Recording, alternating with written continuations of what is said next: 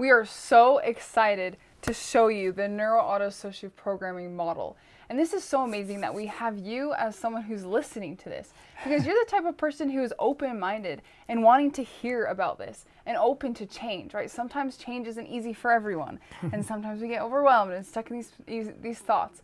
And so you being here right now is going to change your life, and you're the one who's going to make it happen. All this stuff that we're going to talk about up here, some things you might be like, oh, like I've heard this before. But the way that we're going to present it is kind of showing you how to really apply it, right? There might be bits and pieces and parts that you've heard of or you understand really well, but we're going to show you how you can apply it in this big concoction, in a way, of just information. And there might be different things that drove you to be here. Maybe you were really overwhelmed with life. Maybe that the pain drove you here. Maybe you're suffering and struggling too much. Maybe you've tried everything and you're just open to try something else. That's what we want. We want you to be here because you have a purpose. You have a reason. Whether that pain is driving you or excitement to become something new or something else or change, whatever it is, we're glad you're here. We're glad that you got that part of you out and going and you took action. That's one of the biggest things is taking action. We're going to learn more about that and what it does to our brain when we take action. And while you're watching this video or this recording, take a moment to really take in what we're saying, right? And feel free to pause the video at any time when you want to think more about a concept or you're just busy. And of course, when we're watching videos, sometimes other things can get in the way. And when you're not in person with us, it sometimes can be difficult to keep your focus on the video or what we're saying. And so we encourage you to really create an environment right now that will help you focus, help you really have all your attention so you can really think about what it is that we're saying. And even sometimes technology and those things can get in the way of that. Maybe you have your phone going off and your attention goes there. So whatever level of commitment that you came into this, we want you to kind of recommit at a higher level. Stop for a minute and look around in your environment and try to predict what possibilities could come in to interrupt you from your focus on what we're doing. Because we're going to do it in a certain way, in a certain process. It's very scientifically designed to bring you through a process that is incredibly effective and powerful. And the distractions that could come along, could throw that off a little. Now, that doesn't mean it's going to be a disaster and it'll totally mess up and everything. But if you got a dog that might come in, a cat that might jump on your lap, if you got a kid that's going to come in asking for food, whatever you can do, whatever level you can do, think about those things ahead of time and pause the video now and go set it up differently. Set it up so you won't have those. Put your phone on silent. Commit yourself to maybe if you want to take a break to check emails and because that's important to you, set that time specifically and say, okay, at that time I'm going to pause it and I'm going to do it all in that one time and then I'm going to go back. Instead of doing it at the same time of watching the recording. Yeah, and having it come to you here and then there and then here and then there. And if you have a life where all those things are so important to you that you can't get away from them, we're hoping by the end of today, you're going to be able to change that and take more control over your life, because this is going to be life-changing. It is going to change everything, and the way that you see and function in this life and how you experience life is going to change wholeheartedly. If you haven't dedicated to taking a day off or doing this on a weekend where you can just go from beginning to end all the way through, we encourage you to find a way to make that happen. Because as we're going through these concepts and ideas, they kind of build on each other. And so if you forget something that we might have talked about in the beginning, during the end, it might not have as big of an impact on you, because you're like, oh wait, what were they saying again? And then all of a sudden you're confused, and then you might not understand the concept or the principle. And so it's a lot more effective if you're able to sit down and really just go through the whole thing. Or even if you take notes on it, and maybe if you the first day you go through half of it, and maybe the next day you go through the second. Take a moment to look through all those notes again and to really remember what the things that we talked about so that it will apply in the next concepts that we teach. But to really just sit down and go from the beginning to end is the most effective thing. And that is not to say it's going to be really effective if you have to break it up. If you have to break it up, if you're one of those people and your life is set up and your commitment level right now is that you are going to try to watch like 2 hours a day or an hour and a half a day, then what we recommend is that when you watch it the next day, you rewind it 15 minutes so that you can get your brain back into that groove before we start feeding you the new stuff. So again, it's not quite as efficient, but it can still be massively effective. So don't worry about it if you can't, but if you can, we really recommend taking this fire hose approach that we start with and taking it and doing it all at once. Now, just to clarify, this is a fire hose approach. This initial this session that we're doing, this what we call intensive NAAP session, is to get your subconscious on board.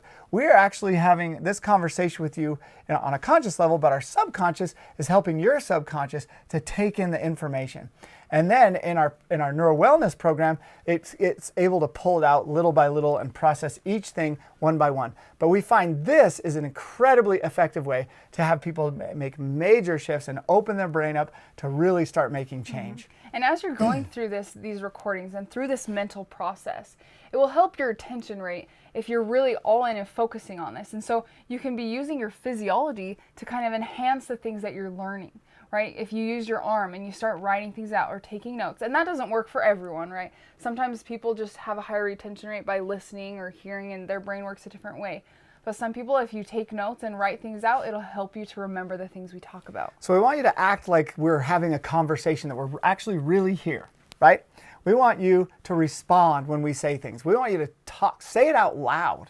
When we say imagine something, really imagine it. When we say right, we want you to say, yeah, right. Or when we ask a question, answer the question in your head, or even stop the video to answer the question or think about the question as well. Or answer it out loud. Yeah. And just say, yeah, and act as if this is more of a personal question. If we could get in front of every person individually in the world, we would do it. It's so fun. But this is giving us the ability to reach out to more people. And if you've got a facilitator with you, they're going to help you with that. They're going to help you be there with you. And if you don't have a facilitator, and in this moment you're thinking, you know what, I'd do better if I had a facilitator, reach out to us and let us line you up with a facilitator that can help you with this, because they've been trained in this model and they can actually be that other interactive person that helps you interact and have the experience and dig deep and really apply the principles at a high level. And we are so excited that you're able to be here right now. That this idea that you can change the way your brain sees things and perceives things to hopefully change your life, right? That we can give you this hope that your life can be changed and that you can get out of those painful or stuck situations. So one thing that may happen, that happens quite often to a lot of people, is that they have these patterns in their brain that they learned throughout life that drives them to start to feel overwhelmed, right? And that's why I mentioned that we're doing this with your subconscious. You don't need to worry too much about it with your conscious mind, because the neuro wellness program is going to go through all of them individually, little by little, and have daily experiences that are going to be way helpful and really get you into each concept. But as you listen, just relax and listen. Just take it in and do whatever you can to retain it. Writing notes is a great idea for some people not, like you mentioned. But the one thing that we want you to realize is that if you start to feel overwhelmed, that is something that your brain does to get you out of things, to get you to escape, to not be a part of it. And that is not going to serve you very well in this scenario. So that's why we're encouraging you to watch it all the way through, listen, take notes if you want, and really bring things together. You can always take a screenshot of the image up here that you can hold on to, but we're also going to send you, and you should already have this this summary page that comes with this that helps you to kind of remember those concepts and keep them in order.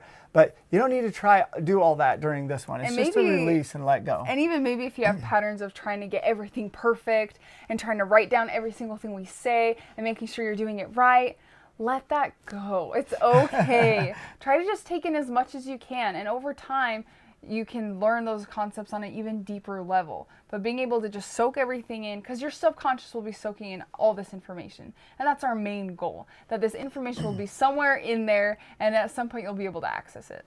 And again, that neuro wellness program that we have that follows this is really going to help you go through a daily shifting and daily reprogramming. And so we're so excited you're here. And so we're going to jump into this model, and we're going to help you use some of your patterns and your ways of thinking to help you understand it deeper. This part that we're about to talk about is one of the biggest, most important principles in this whole model, in the whole NAAP model. And we're going to tell you why. And a lot of the times we think about like the past of neuroscience and how that evolved and where we are now with neuroscience. And there is so much information that's coming out about neuroscience. And in the past, things like that we couldn't even think were possible or fathomable are today. And so there's a lot to learn about neuroscience.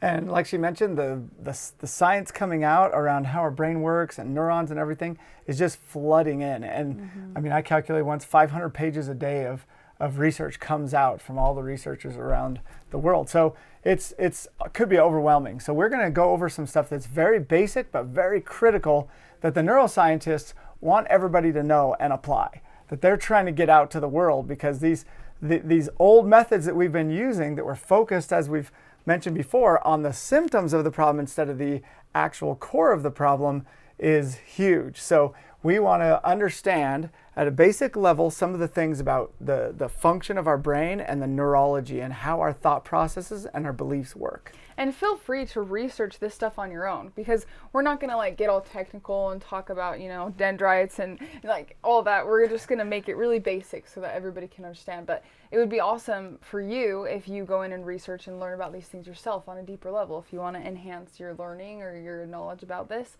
it would definitely benefit you. So we're going to talk about just the basic structure of how our thoughts and thinking work and how brain cells work. We call them neurons. So again, this is a very basic version of it. There's lots of different kinds of neurons and a lot more details around it. But basically, when we have a thought, then what we're doing is we're sending an electrical current down a line of neurons. We're connecting one neuron to the next neuron to the next neuron to the next neuron. So they connect and continue the path. And again, this is a very basic version of it. But there would be hundreds or thousands of these in a thought or a belief. And so when these connect, this string of neurons is a belief or something that we view or have a perspective around. Or it could be that we're taking an action, we're moving part of our body, or we feel something, or we use any of our five senses and we translate that. That is a series of neurons that are connected. Someone smashes our toe, we feel pain, and that signal goes from one end to the other and goes up into our brain and then goes through our brain in a way that we translate what that pain means, what it is. If you know anything about electricity, electricity runs off of wavelengths. And so everything has a certain wavelength. All electricity has a certain wavelength. If you look at your home and the outlets and the sockets, does anybody know what the frequency is? Some of you probably don't know, but if you're an electrician, you know it's 60 hertz. So we have a 60 hertz wavelength that goes through our walls. And that 60 hertz wavelength is similar to what we have in our brain, in that we have a wavelength or different wavelengths. And this is important because this will affect some of the things that we're talking about. But we have this signal that goes down, and I know that you neuroscientists could explain this a little bit differently probably. And I know there's different mechanisms in here, but for simplicity's sake, we're just going to say there's a wavelength that goes down here. Technically, it's a little different than that, but we know that there's a signal that's carried with a wavelength. And that wavelength has to do with how our cells of our brain respond and react and how they connect. And it's very important that we understand that there's a frequency involved with this, and we're going to talk about that more. But we want to talk about a specific principle. And this idea has changed over time. In the past, the belief was that once this electrical current was sent down this and created a neuron pathway, it was stuck that way. And there's no way to change this. And so that belief would stay with the person for the rest of their life. And think about that for a second, how that idea sets with you and how that feels to you, that this can't be changed in your life. And for years, the scientists, all of the neuroscientists and even the brain surgeons and all of the psychologists, they all believed down this line. And a lot of the methodologies and theories and ways to help people and therapies, they were designed around this concept. And even today, people get diagnosed with mental illnesses. And as a matter of fact, it's almost consistently across the board that it's taught that if you have certain mental illnesses, those are something you're going to have your whole life. And you're going to have to learn to cope with them or to deal with them. Or just have them forever. And then because of that belief that you won't be able to change, then you kind of accept it and just kind of say, this is how it is. And so then you don't put an effort to kind of change that about your life. You just think, oh, this is how I am, this is how I'll be forever. So you're kind of just get complacent with the idea. So we're really excited to tell you that as neuroscientists know this isn't true at all. And actually everybody's accepted it hasn't true, but not everybody has figured out how to apply the difference. But it's a major difference because as we know, people who might maybe lose their vision, their brain actually lets go of these neurons and reconnects them and repurposes the brain. As a matter of fact, you can lose half of your brain and you can get back to 80% capacity of functionality of your brain. You lose 80, your brain will adapt. We have one of the most adaptive brains on this planet out of all the animals. When we're born, our brain is very undeveloped. It is very adaptable to the environment it's in. And this is called neuroplasticity. And we'll write this on the board. And so these neurons can actually disconnect the connection that's being sent this way and reconnect to a different neuron over here. Did you spell it wrong? Over here. And then start down a whole different pathway in the brain. And therefore, utilizing the brain differently, but even more so than that, it can change the way that we see things, the way that we perceive this world, the way we function in this world can change dramatically. Matter of fact, one neuroscientist, he built these glasses that made him see everything upside down. And he wore them for a week. And after a week, he saw everything right side up. And then he took them off and guess what? Everything was upside down. Took another week to get his eyes to go back. So our brain can really shift and change based off of our environment and how we use our thoughts and our beliefs in our brain. And of course, you all know our brain is so powerful. And the thing that keeps us from utilizing the power that it has is this concept, is that we're just not wired there yet. We don't have the connectivity that we want. And when we first learned about this concept, this idea, like even just the idea of neuroplasticity to us, we had never heard anything like that before. And we were just like what? Like, you can change the way your brain is thinking and functioning. And we were just excited about this. And so stop and think for a second for you, what this concept means to you. And the hope that it can have in your life in the areas that you're struggling, that you have the ability and the opportunity to change that. And you can do it yourself by what we're teaching. This is amazing.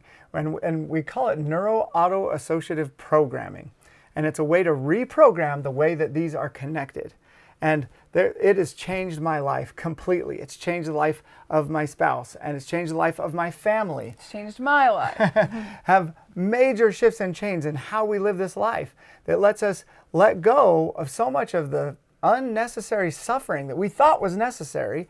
We thought and had beliefs, that played out that really made us miserable.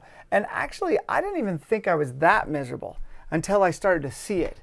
I started to realize and be aware of what I was experiencing, and diving into where we can really see the truths at a higher level it's incredible, because we can get to that intuition that's inside of us that tells us so much about what we're experiencing and how we can change it and what we can do differently. So we're really excited to help teach you and help you understand this concept of neuroplasticity and how to use it, how to flip switches, how to get out of old patterns and old habits and create new ones that lead you to the life you want. Because imagine for just a second, and when we say imagine in this video, it's really important for you to actually pause and imagine it. As a matter of fact, even pause the video and take a minute with it and process it. Because imagine for a minute if you could change the habits in your life that seem difficult to change. Because most people will tell you, well, it's going to take a lot of discipline. It's going to be really hard work. What we're telling you is it's not a lot of hard work to create all these new habits. What takes effort is changing the patterns. Reprogramming the way our brain is connected. And then our activities or our attempts or our ways of living will change. We don't have to focus on changing those things. The foods we eat, how we treat our body, the sleep, our friendships, our relationships, our work and our jobs, all those things can totally be shifted and changed at a level that's not super difficult or hard or take a lot of discipline. It's actually the opposite of that. It's more like letting go. Yeah, and pausing this video will really benefit you in being able to take this deeper and to see if this resonates with you and to see where this applies in your life. Because if you just listen to this and you're like, oh, like that's cool, and you move on, it's not going to have as big of an impact on your life or change your life. But if you stop and really consider this concept and this idea and the areas that it could influence your life, it'll have that much more of an impact and will change your life that much more. So go ahead and pause now and just think for a little bit. And you've had this worksheet that you're working through that has helped you kind of get your brain going in this area. But we just want to give you a minute to just kind of ponder on it and just imagine that future that you could have if you suddenly could change all the habits you wanted in your life to the ones that lead to the things you want in life. And we'll talk more about it in just a minute. Awesome. So now you're back and you've thought about how this idea of neuroplasticity can change your life. And not only your life, but the people around you. I mean, when you see other people struggling and maybe they have an addiction and they're just stuck in this circle, that they can actually change. They can actually change that behavior for the rest of their life. Isn't that amazing? Isn't she amazing? Isn't this information amazing? This is so crazy. We can totally change what's going on in our life. And I hope this brings up a feeling that is a feeling of hope, that makes you realize that at a higher level, the more you hope, the more powerful you can be at making this happen. So now that you've thought of some of these things that you could change in your life, we want to start the process. And the way we start the process has to do with some of that homework you already did, where you worked through some of these questions to ask you kind of what you would change in your life, what you would have different. And if you want, if maybe you didn't go very deep on those questions, or maybe you were in a hurry when you were filling out the worksheet and just kind of wrote short answers, didn't really put much time into it, if you want, you can pause this video and stop and take more time to really get clarity around those things that you wrote, because that will make a big difference in how this whole model will apply to you in your life. Being able to go deeper and really think about the things that you wrote, you know, and sometimes we think like, oh, it's just because I like doing this. And it's like, if that's so broad, you're not going to have enough clarity to really analyze that part because you just said, oh, I just like doing it. And so really going into the why and writing those answers on a deeper level will help you and benefit you in what we're going to teach. And we're going to teach you what that deeper level kind of means, because this is one of the reasons this model works so well. So we want to make sure you really go deep on things and start understanding yourself. Most of us don't really understand where our thought processes come from and what they really mean. We're just doing it. And so we're going to ask you some questions to kind of get your brain going and to go deeper into that thing. And then we're going to give you examples, like we said, that are really common. And then we're going to encourage you to pause so that you can think about your own version of those. And when we pose those questions that go deeper, we want you to take those questions towards the thing you've written down, the thing you're trying to change yourself. And a lot of the times it's really interesting because when we're asking someone these questions, they're like, I've never thought about that before. Like my mind's never even gone there. And so that also will happen in different areas where you're like, I've never even had that question asked to me or never really thought about that. And so that is another part of why we're going through this process, so that you can go to those areas of your life and think about those things. So we're going to start off with a few things. This is the question. This is one of the first questions is, well, what would you like to change in your life? What's something that you would like to do better or live better? And then we're going to give you a helpful hint. For those of you, everybody's struggling at different levels with different things. And some people may have a diagnosis of some type of mental health problem or mental illness that they have. It can be even a severe mental illness. Maybe it's a personality disorder or it's an eating disorder or something like that. This all applies. It works for everybody. This is the core of, as we mentioned earlier, it's the core of all these issues that we have, and it's how we're wired together. And sometimes we can get caught up in thinking, oh, what they're saying doesn't really apply to me. But if you have that mentality or you think that way, then it definitely won't apply to you, right? And so being able to have that open mind or that open perspective to really kind of find things and learn things that work for you and how they could apply to you. And maybe we might say something that you feel totally doesn't really apply to you, but if you look and think about it more and try to see something that might apply to you, then you'll be able to get something out of it. Another thing our brain does that's similar to what she's saying is that when we hear something we've heard before, our brain kind of goes, oh yeah, I know that. Like, oh, I knew that thing. And we kind of, the way we talk about it is we put it in these buckets of things we already know. Or maybe you experience something and you've experienced that so many times, and then maybe your friend comes up and they're like, guess what just happened to me? I just had this experience. And you're like, oh, like I totally understand that experience. I've gone through that multiple times. And then all of a sudden you find yourself kind of tuning out to like whatever your friend was telling you, right? Because you're like, I put it in that bucket. I put it in that bucket of like, I've already heard this. I'm just going to kind of like think about other things while they finish their story, and then we'll like talk about it or whatever. Really try to like look for the part that you didn't hear before, or try to see it differently. Then maybe when I was explaining neuroplasticity, that was something you're already very familiar with. And so while we were going, you might have tuned out a little and lost some of what we said. So we're using this as an example that your brain can find new things. Even if we say the things and you've heard almost all of them, there might be one or two little pieces that could totally change the way you think and the way you do things. And so that's what we encourage you to do. Encourage you to look at this as if it's the newest, shiniest thing in your life, that it's just amazing. And that there's something there that's going to change you. Because I guarantee if your brain believes that we have something to change you, it will find it. And if you're looking for it, it will find it. But if you shut that part off of your brain of looking and searching for something, then the chance of you understanding and learning something new is going to be a lot lower. Okay, so we're super excited. So our first question, of course, was what are some things you want to change about your life? And obviously that has to do with habits, right? A lot of our habits. So what are some habits that you have, or what are some things that you'd like to change? And when we ask this question, and we ask people, well, what do you want to change? One of the first things that happens almost always, but especially people who are struggling with anxiety or depression, or they have anger issues, or they're struggling with an addiction and they're concerned and worried or anxious about it, their answer is, I just want to be normal. I just want to live normally. I just don't want to have this, and I don't want to have that. As a matter of fact, we'll write up a few of those. And so many times too, when we ask people, they don't have clarity around what it is that they want to change. They're like, I'm not really sure. I never really thought about that. And so that's another reason why it's important, or would speed up the process, if you think about those things ahead of time and write them on your worksheet. So that while we're going through this, you'll be able to relate and understand. So what is it that you want to change? And going deeper, like we said before, is going to really help you get that clarity around what it is you want to change. Okay, so in those questions, we asked you what is something you want to change? Or in other words, what is it you want out of your life that you don't currently have? What is it you want to experience? And we have quite a few answers that people typically get us that are very general, but we want you to actually think specifically yourself about these specific things, and also the questions we ask around them. And so we're going to write them up here so that while we're going through the main part of the model, we can always refer to them on the sides.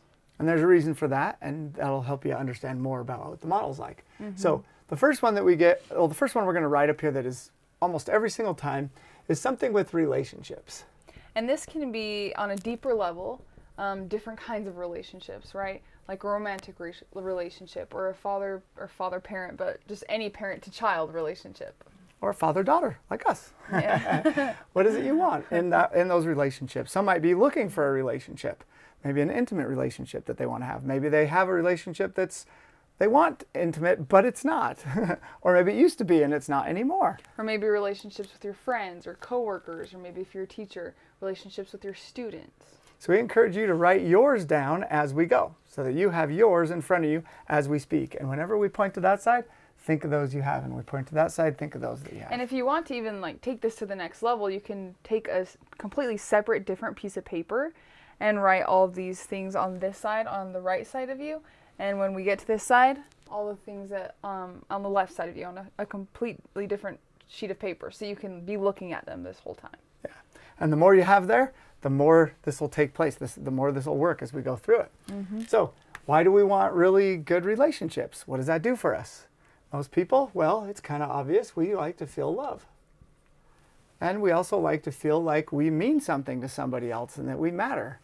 And so we feel like we matter. Or maybe we feel connected. If it's not, on that deeper level of love, we feel connected, because it can be just a short interaction with someone like at the store, and we can feel connected with that person. Yeah.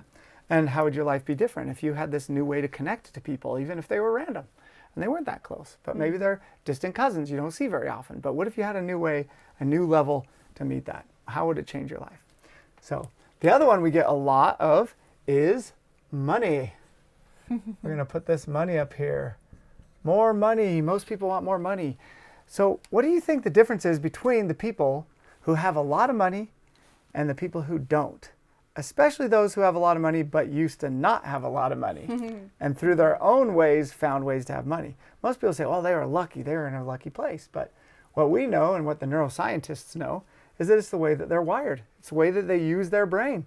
People that work their way to the top use their brain in a way that gets them to the top. And if you wire your brain like that, you'll get there just like they do. And so some reasons could be why we want money is the basic needs of having a place to live and food and all those basic things that we use money for. But let's go deeper than that, right? And what is above that? What more would you spend your money on? Yeah. And a lot of people say, well, I'd like to help other people. After they get the big house, after they have the nice cars, and after they have all the basics, and you might be different than that. You might not want a big house. You might want some other kind of thing that security. Maybe you want a small house. Maybe you don't want to go that direction, but most people at some level, they want to help others. And so Others. so being able to help others, we all know comes with some feelings that are great, that are amazing. And we're going to talk more and more about our chemicals and what the driver is behind all these things. So with the extra money, what other things would you do? And another answer we get a lot is travel. A lot of people like to travel. You might not. That's okay.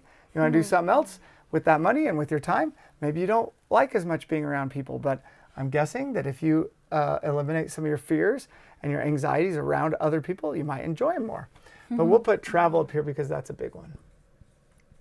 And maybe take time to think of different places that you would want to travel, or get specific on who you would want to travel with, or when you would want to travel, or how your trip would look like. You know, so many times people have associations around traveling that it's this big thing that costs a lot of money, and the kids come home and they just like don't really feel like that was like that great of a vacation, and the kids are disappointed, and then the parents are disappointed. So being able to dive deeper on those ideas and concepts will help you. And how to make it so your travel, because, you know, when we say, oh, we want to travel, a lot of people, they say, well, why do you want to travel? I just want to get away from our normal everyday life. And that's a common thing we hear. That's really common. However, getting away from everything is an indicator that the life you have, it could be an indicator the life you have is not super great. Could be better. And so that's what we're trying to put up here, is things that make life better. And so, and that are the life you'd have if you could have things the way you wanted. A lot of people bring up that they would like to have a career that they enjoy.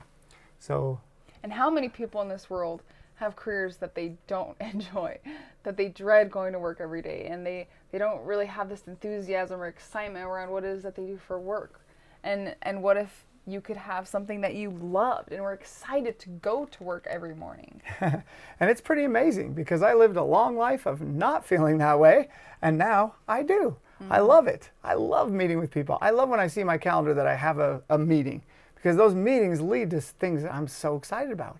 And not trying to brag or anything, but learn to reprogram your brain. You can start to experience that more and more and more. And I'm sure I'll keep using it to get even more of that and more of that, to where the stuff I do, I enjoy even at a higher level than I do now. Another thing is parenting. A lot of people want to know what the heck I could do with my parenting so my kids will be happier. My kids will be more prepared for this life. Because there's no manual that you get when you become a parent. Nobody sits you down and teaches you how to be a parent. And so a lot of people are having kids without, you know, that idea of how to really help their child get and achieve those goals, just like you want to get and achieve those goals. And whether you're a parent or not, or maybe you're going to be a parent someday, most of you will have some version of that. There's so many things that we get stuck in and we don't realize, and we do to our children that we don't know or understand. And then they are being raised in a different environment. And that environment, that pattern of thinking, or that thing you're teaching them, not even purposely teaching them, but they're taking from you, could be applied in a way that they go way in a different direction with it. And you're like, whoa, I thought I was just, you know, kind of a freedom person, but they really want to go the extreme or something like that, right? And so being able to to do parenting in a way where you can have this great relationship with your kids, where you can really feel the love and the excitement. You can help and lift each other and just really enjoy. And on the extreme, I talk to people who they've raised their children, and their children are now adults and even have their own children, but yet they're still having this war between them, and they have all these feuds and these sometimes family they feel problems. like they don't really have any more influence on their children because they're all grown up and maybe they don't see them very often. But we're here to tell you that is not true, that you can still have a massive influence on your children. Massive, because most of their maps, and we're going to talk about development here, are wrapped up in yours. And so as you shift and change, it's not just you being an example. It's actually you freeing them from some of the maps that they're bound in. They're bound by some of the things and concepts that you sometimes inadvertently have taught them.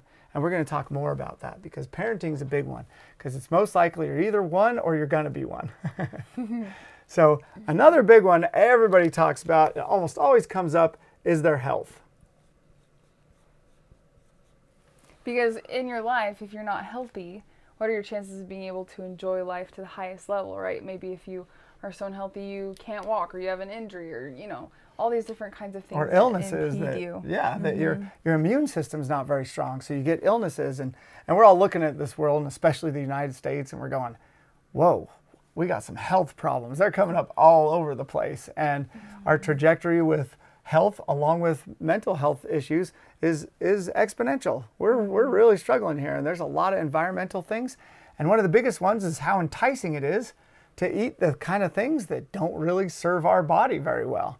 And of course, it's all related to these connections and these maps that we have. So we're so excited about that part of it. We've obsessed a bit about it ourselves, really shifted a lot of our thinking. I've actually, even some of you might know, changed the flavor of foods, how my brain reacts to the flavor of foods and what I enjoy to eat. That's a deep level version of reprogramming, but it's the same system. It's just taken a little bit further with enough purpose, and you can do it. It's amazing. So with health, there's the eating side of it that most people bring up, the eating side, and then there's the exercise side. Yeah, because it seems pretty, I guess, obvious that these bodies are made to move. They're not made to just hang around like the sloth, who just has a little hook and he just relaxes with the hook and he can just relax there forever. Like, our bodies aren't made like that. You sit long enough, your body feels weird. And you start to get different diseases and problems in your body. Yeah. And what the neuroscientists have actually discovered, and that excited me to learn about, is that our brain and our functioning and health of our brain has some very direct relationships to the movement of our body. Our body is made to move. And of course, this new environment we're trying to raise our kids in and that we're growing up in nowadays is very different, and it encourages less movement. And it's just not natural for our bodies, and so it affects our brain. And there's things you can do to change and reprogram and change that whole concept. I got to use this programming to rewire the way I think, and Mikkel's done the same. And now I'd never exercised before, and now I'm an exerciser. I do it every day. I rarely miss, and I mean almost never miss. We're talking almost nothing will do it to me now. But it's been 4 years, and I don't miss. I do it all the time, and it's incredible, and I feel amazing. And I've gotten rid of all kinds of medical problems I had. I had low blood sugar. I had pertussis that would come back and it bothered me for months and months and months, and I did it for years, and it is gone. And I don't have to worry about that anymore. And that's just two of many things I could go on, but we don't have time. We're just going to say you can reprogram it, and exercise and eating can change, as you know, our health in so many ways, and we don't even know all of them. Another one that's so common is the desire to live authentically. Most of us don't even know ourselves very well. I can say that by experience. I thought I was a certain way. I thought I was a certain person. As I've gone through this, I've learned so much about myself and who I really am, and how much my maps have been so reactive to my environment and just made me into this person that I thought I kind of was, but was always unsure, and now all over the place. And now I get to just be who I am and be super authentic and not have those worries around what other people think. So, and how many times in your life do you feel like you're just like not yourself? You you know, maybe usually in your life you have like lots of energy and you're enthusiastic about things, and you find yourself doing the opposite of that, and you're just like, oh, I just don't feel like I'm myself today, you know, and that can be changed. And with that, and that's along with it, usually comes confidence. And one of the things people say is, man, I wish I had more confidence, you know? Very common. And it's very interesting because the number one fear in humans is death, and the second one is public speaking. And we've been able to work through those maps in ourselves, and we don't feel anything when we get up to public speak that has any kind of hesitation to it, right? And so being able to be very confident in ourselves. And confidence will bleed into lots of different areas of your life. If you're confident in your career, confident in your parenting, confident in being able to help others or make money, right? It bleeds into lots of different areas. So now that we have a general list here, again, you want to go deeper. You want to look at your whys of what these would do for you and say, okay, so I'd like to help others. And what we would encourage you to do is write, which are some ways that would be fun to help others? Like not just help others. We're putting general things. We want you to go deeper. So helping others, what are some fun ideas, some cool things, some maybe experiences you've had that make you excited to help others in a certain way? And you can even pause this video and go through each of these on your own and say, okay, why is it that I want to have relationships? Why is it that I want to have money? Why is it that I want to help others? And go deeper on each one of those things. Yeah, because you want to paint a picture for your brain to see. So where would you travel? What kind of career could you enjoy? And what kind of experience would you love about parenting?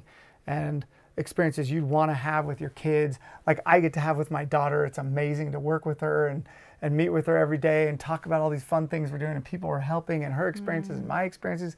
It's so fun. So, and then your health. What are your specific things? Like when I talk about eating, what are the ways you think that would be the best? I have some specific things that I've learned that I relate to the brain and the brain health and dietary patterns that I have that are based off of that. But what are yours right now? Or if you don't have them, what are some that you could think of, or what would you want to do so that you have a better idea of what you would want with that? There's a lot of different kinds of diets out there, so whichever one you believe in. Because I heard somebody say one time, what's the diet that works the best? Well, the one that you do. They almost all work if you stick with them. So, and I think there's some that are specific to our brain health that I try to follow, but everybody has their different ones. And then exercise. What would that look like for you to have the life that you wanted to live and exercise in such a way that excites you, lights you up, and makes life fun? And then authenticity and confidence. What are some things that you would experience because of those? So get some clarity around that.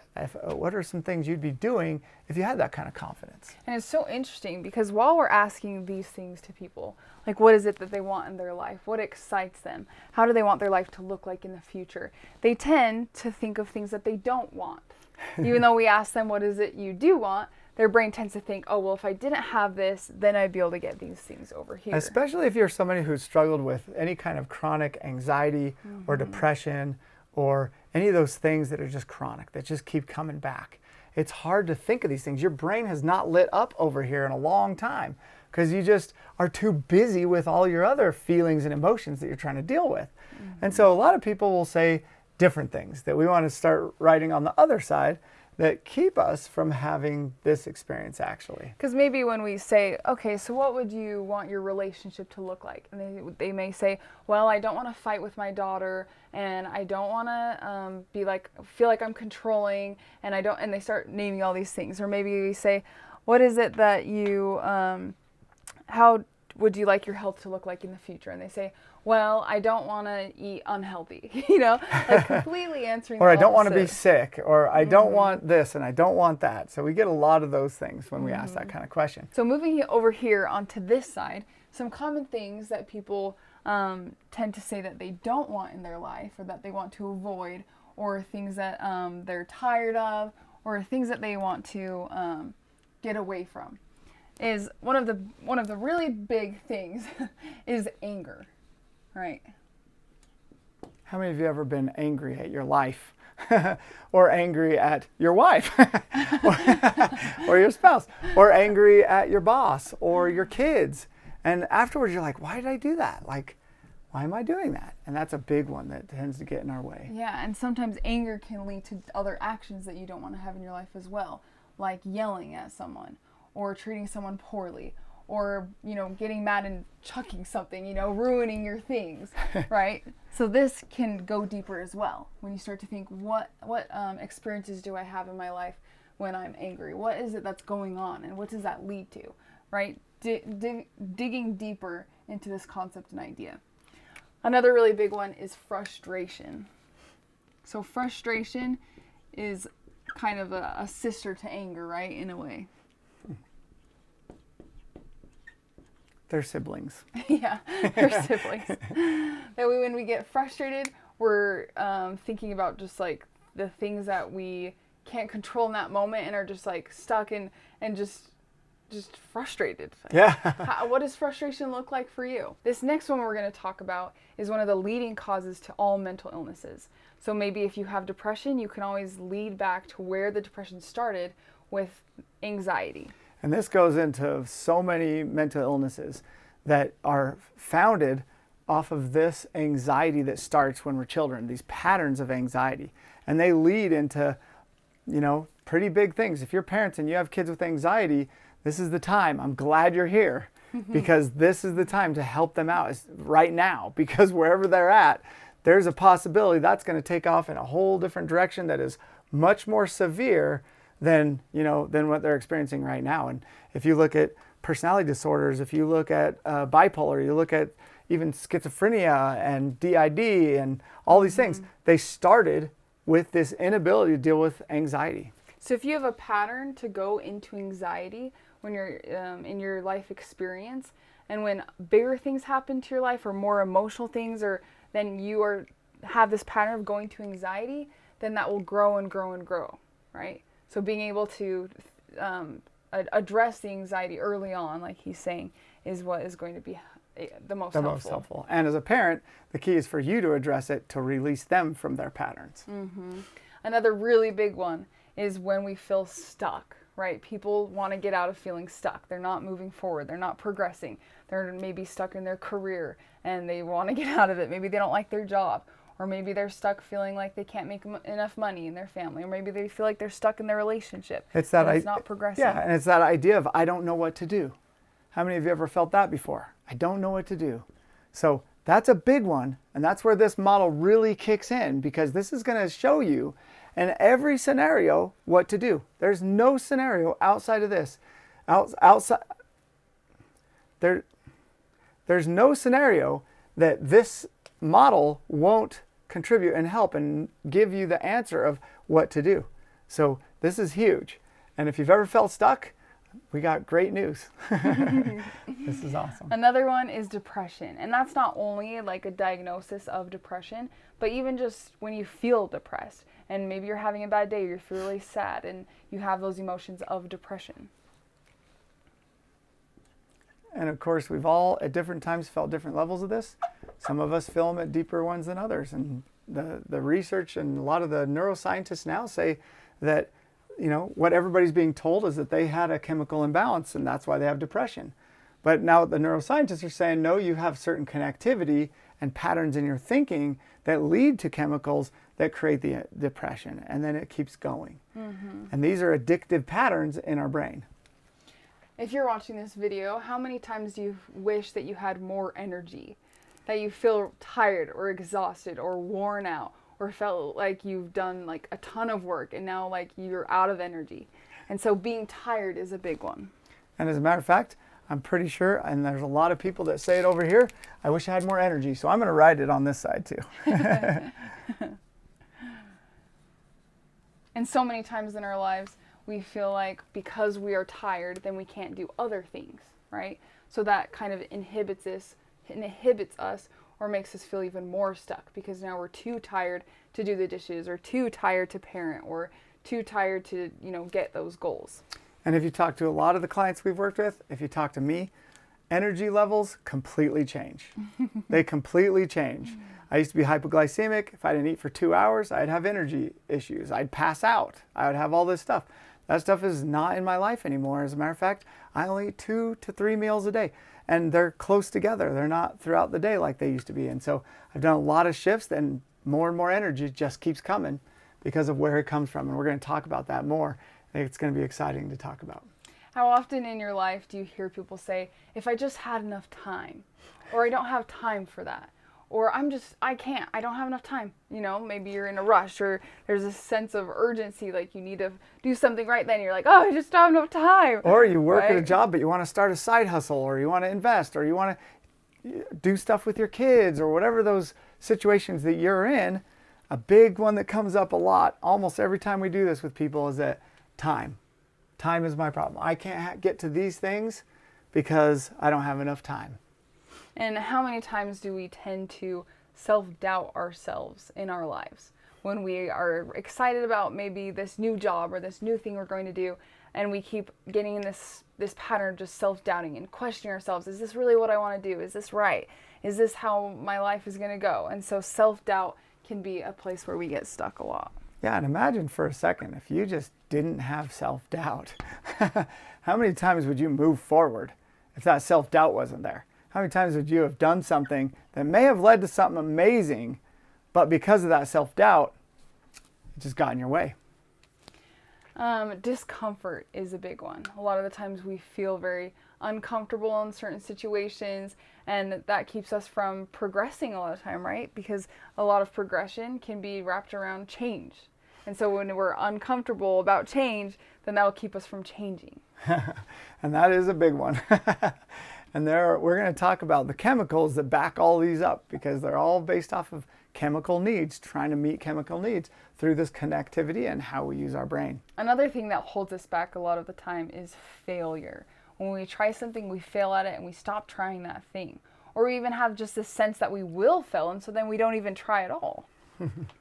And failure, that belief system around failure, that has a lot of connectivity that really keeps us from getting the things that we really want in life. Now, maybe on your worksheet, you feel like you've filled out these two sides really well. Now we want to ask you one more question to kind of dive deeper and come up with more things to put on this side. And so a common question that we ask people is, what keeps you from getting these things over here? What keeps you from your goals? So we could ask, what keeps you from being an amazing parent? Maybe you feel like it's too hard. You don't believe that you can really be an amazing parent. Maybe you've tried some things and methods and you feel like it's not working. You feel like you failed. Then thinking that it's too hard can get in your way. So feeling like it's too hard, and think about how all these kind of fit into these ones of why you don't get them. Like, well, maybe you're working 60 hours a week, so you can't spend time with your family, and you don't have time for relationships. We have time up there. We have depression. Well, how much time does depression take out of your life? How much do you accomplish when you're depressed, right? The anxiety, how often do you spend in anxiety?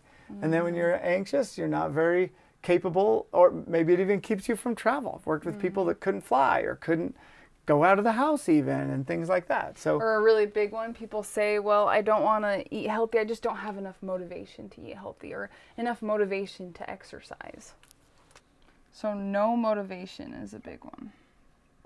And how far are you going to get to achieving these things if you have no motivation, right? And getting that energy to have motivation and to get out of your comfort zone and is going to be rough when you're experiencing those. Yeah, so now that we have all of these things up here on the board and all of these that we can look at, it'll help you to analyze your personal life and apply the model to you. Because here's the thing.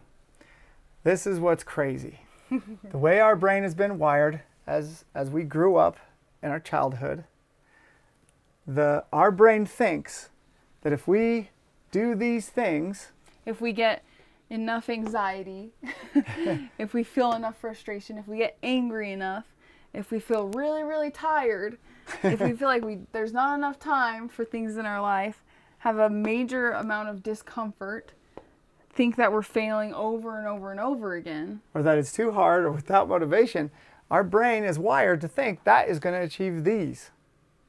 Isn't that crazy? I know, sounds really weird at first. Your conscious mind definitely is not believing that.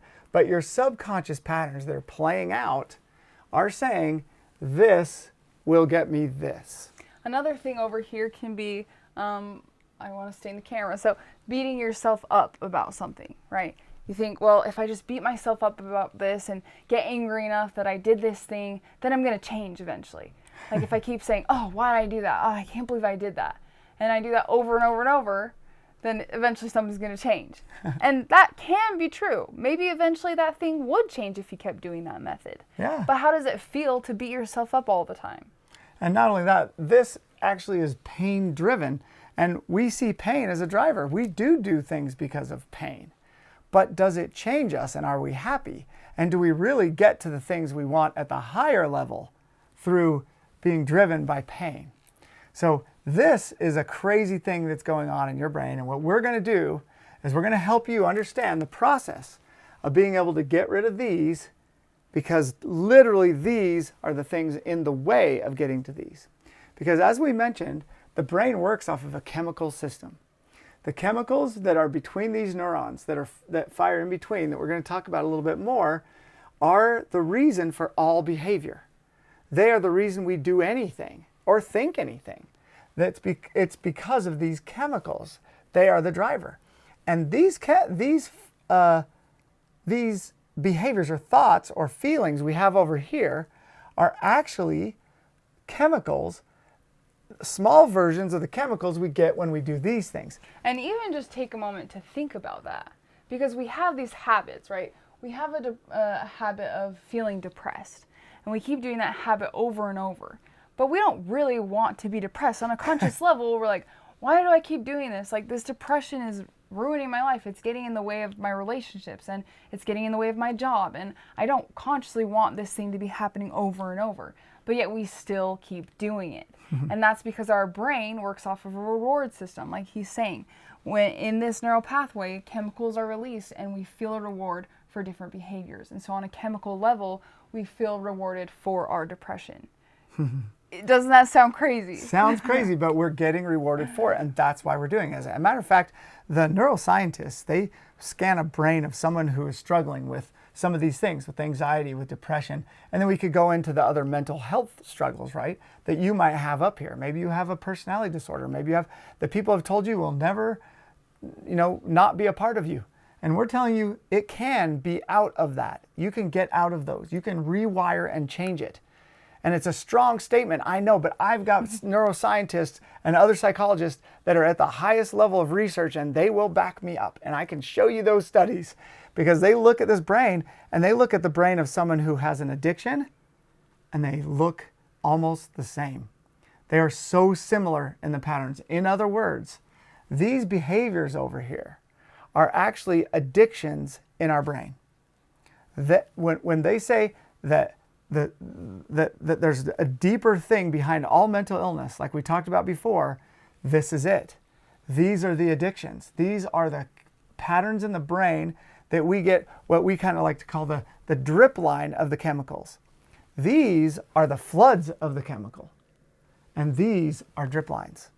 And of course, that's a complex thing to go deep into, but we're going to go a little bit deeper in this session to help you at the level that you can apply the concepts and the principles. Because even think about your life right now, how that concept or idea can apply to you. Because maybe right now you're thinking, that's why I'm doing these behaviors, right? Now you can understand how your brain is working a little bit. And we're going to even talk more about how your brain is working and take it deeper to where you are like, oh, I totally understand why I'm doing this behavior. And I now know how to change it. And so we hope you've had some aha moments, some moments where you suddenly took a breath and went, oh, like, yeah. And I want you to understand what that is.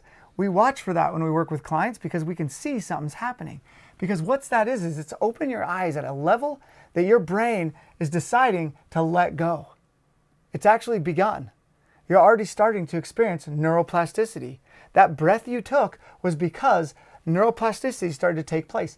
These arms started to let go, and they started to join different pathways. And when it does that, it requires resources. Those resources come from circulation. The way to increase circulation and oxygen is to take a deep breath. Isn't that crazy?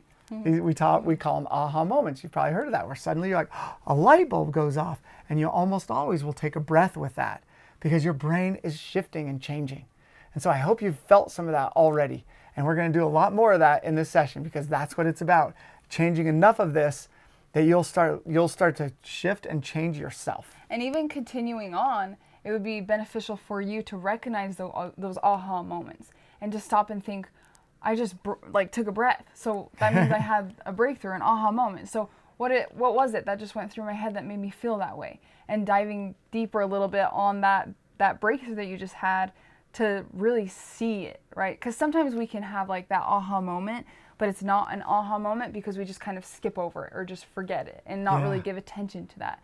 And so if you stop in those moments and really think and really ponder about what you just thought about and what happened in your brain, then that will amplify the reasoning and the aha and make it so that it'll change your life even more. And if you've had trauma in your life, you've been diagnosed with things that are because of these events that you had, PTSD, OCD, again, personality disorder, any of those things, then we want to let you know that that breath you just took is the message, and I hope you feel it, that you can change it, that it's going to change.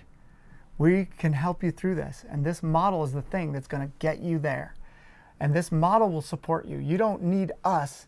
This model will do it for you. You don't need other people. You don't need this external world to do it for you. You got it. It's within you to do it. And we're just going to teach you a few things to get your brain going in that direction, and it already is. And if you haven't felt much of an aha moment yet, pay closer attention. Not only to us, but to yourself. Because like she said, if you notice it in yourself, then noticing of it will bring it from your midbrain or your subconscious to your conscious. And when it brings it to your consciousness, then you can do something with it. When it's back there, you can't do anything. You can't do anything with what's back there until it comes into your conscious, until it comes into your prefrontal cortex. That's where our consciousness comes from. Our ability to think about our thoughts. And that's what we're helping you do, is to think deeper and have a deeper understanding about your thought processes, your thinking. That's what gives you the ability to reprogram and to change those associations you have and these connections between cells. And so now we're going to talk about the development of cells and a little bit background behind this whole system of neuroplasticity to kind of give you a better idea of the neuroscience behind everything that we're talking about. And so when our brains are being developed, our neurons, they kind of look like this. They haven't connected in many areas. Some have, some haven't. And so and they haven't developed what's inside the cell as much either. So there's proteins and mitochondria. You can learn all about the different things, but there's not as many of them there. And so they have this this difference in a developed cell that Mikkel's going to talk about. And so as a child, before the age 7 or 8, depending on the specific child, they tend to be just soaking everything in like a sponge, right? Because they haven't developed their brain yet. And so it's starting to develop and starting to see and perceive things in a certain way. So because they're soaking in all this information, they can't actually tell the difference between reality and their imagination. How many times have you heard about kids having imaginary friends? And sometimes you're like, that's crazy, you know? But in the child's mind, that feels real to them. And a lot of the times, even when you're watching a scary movie, what do you tell the child, right? When they're like getting really scared and they're, you know, maybe they're freaking out a little bit, you say, it's not real, right? Because the child doesn't know if it's real or not. And it could be a movie, and it could just be a book that you're reading to them. Maybe you have a scary nighttime book or something like that. Even when you read any of the stories, their imagination is so vivid to them. It's so real to them that it's a very fine line between reality and their imagination. And they haven't had experiences to where they can contrast what's happening in the moment to something in the past, because that is how we have a perception or we see the world based off of our experiences. And so maybe sometimes a child, they may eat candy until they feel sick, you know? And you're like, why did they just eat candy until they felt sick? And it's because they've never had that experience before, or someone didn't walk them through the process and say, oh, look, if you eat this much candy, then your stomach is going to hurt, right? And so they haven't even thought that process through. So they literally haven't thought. They don't have the ability to analyze their thoughts. And how many times have you seen a kid do something and you're just like, what? Like, what were you thinking? And the reason is because they don't have that ability to think about their thinking or to analyze their thinking. They can't think about their thoughts. They can have thoughts and they can have experiences. They can feel all these chemicals and all this stuff, but they can't think back about it. And so we develop this foundation of thinking as we develop. So ever since we're in the womb and we're developing cells and they're premature and we're just putting them together and our brains develop when we get born, and only 80% of our brain is even developed actually by the time we're 3, we only have 80% of our brain developed. But when we're born, it's so much lower than that. So we have all this development happening. And we're adapting. It's because, like we said before, we're adapting to the environment that we're coming into. And when we're born, we're one of the least capable animals, but our brain is very adaptable to that difference in place. It's like our speech. We learn how to speak the speech of the people that we're around because our brain wires to that speech. It also analyzes and takes in information around its environment. And because of our brain running off electricity and these vibrations, and that at such a young age, the brain is so pliable that the vibrations and the electric currents can have a very high influence on how that brain is being developed. And so when the baby is in the womb and the mother has different vibrations and feelings of, let's say, anxiety, for example, then that has a big impact on how the child's brain is being developed. So electrical currents can have a big influence on the development of a brain. As a matter of fact, when we look at electricity, and the neuroscientists are showing us now that these currents that are certain frequencies actually can pass down to the baby, not only from the mother, but if you know electricity a little bit, you'll know that there's little tools that you can go over to your electrical outlets, and without even touching them, they'll recognize the electricity. Because every time there's a frequency, it also gets sent out into the air. They call it electromagnetic frequencies. And so these electromagnetic frequencies that are running through the mom's brain, the dad's brain, the kids, the siblings, anybody who comes around actually get passed on to that child. Which is that kind baby. of crazy because all those things that are happening around the child have a really big influence on how the child is being developed. And a lot of people don't know that or have never thought of that before. Yeah, and the baby has no choice in the matter. It's just going to soak it in. It's just going to take in whatever's there based off of circumstance that it doesn't choose, and it doesn't even have a ability to think about its thoughts. And if it doesn't have the ability to think about its thoughts, it doesn't have ability to really choose. It's just happening. It's just the way it is. And that baby, for the first 7 years of its life and before it's even born, is developing this brain. And this brain creates what we call a foundation of thinking. Of these neurons that are connected, that becomes the foundation of how they then go through life and make all of their decisions.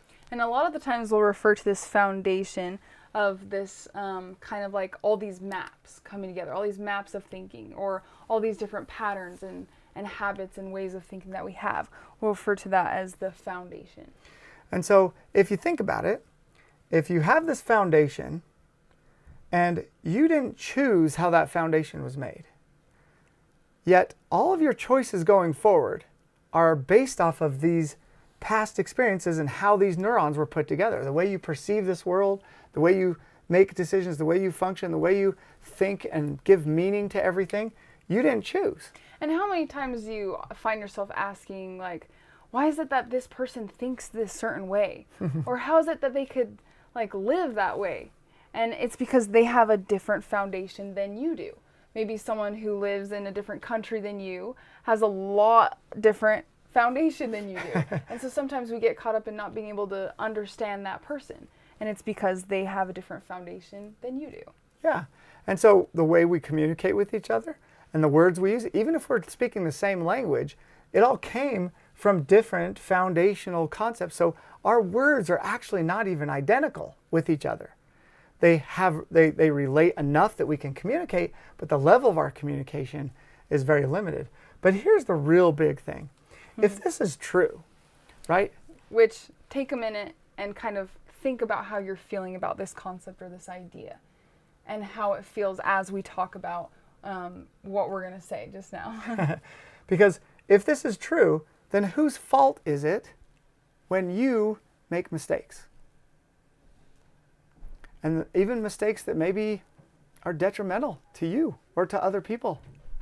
Maybe you even hurt other people with these decisions. Whose fault is it? And usually people say, well, it was my parents. They say, well, my parents were at fault. They taught me how to do this. They Yeah. said that if I acted this certain way, then I would get this certain outcome. Yeah. And we just explained how those patterns come from them, but they're not exact replications. They're unique replication based off of all the different frequencies coming in. So if they have one frequency coming in from one source and another one from another source, guess what happens when two frequencies come together? They change the frequency, right? They affect each other. And so this unique person, which is you, has come out with no choice in the matter as to how that foundation works. And you go into life and you could say, well, it's my parents. But you know it's not your parents because, you know what? They had a unique experience too. Or how many times does a mother have twins and one baby comes out completely different than the other twin? And you're like, well, they had the same parent, so why didn't they come out the same? Yeah. So their cells perceived and took on different parts of those patterns based off of other things. It's a complex thing.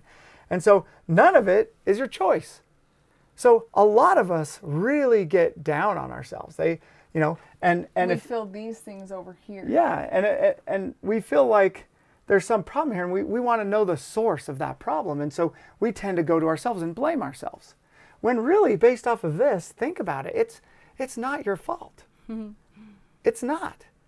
Scientifically, it's not your fault. Now you might say, well, then whose fault is it? And we say, well, parents, no, that parent, that parent. And if you're religious, you'd go all the way back to Adam and Eve and say it was their fault.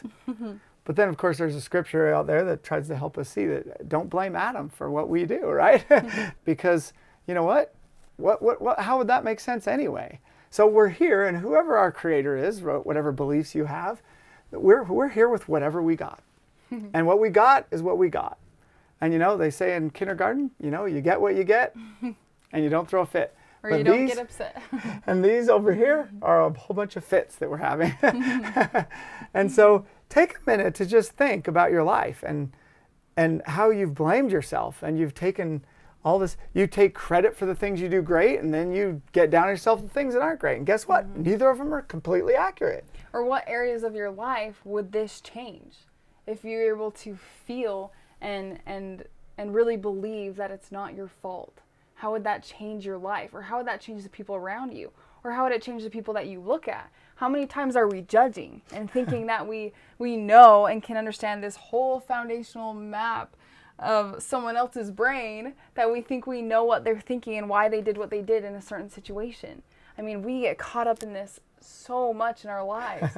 And so being able to understand that it's really very complicated. That person's brain has so many neurons and so many pathways and maps that keep them thinking the way that they think. Yeah.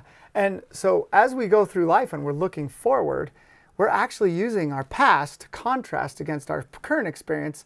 And therefore we're kind of reliving our past a lot, over and over. And it's redundant, and it's not that fun, but it also leads us down paths that we don't want, that are over on that side. And so this foundation and understanding this concept, I mean, hopefully you had some aha moments there. And if you haven't, maybe rewind it, listen to it again, and really take this concept. I don't know, your brain is fighting it. I'm telling you, your brain's saying, wait, no, it's us. It's our fault. It's our fault. Yeah, but where did you get the thinking that made you make those decisions, right? And I would say, no, but we're responsible. And I was like, well, it depends on how you use that word. Like, are we able to respond? Very much so, I think. We're able to respond, but are we responsible in the way that we typically use that word? Because oftentimes it's used as a controlling thing, or a shaming thing, or a way to get someone to do the things you want. Or the people are using it to get what they want from you. And they try to put responsibility on it and say, it's your responsibility. And therefore, the reasoning kind of gets foggy, and then we start to feel, you know, some of these things over here, anxious or depressed or tired or doubt ourselves. And I can even share my personal experience when I understood this concept. I was able to be so open around the way I was thinking and viewing other people. I hadn't realized that I was very closed-minded in the way that I thought and judged others, but after realizing this, I was able to just see them with a different vision. I was able to just be open with whatever they wanted to do with their life. And I felt like before that would affect me. But then after learning this, I was just like, yeah, like that's great you're doing that thing, you know? And just being really open and just seeing people without that judgment and being able to really like feel love for them. Because before, when I was making all those judgments, it kept me from feeling that love towards them. And so then I was able to just be free of that and just have this open mindedness around and towards other people. Because if this is true, then what does it mean about what people think about you? Right? If when they're thinking about you and they say things about you, whether they're mean or even nice, what is it really a representation of? If they're using their brain to perceive you, then who do they represent more when they say something about you or think something about you? Right? It's their brain. So when they speak, it's more about their brain than the person they're speaking about. They're showing their maps. They're showing their perceptions and perspectives.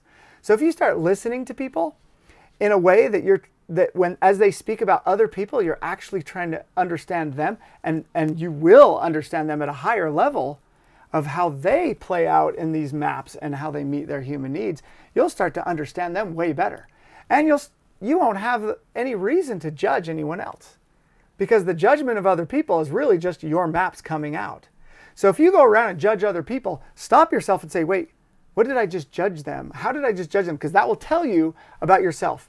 And you'll be able to get to this authentic self. You'll be able to dive into who you really are as you judge and think about and consider other people. This is a big deal. This is a really big deal, because this can, again, listen to it again. This will change everything about how your brain functions. Because this perception that we've been stuck in, that we think we can come to all these conclusions and that it's a reality and all these different things, not beneficial. It drives us to behaviors we don't want to experience. And think about that. What if you could just live that life where, other people, they think what they think. It's not really their fault, not really your fault. Someone cuts you off on the road and you go, well, childhood maps. They just have them different than mine. I don't know.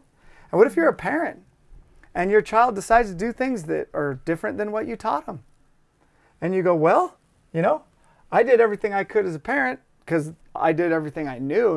And the times I didn't do it when I didn't know. So I just tried and I was doing my best with what I had. And they got what they got, and I couldn't choose that either because it's not an exact replication of me anyway. So, well. Or even just the thought of thinking, it's too complicated why they did this certain decision, and so why should I waste my time trying to figure that out and get all upset about it?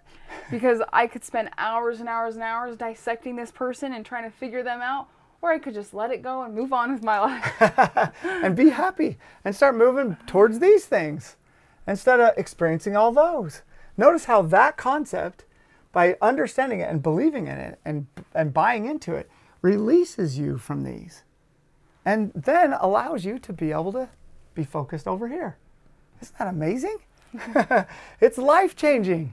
This is a huge concept that can really shift your life, and you can really start to just let people be, support people, and start to get them to do everything your way. Maybe you have religious beliefs that you think everybody should have. Or sometimes you're caught up in thinking that you know what's best for that person, right? Yeah. Especially in parenting. You're like, well, if they're doing it this way, then they're going to go down this path that's not good for them. But do you really know if going down that path is good for them or not? And even if you think you do, you can't predict it. But worst of all, you approach them in such a way that feels controlling. And they can feel that, and they can even feel if it's subconscious. Through these frequencies, they can feel it. Mm-hmm. As a matter of fact, when we speak and when two people talk, there's actually two conversations going on. There's the one that's happening consciously that we're aware of, and then there's a subconscious one happening. And if you have teenagers especially, they're super focused on that subconscious one, and they're reading things from you. If you're a parent with teenagers, you know this. They look right past what you're saying, and they go behind it, and they surprise you with how they respond. And sometimes it can be frustrating, create anxiety and depression, and you feel tired and worked over and you doubt yourself. And so let it go. Let it go. You can let it go. This whole reasoning right here should help, will totally help you at any moment to release yourself. So come up with some language around it. It's just my childhood maps. We teach families this. I'm sorry, it's my childhood maps. I just wasn't, I really wasn't thinking. Someone else that kind of understands this language, you can use that. Yeah. So hopefully you share this with other people. Of course, that's going to be one of our big things, is that you go share with someone else. Sharing with someone else really helps your brain buy into it even deeper and make stronger connections. And take a minute to think about how this influences different areas of your life, knowing this concept, and kind of soak that in and see the difference that it's made in your life. Find that aha if you feel like you haven't yet. Because all these things over here that we've written down, and all the ones you wrote down on your paper, they can slowly fade away. And sometimes quickly fade away. Sometimes extremely quickly, with just a certain thought that will shift these connections, create new ones, new chemical experiences. If these are feeding your chemical needs and it's not enough, and you let them go and find a new way, you're going to change. Your brain's going to say, I go where the chemicals are.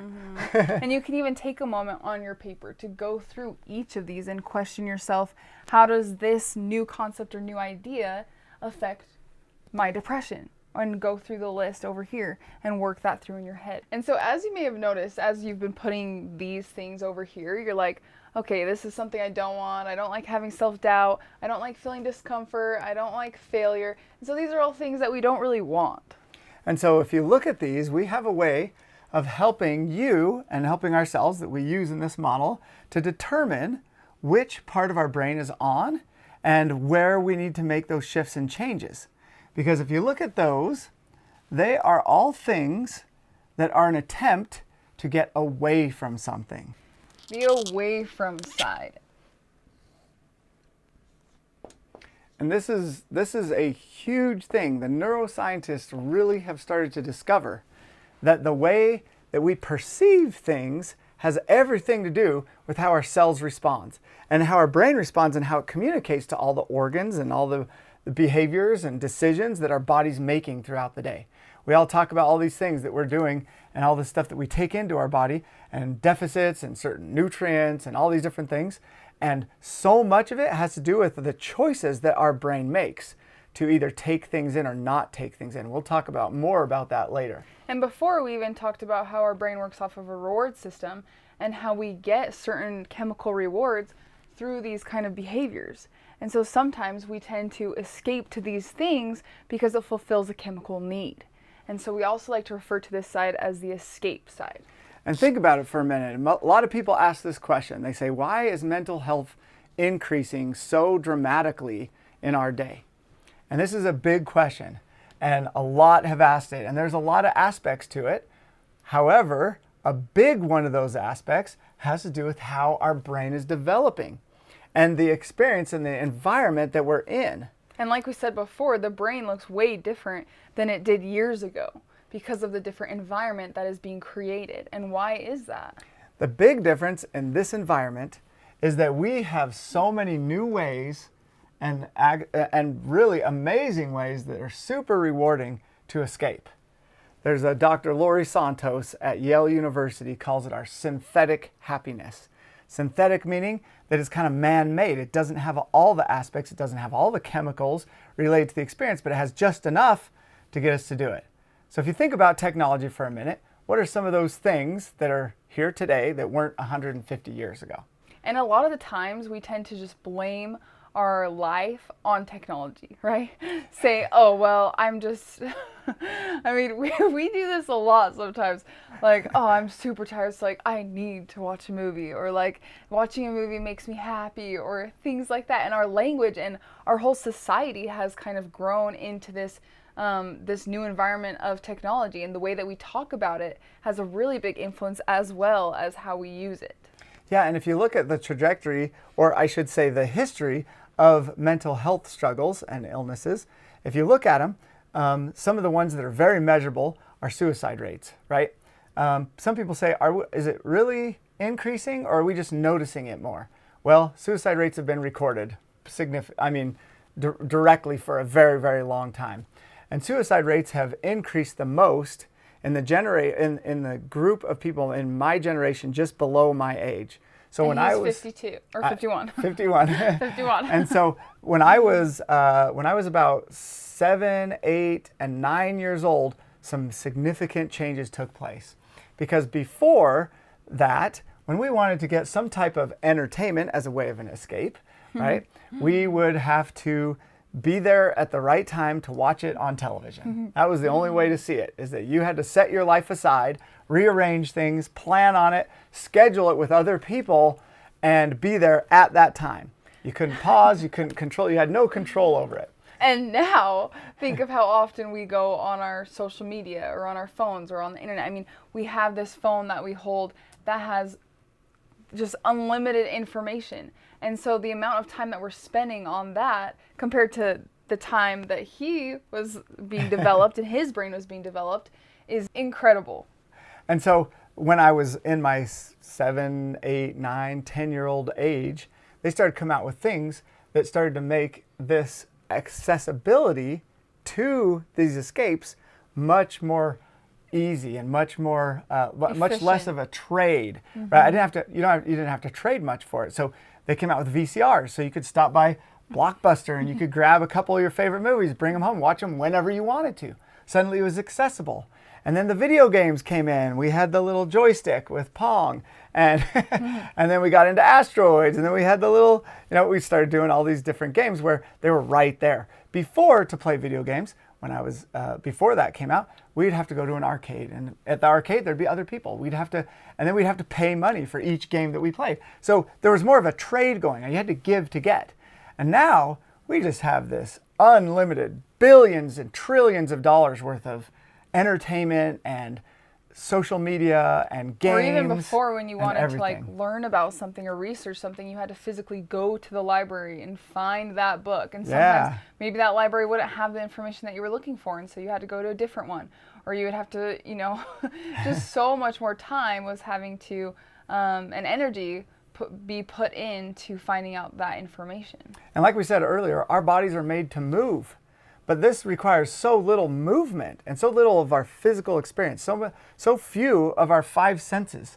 When you walk into a library, we don't realize this, but when you walk into a library to find a book, all 5 senses are experiencing something that you don't experience when you're on your phone or when you're on a computer. And even when you're on your phone reading, your eyes are going up and down the whole time, which is really interesting because with research, if your eyes are moving from left to right, it has a different reaction in your brain. And so because we're going up and down, that has a huge influence as well. And so there's all these things happening in our environment that are changing the way our brain works. And what we're learning to do, what our brains are learning to do, is to escape, to get away from things, to quickly. And think about it. Think about your own reactions to your stresses and to things going on in your life. And remember that you personalizing this concept and this idea will help you really understand this concept if you think of examples in your life. And how many times do you pull out your phone because of something important, something you care about, but also could be somewhat stressful, and you pull out your phone and you see alerts, and half hour goes by, hour goes by, and then you're like, wait a minute, why did I pick up my phone? Because a lot of times we pick up our phone for information, to communicate, things that may have some stress behind them. And so when we have those pop-ups, that's our escape from that stress, and we immediately get out of it. So the suicide rates in especially men just under my age range are the highest. That's one of the biggest increases. And even think about if you pick your phone up in the morning, right? A lot of us have habits to look at our phones in the morning and look at our phones at night. When we look at them in the morning, we're just focused on all those things that are going on social media or whatever it is that you're using your phone for. And we tend to just get lost in that for a couple hours every single morning. And think of how much of an impact that would have on your life if you did it every single day. Yeah, and when you go to bed, same thing. You set your brain up to have certain experiences based off of what you're doing right before. And if you're very reactive in that time frame, well, you're going to learn to be reactive, right? The technology coming in just below my age range, those people were born into just a little change, a little shift at being able to have a VCR and video games and home computers. But look at what the kids are being born into now with massive amounts of technology. How many parents are giving their attention to their phone more than their child.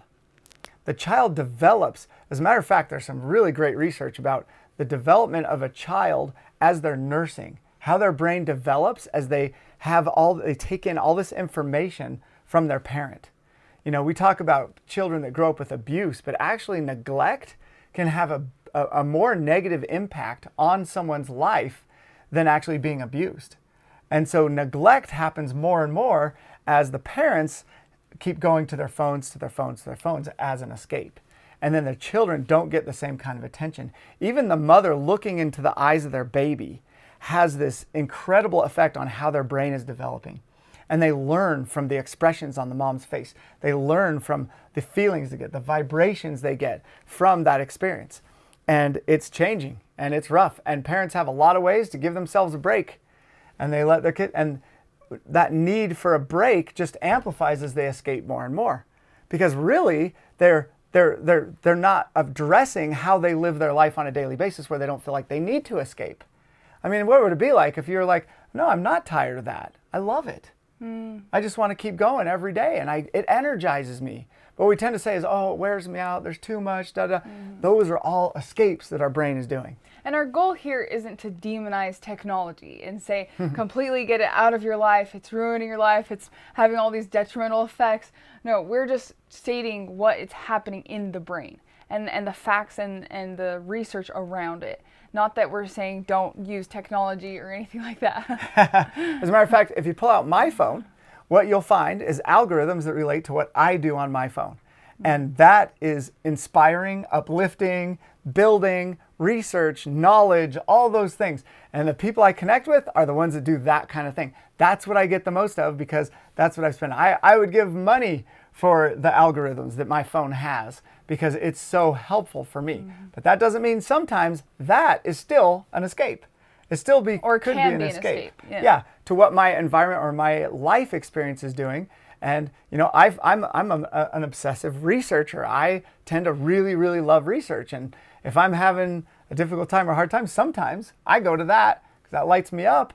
But then that doesn't really help me address what's going on in my real life. It can. Now that's a pretty mentally healthy one, but it still can have that effect. And it's not about what's right or wrong or good or bad, but it's just about the way it is. And so if all these things over here are an escape sometimes, or we are trying to get away from these, what do you think these things over here would be labeled as? Right? These are our goals. These are the things that we want to progress in these certain areas in our life. So we like to call this the towards side, that we're trying to move towards something. And even think about how that meaning, it has a lot of progression in it, right? That maybe your purpose of life for your own perspective might be that you are trying to learn and grow and have life experiences. And so learning and going towards something will be able to fulfill that life purpose. And think about how it feels for a minute. Just when you're in the state of mind of trying to get away from something, right? And what it feels like when you're moving towards something. Purposefully, notice the feeling difference. That is a frequency shift. That's a change in frequency. There's something telling us that this brings happiness and peace, things that we really want in life, the joy, the fulfillment. And it's this internal system that can drive our behavior and our outcomes and our experience. And it's so interesting because at the core of these neurons and at the core of these cells, there's something that tells us what will guide us towards these things in our life. Because so many times we think, oh, I have to be perfect and I have to, do all of these strategies to be able to be the best parent or to get these goals over here. And sometimes we can get caught up in thinking, having this self-doubt of, oh, I'm not really sure what to do. I don't really know, and even when we talk about how complicated our brains are and this foundational way of thinking, we're like, oh, like we go into overwhelm and we're like, this is too complicated. How am I ever supposed to know what I'm supposed to do in my life, or how am I supposed to receive direction? As a matter of fact, in 2018, the neuroscientists, this discovery hit the top 10 of neuroscientific discoveries. And that is that inside each cell is intelligence, or what they call memory. As a matter of fact, they say 800 gigabytes of memory are stored in each and every cell of our brain. Isn't that incredible? How amazing is that? How much data when we have billions of cells, and trillions of connections. How much data does our brain hold? And they say that our brain actually holds more than the entire World Wide Web. That's how much data we have. And it's even more efficient, and it's more data because the data doesn't duplicate like it does online. Whereas the web, you can see the same thing over and over and over in hundreds of places sometimes, the same exact words and everything. But we have this huge amount of data. And what's awesome about this data is it's what drives the chemical experience. So when we said, how does that feel? And that frequency changed. That was a feeling of chemicals. And we said, how does it feel when you feel this one? That was a shift in chemicals. And that was a shift in frequency and therefore chemicals. And that was driven by this knowledge of these cells. So at the depth of every cell, every neuron in our body, we actually have this intelligence, this knowledge. And I like to call it all truth. Because at the very basic core of all truth is of everything is this all truth that's very simple. And it can fit, and I think it can fit in 800 gigabytes. So consider for a minute that if all truth is in here, how would it feel to know that all truth is within you? And that you can access that. And the only thing in our way are these childhood maps of how these are connected. And as we undo those and reconnect them in the way, following this guidance system that we have, following this guidance system, and these are the ways that we can tell that we're reaching our guidance system, right? Because these feel amazing. These feel incredible. And so all you really need to know is how to tune into your guidance system. Because think of your life and when you're over here and you're stuck or you have anxiety, you feel frustrated, you don't feel like your genuine true self. You don't feel like you're tuning into this all truth. And so then you tend to get in this spiral and get stuck. And a lot of times you're like, I just don't feel like myself. And it's true because you're not acting like your true self. You're not tuning into this guidance system to then move forward or act in that moment. And as you tune into this guidance system, you find your true authentic self. That's who you really are. The capabilities that you have, the amazing person, what you can accomplish in everything is all there. And you just got to reach it. So here's the cool thing. Right now, you have a major tool to live life differently. Because now you can question yourself, is this thing I'm experiencing, is it moving away from something or is it moving towards something? And we just got started. There's so much more we're going to share that support this idea and give you ideas and mechanisms to use to help you understand this at a deeper level. And we are so excited to share it with you.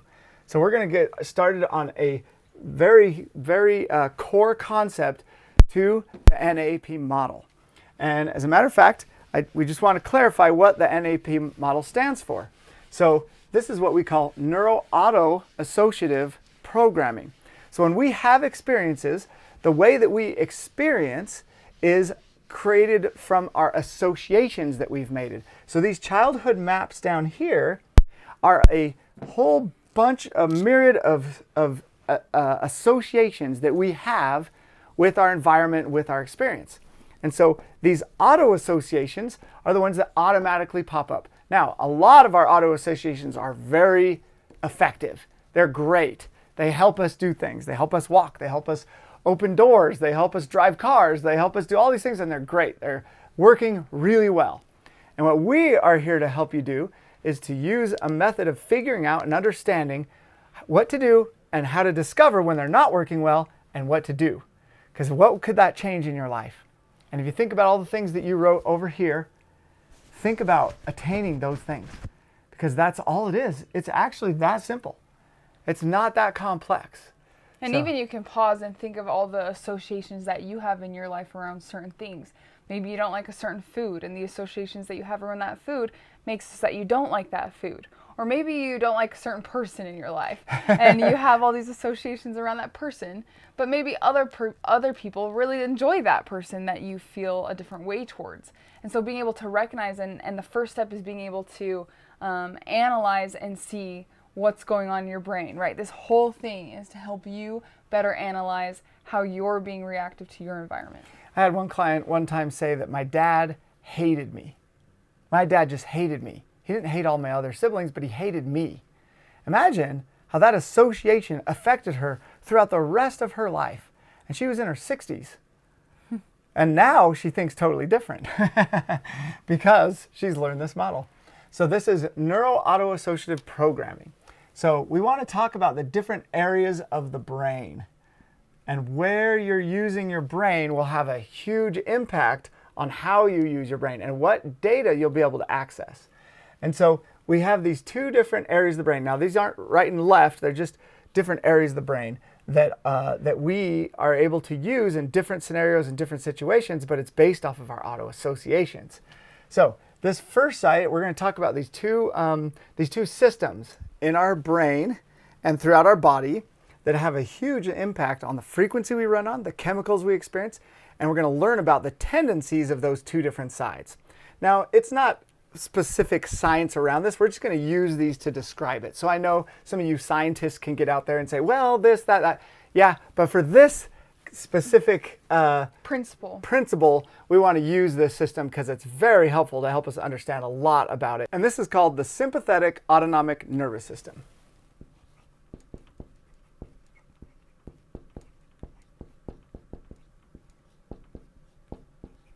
And it's autonomic because it automatically kicks on depending how our brain is functioning in that moment. And some of you might be aware of this, but if you think there's some layman terms we use to say when this system is kicking on. Anybody know what it is? Starts with an F. Fight or flight. And now, because of the discoveries around our vagus nerve, we also have freeze. And this is very interesting because back in the day, right, when you had to fight in a way to keep yourself alive, you had, maybe during the pioneer times, you had to make a garden to be able to survive. But nowadays, are we needing to make a garden to survive every day? Or even back when, tribes were fighting each other, they had to survive, they had to fight to live, or maybe they had to flight to get away from that other, tribe that was attacking them. But nowadays, what situations really are there where this will serve us? How many times in our era do we actually need to have this mechanism kick in? And you could say, well, I drive every day on the road and people die all the time driving, but the chances of you dying every day, right, it's not a threat to you every day. And not only that, but how much could you actually do? You can get so good at driving, and after that, it's just going to be circumstantial that some other crazy driver is going to knock you, kick you, hit you off the road or crash you or whatever. So there's only so much you can do, and after that, there's not much. We're not running from saber-toothed tigers or bears or wolves or anything, and so we really don't need this system. However, our brain needs stress. It actually needs it. It's really, really healthy for our brain to experience stress. And so sometimes we think, if I don't get this thing or get this job, like I'm going to die. And you hear people say that all the time, and we laugh about it now, but on a subconscious level, this system has kicked on in their heads, and they actually feel like, like this is the world, like this means everything. And not necessarily, like I'm dead, right? But in a sense of like, freaking out, like acting like as if you were going to die. Yeah, you look at someone who has, and anytime that you've struggled with anxiety or someone who has panic attacks or any of those things, it's focused on this external world and what it's going to do to us that might kill us. So this part of the brain is designed to keep us alive. And the things that keep us alive or the things that kill us are on the outside. So it's very much focused on the outside. So the thing that kicks it in is where we're focused. So on this side, our focus on our external world. And so we tend to start focusing and looking at everything that's happening around us. And that could be maybe if we haven't eaten or if we're tired and like the time of day and just everything around us. And a lot of the times our day is filled with other people around us. And other people are pretty complicated. And so our external world or our environment can be a very complicated thing to try to calculate. And so this focus on our external world is what kicks on this sympathetic autonomic nervous system. And when it's kicked on in other ways, it also turns on our focus on the external world to meet our needs, which can be met in different ways based off of our perceptions. And so the other things we tend to focus on, which is kind of crazy, if you think about these times when we're in fight or flight, then we focus on the things that we don't have can't control. Or can't control, because if you think about the external world, can you control it? Can you directly control this external world? You can try and you can influence it, but whether you can or not is based off of so many other external things that you're not in direct control of that. And we are also focused on things that we have lost, or maybe things that we will lose. And think about those times when you feel like you're in this fight or flight mode and you just start thinking about all those things that you can't control, can't do, can't have. And all of a sudden you're like, I can't do anything, you know? And you feel like you can't control the external world. And so then you can't control how you're feeling in that moment. And it also creates this sense of urgency. It has this natural sense of urgency. Think about times where you are kind of frantically needing to do something. Maybe you see a child running out to the road after a ball and you see a car coming and suddenly it needs to be right then. And if you've ever been in an argument with somebody and that need to solve the problem is like so urgent, it feels like it just has to be right now. And so we have this tendency to feel like it's urgent because things that kill us, right? We create this urgency around it. Or maybe we're late for something and we feel like we have to leave. So then we feel like we need to drop everything that we're doing and just go. And how does that feel? Take a moment to think about how it feels when you're feeling really urgent. You feel frantic, you might feel confused, you might feel upset with yourself, frustrated, kind of lost. And so that's not something we want to feel all the time, right? Plus, have you ever been in a situation where you're really frustrated with the situation because you can't seem to do anything about it? You can't seem to find an answer. And your brain keeps going over and over and over the things you can't do. Like, I already tried this, and I already tried that, and then this isn't going to, and I can't do this anymore because this is in my way, and and your brain just does that. It's amazing how powerful this tendency to do stuff that is completely unbeneficial and unhelpful and ineffective. And so all of a sudden, all of our focus goes onto these things. And because our focus is on these things, we feel that urgency. And when we feel the urgency, we hyper focus on that one thing. We all of a sudden block everything out. We put blinders up. And we tend to just think about that one thing that we feel like will meet our needs. If you think about the scenario of a child running out in the street, suddenly your body just kicks in and all of a sudden you just start thinking only about that situation. You're not worried about what you had for breakfast or what's going on at work or your relationships. Like all that stuff is gone. You can't even access it. And that's one of the keys to what we're trying to help you see, and that the neuroscientists have discovered is that the way the brain works is that when this system kicks on, it kicks off the other system, which means we can't access what's over here. We can't access the data. And so we actually have low amounts of access to data. And even imagine in that scenario that he talked about a child maybe running out into the street, that you all of a sudden are hyper-focused and you put blinders up around you, and then because of those blinders you have this low detail and aren't taking information in your surroundings, and maybe you run to go help that child, but you don't notice that there's a lawnmower in front of you and you trip over the lawnmower and you're now unable to help that child because you didn't have access to your resources or your thinking and perception around what was really happening. And so this can be kind of detrimental to your experience in getting what you want at the moment. So let's just take a minute and pause and think for a minute about some of the times in your life when you did things and then you looked back and you said, that was so stupid. Or why did I do that? Or I should have known better. Or you're thinking you're beating yourself up for decisions that you made and actions that you took. But here's the thing. You did what you knew in the moment. In that moment, your brain had turned to this side, turned off the data that would help you think more clearly. And even physiologically in the brain, when this happens, you cut off the ability to even access the data in your brain. And so now your data is limited and the information that you can have access to is limited. And so we get all these people that are saying, well, you got all these problems, you need to fix the problems, we need to teach you coping mechanisms, we need to teach you how to, and actually that can drive more of it. But what we teach over here is to learn about these two sides and know what side you're on, because as soon as you get on the right side, literally the right side on the board, your brain can access all that. It can get it. It can get to it. The problem wasn't that you didn't have data. It's that you didn't access the data. It's not that you didn't have resources. It's that you didn't access those resources. So this is huge. This is a massive shift.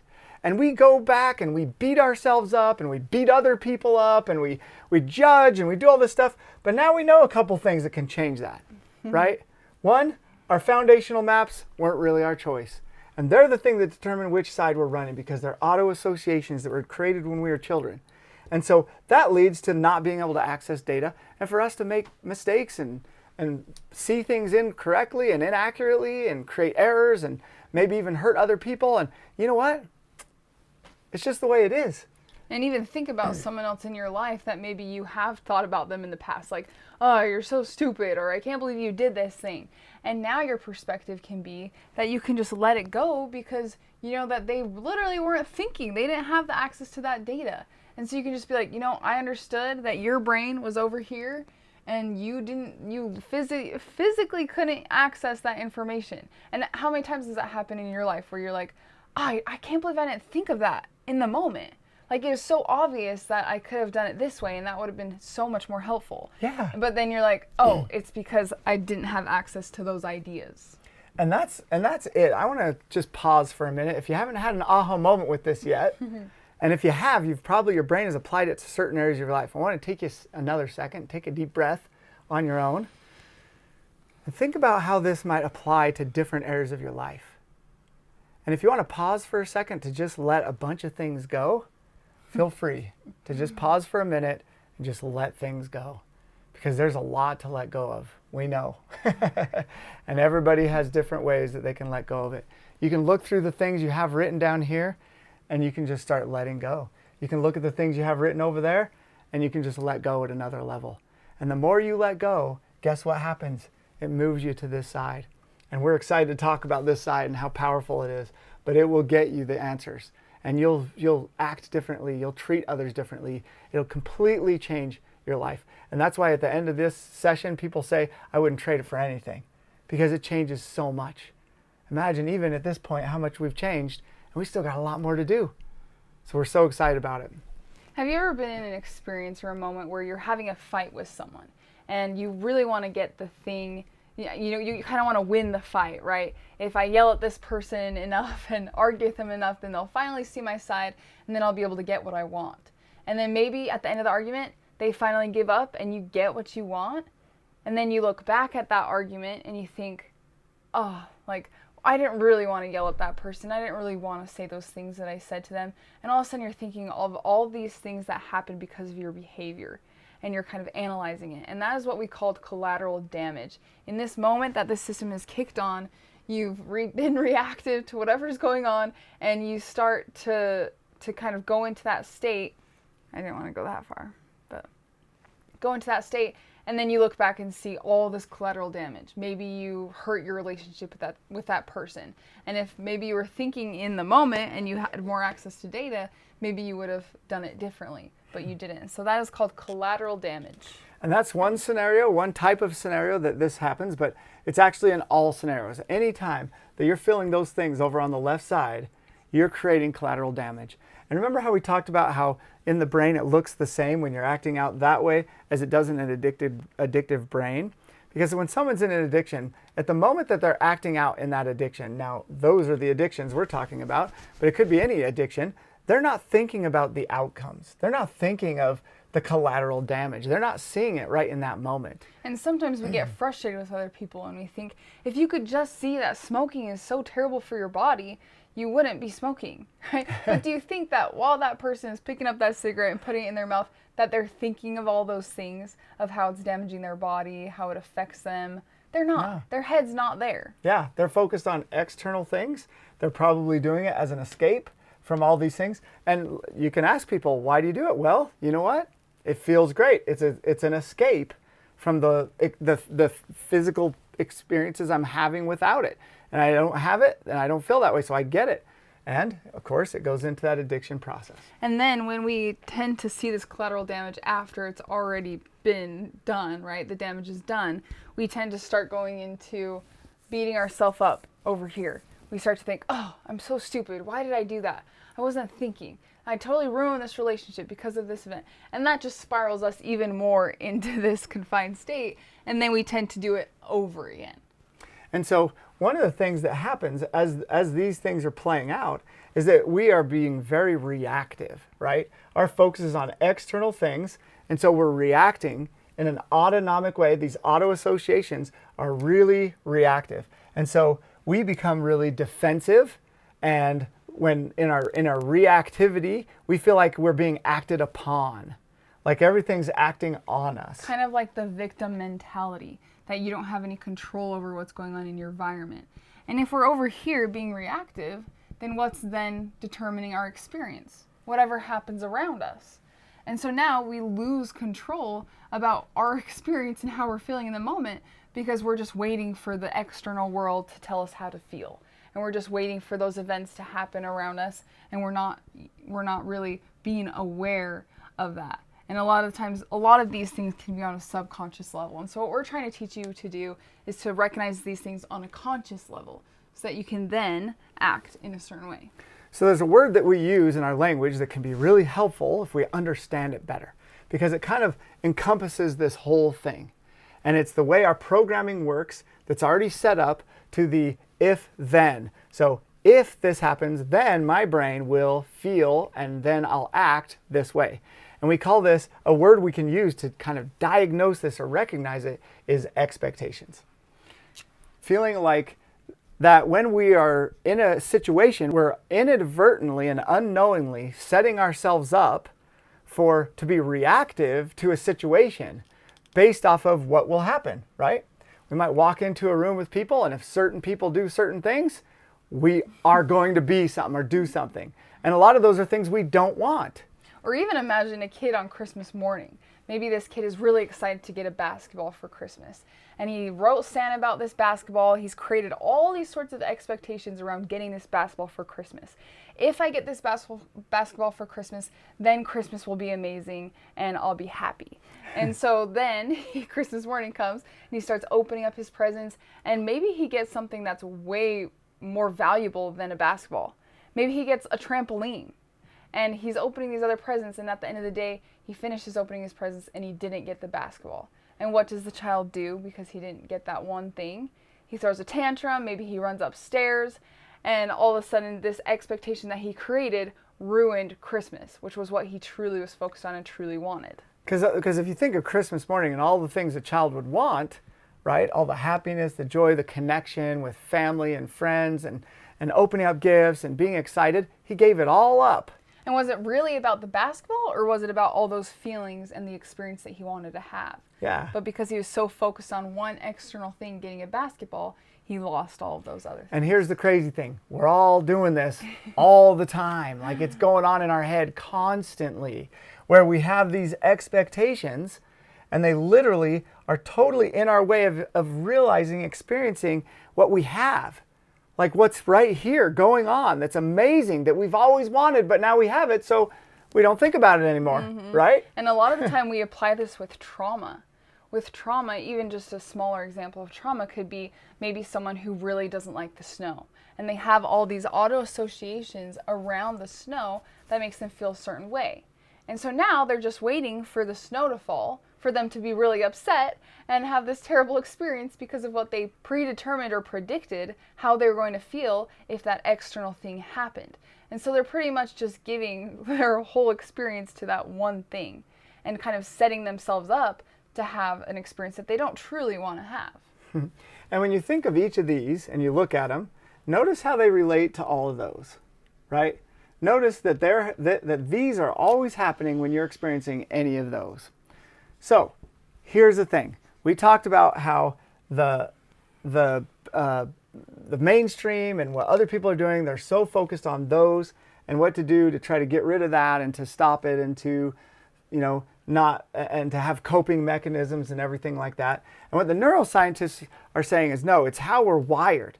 How we're wired creates our perception. So this is key. This is a major key. The thing that we're putting up here is based off of these two perceptions, because these two perceptions are the thing that are going to turn on this system. That's what it is. So if you can understand and start to realize what your perceptions are and how they affect you and where they come from and how to shift them, you'll be able to totally get yourself out of this side and onto this side. And stop and imagine what that really means to you. That you will be able to have control over your perception, therefore having control if you do all of these things or not. Because do you want to do these things in your life? Do you want to stay over here and feel stuck all the time? But now you'll be able to have the tool to change your perception. Because over here, when we put all this together, it creates kind of our expectations, and another way to say it is the stories that we have in our head. It's our stories of the past. And you may have heard that before, but these stories come from our perceptions. So, what is the perception that turns on this system? That's the big question. And a lot of people would respond and use the word fear. But the neuroscientists have taken one step back even further, and it's the perceived threat. And imagine what that feels like to you when you perceive something as a potential threat. All of a sudden you feel this urgency, like you need to fix it right then, that this threat needs to be gone. Or maybe you go into this fight or flight mode and you start focusing on these external things, and then you feel like you can't control, can't do anything. You start focusing on what doesn't work. And this threat side is the one that drives and starts to build a lot of these foundational maps from our childhood, right? Think about how much children get scared and they feel fear. And so this feeling of threat, we think actually is related to the external world. We say, oh, this is to save our lives from danger, from hurt, from pain, that is the threat. When actually the brain runs on a chemical system. It's actually a threat to our chemical reward system. It's the chemicals that our brain needs. It's driven, every action, every thought, everything is driven by this need for chemicals. So the need for chemicals drives us to protect ourselves, but it's not the protecting ourselves that actually drives is the perception. It's the potential threat. It's the belief that there could be something that will take away our chemical experience. And of course, death is one of those, right?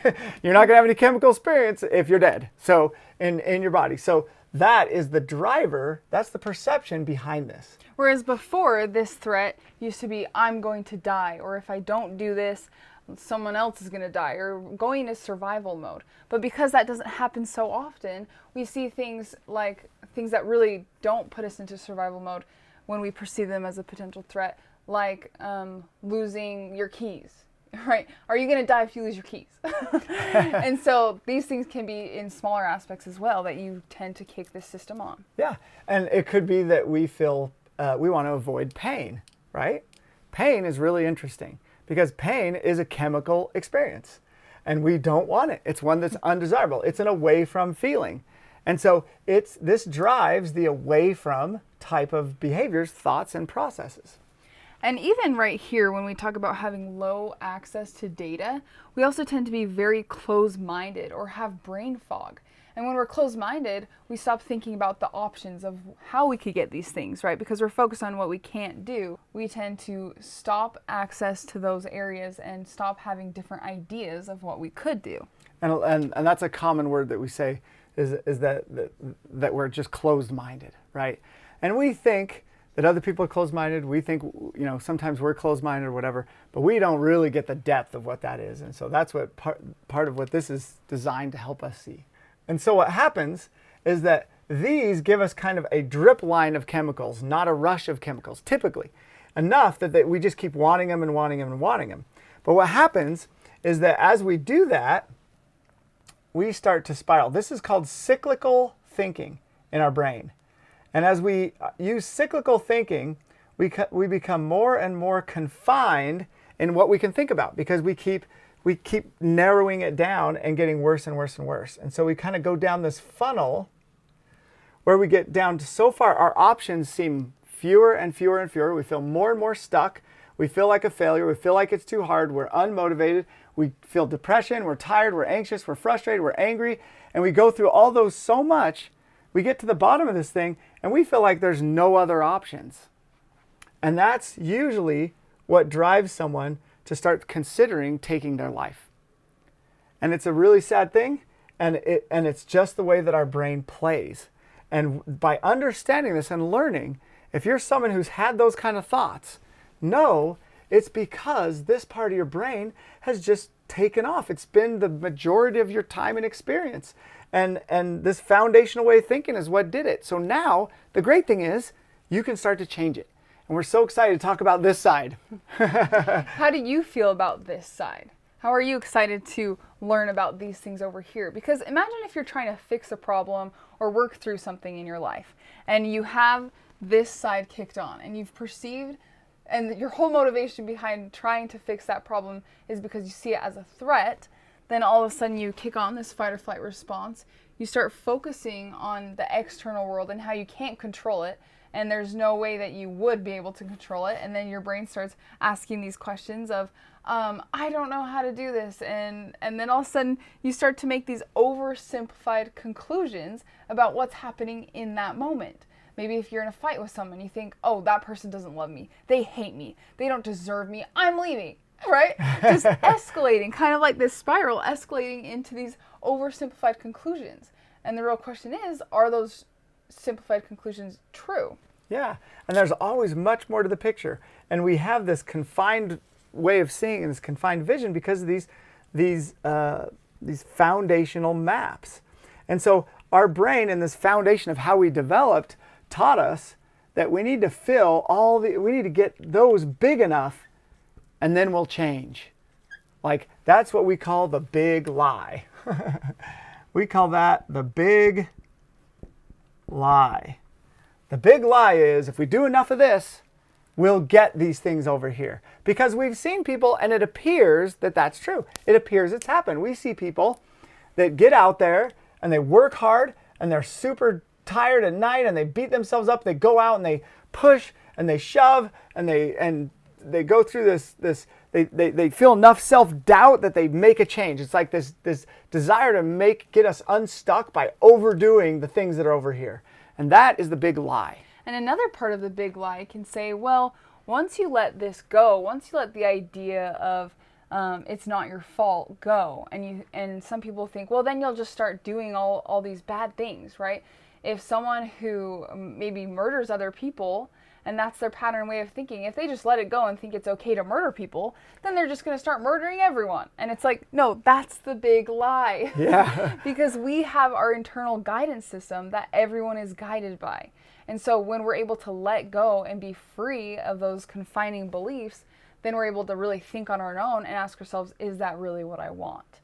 And so asking yourself in that moment, is this what I really want, will free you to be able to really think on your own. And the big lie is that that would do the opposite, that all of a sudden you would just start doing these things over and over still, but you wouldn't be stuck in that pattern. And eventually go down this pattern and feel more and more confined until you're just miserable. And this is also where people, because these belief systems, they are driven deep enough that they're at an identity level. Like, that's just who I am. That's how I see this world, right? And this need to meet our identity is one of the most, it is the most powerful thing going on in our head, is what we define our identity. We will fight tooth and nail to live by that identity. That is what creates all of our action. And when people get down to here and they're so confined they don't see other options, some of them, their brain figures out a way to overcome it, and that is to create a new identity. And there's different diagnoses for this, but there's different ways of doing it. But people who struggle with bipolar and DID, which used to be called multiple personalities, and all of us have different personalities within us. All of us in different scenarios will have different parts of us will come out, right? And so one of the very helpful things for us to understand is that we do have different parts of our brain that think different ways, do different things differently. So we need to get rid of some of the identity statements that we make. And how often does someone say, I have depression, this is a part of me? And then all of a sudden they go throughout their whole life reinforcing that idea that they have depression and that they will never be able to change. Or they'll say, I'm depressed, or I'm angry, or I am tired. Like, those are defining words that say we are that thing, that it's us. But it's not. It's not us. It might be a part of how our brain works, right? So we want to take out these blanket generalizations that don't serve us very well. And even when we say these things out loud, because of the physiology, we're re-enhancing and reinforcing that idea that we are that thing. Yeah, so we want to get rid of some things, and there's a few words and a few statements that we use that are very detrimental to us. And so we want to recognize when it's an identity level statement and decide if that's really our identity. Now, it can be also a very powerful statement to build our identity, right?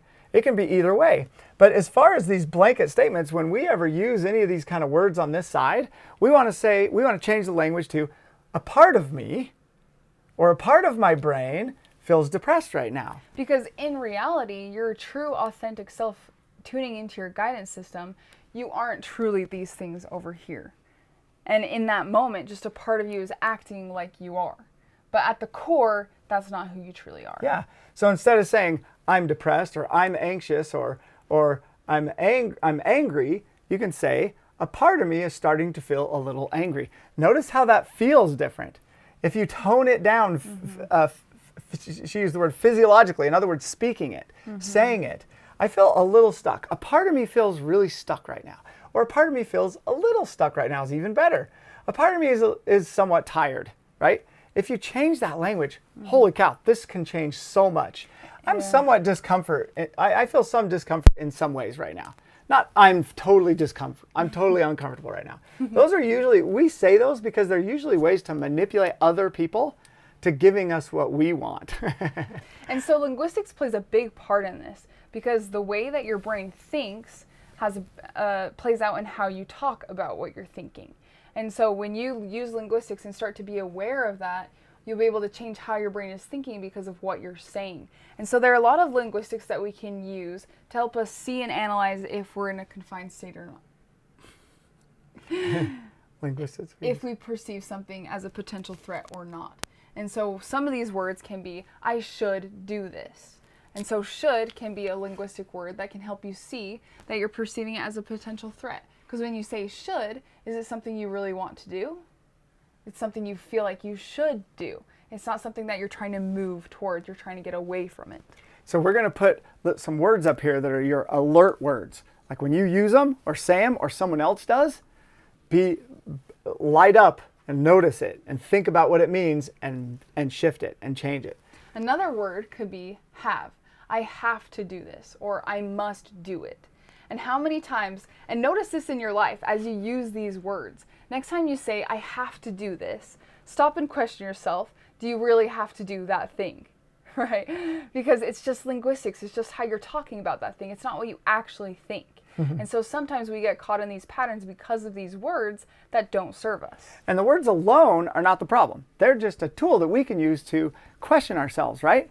Because I could say, oh man, I just have to do that.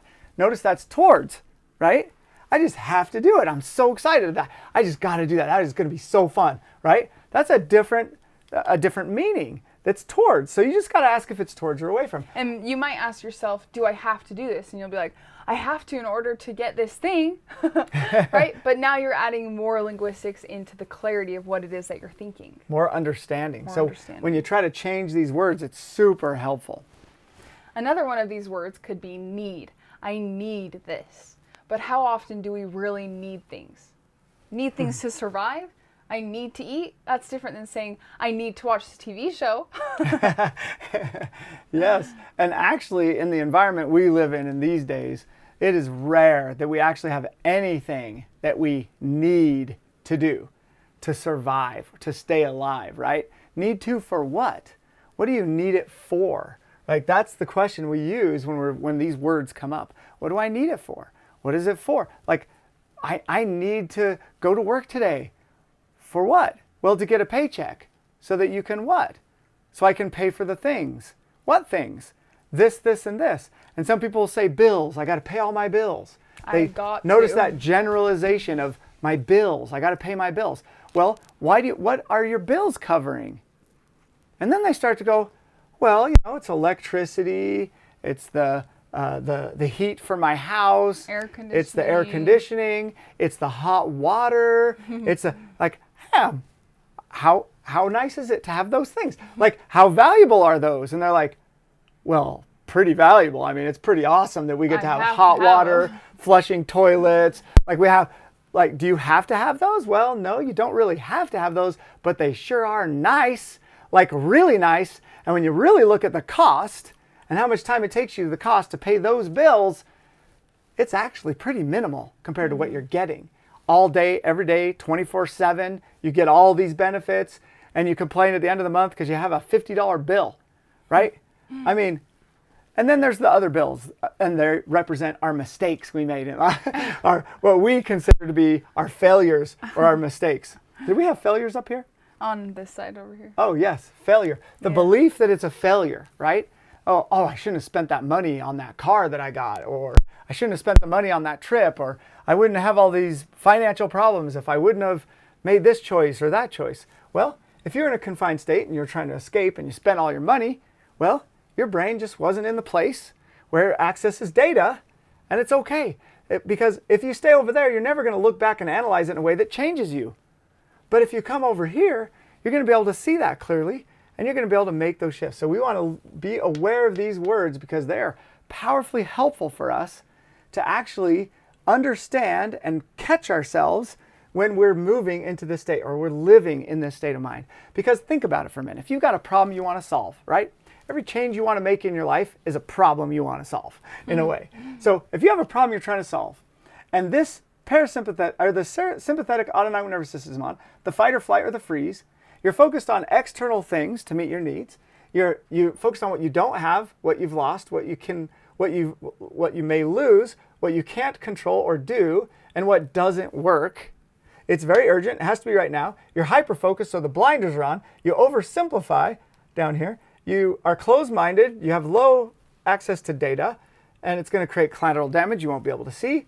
You're very reactive. You become defensive, and you feel like everything's acted upon you, and your expectations are high, and it's all about the stories of your past and your past failures, and you oversimplify, and you come to these conclusions. What are your chances of solving the problem and making that change? And you want to create a new habit? You think it's going to work over there? And maybe in your life you're doing this right now over and over, and you're doing these things, and you see that this method's not working. Can you think of an area of your life where you're trying to use this method to solve something? Or maybe even a couple areas. And you can even take the time right now to jot those down so that while we get to this side, you can apply it to those specific things. So we've already written some down over here, but maybe something more will come to you as we're talking about this. Because this is incredible. This is what our brain is doing. This is what we're living life. We've talked about how much it's changed our lives, like massive change in our lives of how we live and how we use our brain. And it's because of these understandings.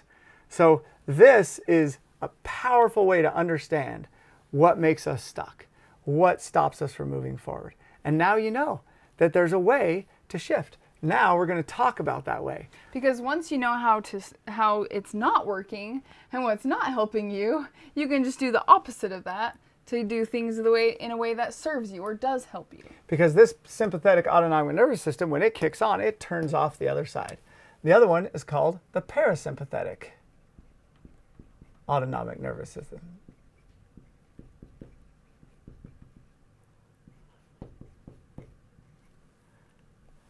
So some of you might have heard that before and know what it stands for, or I should say what in layman's terms what we kind of describe it as, and that is the rest and digest. And it's so interesting when we have people come in and they talk about how they tend to have these patterns and use this system to try to fulfill their needs, and they're stuck in not feeling like they're healthy, right? They're eating a lot of foods that have a lot of nutrition and should be serving their body, but yet they still feel like they're not getting the nutrition from the food, or maybe they feel hungry all the time. and most people aren't trying very often, but when they do try, they don't digest very well, right? And they don't rest very well. How many of you have some of that going on in your lives, that you struggle with what you're eating and your sleep? And the other thing is that when our digestion is never turned on, and it's always over here, so it doesn't turn on, and that means literal blood flow to the digestive system, to all the decrease in inflammation. Yeah, that actually is making it so our brain starts craving things that are already digested, or in other words, processed foods. Anybody hear about how processed foods aren't very good for you? Well, we crave them on this side because we don't have the digestive capacity because we don't turn it on. So we go for things that are very digestible, very quickly and easily digestible. Sugar is one of the big ones, right? Mm-hmm. I used to have hypoglycemia and I was very sensitive to sugar. And so I could tell when sugar was absorbed into my bloodstream. And actually, I could put food in my mouth while I was chewing. I could tell it was being absorbed before I even swallowed it. That's how quickly your sugars can be absorbed into your bloodstream. And then the other thing where we get sugars is carbs. They digest very easily and they absorb into the system. Now, that doesn't mean they don't cause digestive problems when they happen, right? There's a lot of those processed foods that mess with your digestion. However, your brain will still crave it because a part of it is very easily absorbed and easily taken in. And so that's one of the things that we see. Some people that are struggling with some of these mental health struggles, or they're in deep anxiety, they can't get out of it, and it's these chronic problems, then their body, they try to eat healthy foods, and sometimes it just doesn't feel right. Like they don't feel great about it, and then it makes it even harder for them to eat healthy foods. So there's a concept here that on this side we're focused on these external things, and so we measure those external things by those perceptions. And it's interesting how much the external world is processed internally, and we think that our internal experiences is very external. So I want to talk about a concept that we face a lot, and that is pain. Pain actually has a purpose, and we tend to, when pain happens, it tends to drive us to this side, and we think that pain is bad. We put a label, we put a story around it that we're not supposed to experience pain because this side tells us that. And ask yourself right now, do you feel like pain is bad? Do you find yourself constantly trying to avoid pain in your life or try to remove pain from other people's lives? And that's actually not wrong to be pursuing that. However, the understanding of pain can change a lot because pain has a purpose. And maybe some of you have thought of this before, but if you take this just a little bit deeper, that pain has a purpose. And the purpose is to send us a message. And that message is to change. It's to change something, right? You drop something on your toe and you get pain, and your brain says, what did you do that led to that, the possibility of you dropping something on your toe? So pain actually's purpose is to help us to change. And imagine what your life would be like if there was no pain. If you dropped something on your toe and you didn't know or didn't realize that that was painful, and so then you just kept doing it over and over and over again, and then all of a sudden you don't have a toe anymore. You never got the message and you never learned, and now all of a sudden you're dealing with maybe even more pain. Yeah. So here's kind of a main concept here that's coming out in neuroscience and in psychology and biology, is that they're starting to recognize more and more that the attempt to remove something, like remove our anxiety, to relieve our anxiety, to remove our anger, to remove depression, to try to let it go or just try to relieve it, doesn't really help for the process of the chronic experience that we're having with it.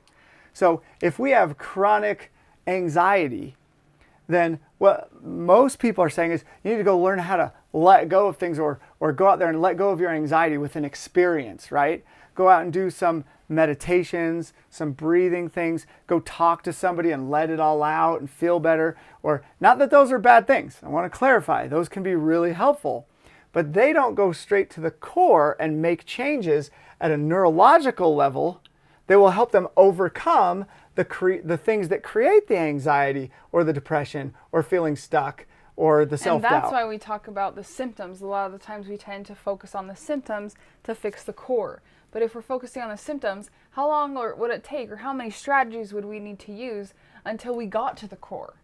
Right? That could still happen. That could still work. But how long would that take? And how many people have tried that over and over and still feel stuck?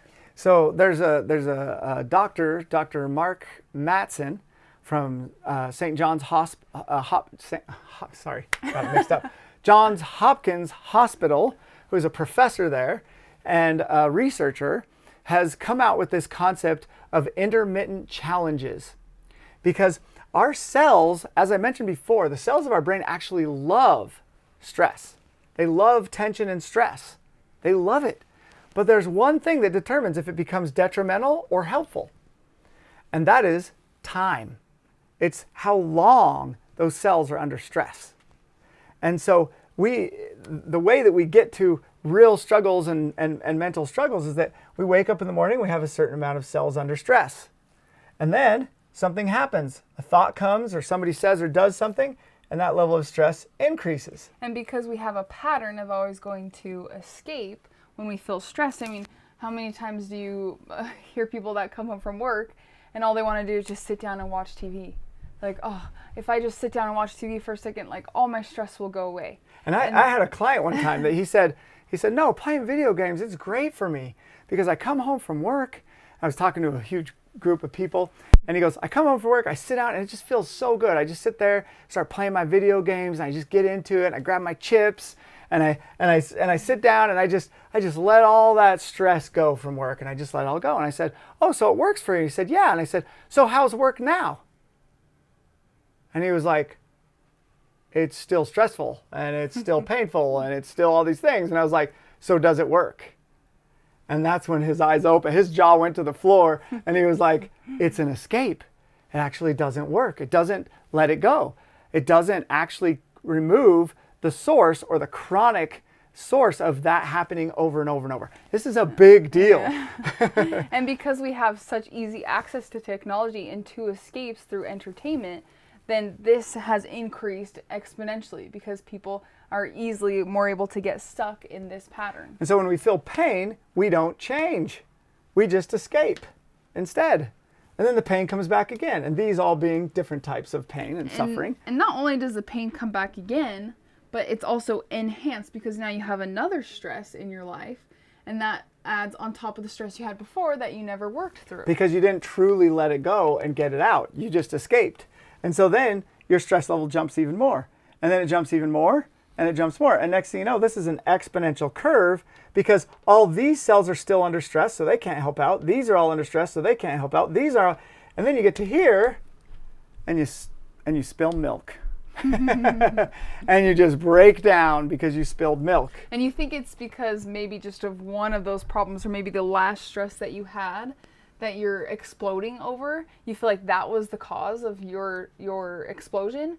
But in reality, it was all these other stresses that had built up because we don't know how to fix those stresses. And how many times do you, in your life right now, feel like if this were to happen to you, if you were to have these stresses, that you'd be able to work through it all the way to where you didn't have any stress from that thing anymore? A lot of people don't know how to change that. I'm going to say most of us, and even the professionals who are really trying really hard, don't really get these concepts at the level at which they help you to totally be able to overcome and change and shift and believe in absolute shift and change to where you don't have to do this anymore. You don't have to work on this because you learn to analyze your escapes, shift them, look for where their triggers are, see when you're doing these things, and you bring that every time you have stresses, you work it out. You see it as an opportunity. And so then this scale can really look like this. You have a stress, you're able to work through that stress, and it goes down. And then you keep going throughout life, you have another stress, and you're able to work through it, and it goes back down again. And actually, if you look at this, and if you look at what this would turn into, it starts to go like a frequency. So it's this up and down thing that we talked about earlier as a frequency, and our brain loves that. It loves to do this. It loves to have intermittent experiences or intermittent challenges, as Mark Mattson puts them. And there's a lot of neuroscientists and a lot of biologists that are looking at these concepts. As a matter of fact, a real basic one is there's these chemicals that get created in fruit or vegetables when they're under stress. And so they've found that this chemical is helpful for our body to learn to deal with stress and to build our immune system. But it only happens in plants and animals that go under stress. And so having bugs eat the leaves of the plants puts the stress on the plant that feeds it into the vegetable or the fruit, and then we eat that fruit and we get some of it. Isn't that crazy? It's because the stress actually helps build who we are. And it seems the opposite, right? Like, why would I induce stress when I'm feeling stressed? Why would I add more stress onto my stress already? And so what's going on in the brain is what determines if that is stressful, healthy stress or non-healthy stress. As a matter of fact, there's a study that they recently did where, and I won't go into all the details, but they took these two groups of people and they measured all these biomarkers for their health and for their immune system and all these different things. And they looked at their different types of stress and they induced certain kinds of stress. And they looked at the ones who thought about the stress as being wrong, bad, or it shouldn't be there. Like they shouldn't be having it. Using these words over here to describe their experience. Maybe. And then they took the other ones and they saw it as just the way it is. Like that's supposed to be there. That's the way it is. One thought it wasn't supposed to be. One thought it was supposed to be. The ones who thought that it was supposed to be there had almost no negative effects from the stress. Isn't that crazy? And the ones that thought it wasn't supposed to be there had massive shifts and changes in their biology and their immune system and their ability to cope and deal. So notice how this concept fits into this model, the away from and the towards side. So if you purposely move towards things that create tension or stress on a cellular level, and you do it on purpose and you induce it, it teaches your brain, it's healthy for your brain, and it teaches your brain to get over it and get through it and to let go of it. But remember that a huge key in this is that it's purposefully inducing that stress on yourself, right? Because when it's not, and you feel like the stress is happening to you, then you feel like it's external and you can't control it. And then that's where you spiral into this side. And there's lots of different areas to apply this. This is a big one. For you parents that are trying to get your kids to do things because you're afraid of what might happen to them, you're moving away from, and you start controlling your kids, they're moving into that side too. And then they can't access data and they can't think straight and they do things that, we taught them not to. And it's mainly because they're trying to get away from the judgments or the thinking of other people and their things around them. So it's a really powerful concept. And so we're going to teach you on this side how to move towards things, how to do. And if you think about some of the things out there, and you can go look them up, there's a whole bunch of things, new things out there that are teaching us how to induce stress, right? Now, some that have been around a long time are exercise, right? You go out and exercise, you put stress on your body. But if the people go out and they're like, man, it was such a hard day at the gym, I just hated it. Guess what? The physiology doesn't get the same as the person who's excited for it. Isn't that crazy? It has a whole different physiological change to it if they're moving towards something and they want it. If they do it because they're mad at their life, they think they're overweight and they're unhealthy and they're bad, and they just have to do it, they don't get the same benefits. And actually, it typically doesn't last very long. If you go around the gym, you can tell it's going to be there a while. They're the ones enjoying what they're doing. And they're loving a part of it. And this is something I reprogrammed in myself about 4 years ago. And I reprogrammed that part of me. I used to not exercise because I didn't believe in it. I didn't think it. I didn't see the reasons. But as I worked and learned this stuff, I started to exercise, and I've been exercising ever since. And I love it. I love exercise. And anything gets in my way of exercise, I make sure it gets out of my way, and I adjust and I do whatever it takes. And even if my exercise is a little bit less than other days, I do it because it's so valuable to me now that I see it more clearly and I move towards it. Other things that they've come up with are cold water dips. Anybody hear about those? Ice dips? Wim Hof is one of the main guys out there who's pushed it and has a lot of science behind it. But they'll tell you, cold showers alone, 1.5 minutes, 3 times a week, improves your immune system in one study by 80%. Just by doing cold showers for 1.5 minutes, 3 times a week. That's it. Inducing that, right? Another one are saunas. You can go out and research about saunas, heating your body up way past what it's used to and getting yourself there for a certain amount of time. I think it's 20 minutes, 3 times a week. at a certain degree. I think it's between 140 and 170, something like that. And inducing those kind of stresses to your body on purpose actually removes the chronic experience of those stresses. It's incredible. And there's a lot more out there you can find. Now we're going to talk about something that plays a part in some people's lives to a really high degree that can keep them stuck in this state of mind over here. And what that is really, it's so interesting because in people's lives, because of these linguistics and the way that they talk about things, they don't realize how much using these kind of linguistics get in their way. And sometimes people don't even research or really know the definition of a word, because what determines the definition of a word for each person, each individual person? It's based off of their perception around that word. And so someone can be developed, and their brain developed in a way that perceives a certain word way different than someone else. But then they hear someone else use that word and it has a completely different meaning to them than it does that person using it. And so that's why we focus on linguistics so much. And I would say that every word we have has slight differences. Maybe not a massive difference or totally different meaning, but just enough that they don't quite get it. And of course, there's always the body language and the way we use it that helps out, but sometimes it's also detrimental. But we have words that really get in our head and get in our way. And there's one we want to talk about today that kind of represents the model quite a bit. And it's this word perfection. So the word perfection has actually two different meanings. And based off of which meaning that we're using or we believe in or think about that word, will change the way that our brain works. So the first meaning is something that has reached the point at which it cannot be improved upon, right? So it's whatever it is. Someone used the example of a chair. They've reached the point at which that chair is got all the things to the extent that they want, that there's nothing left to do with it. You can't do any more to improve it. And what's interesting is that definition of perfection could actually does in a way mean that we have a destination to get to, and then once we're there, there's no more progress. Or even It's how over. many times do we feel like we're shooting for this certain goal or this destination, and we feel like we won't be happy until we get to that point. Yeah. And this is the same idea of perfection. If there's an end point, we keep thinking and relying on that end point for how we feel, and then maybe during the whole process of getting to that point, we kind of just push that to the side and don't really learn or have growth through that experience that we had because we're so focused on the end goal. And notice that that's a focus on the external thing. It's that end point. Like the guys at the gym that are just there because they want to, get big or lose weight or bulk up or have the right shaped body, and they're not going to be happy until that happens.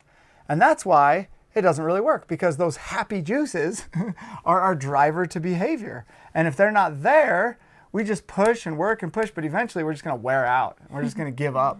And that's why most people don't get to their goals, actually. In our neural wellness program, that's the follow-up to this, we actually go deep into this concept, and we really help people set goals in a way and that they create the life that they want, and that the goals pay off every day that they're moving towards them, not all at the end.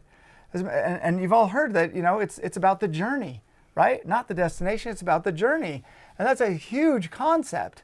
And this word perfection, when we think like this word perfection, like we need to get to a destination, it can be very detrimental. And that's where these words come up. This should, have to, must, need, because we're thinking about the destination, like that very final point, which all the happiness will finally be. Most people say, as soon as I have enough money, then it'll solve all my problems.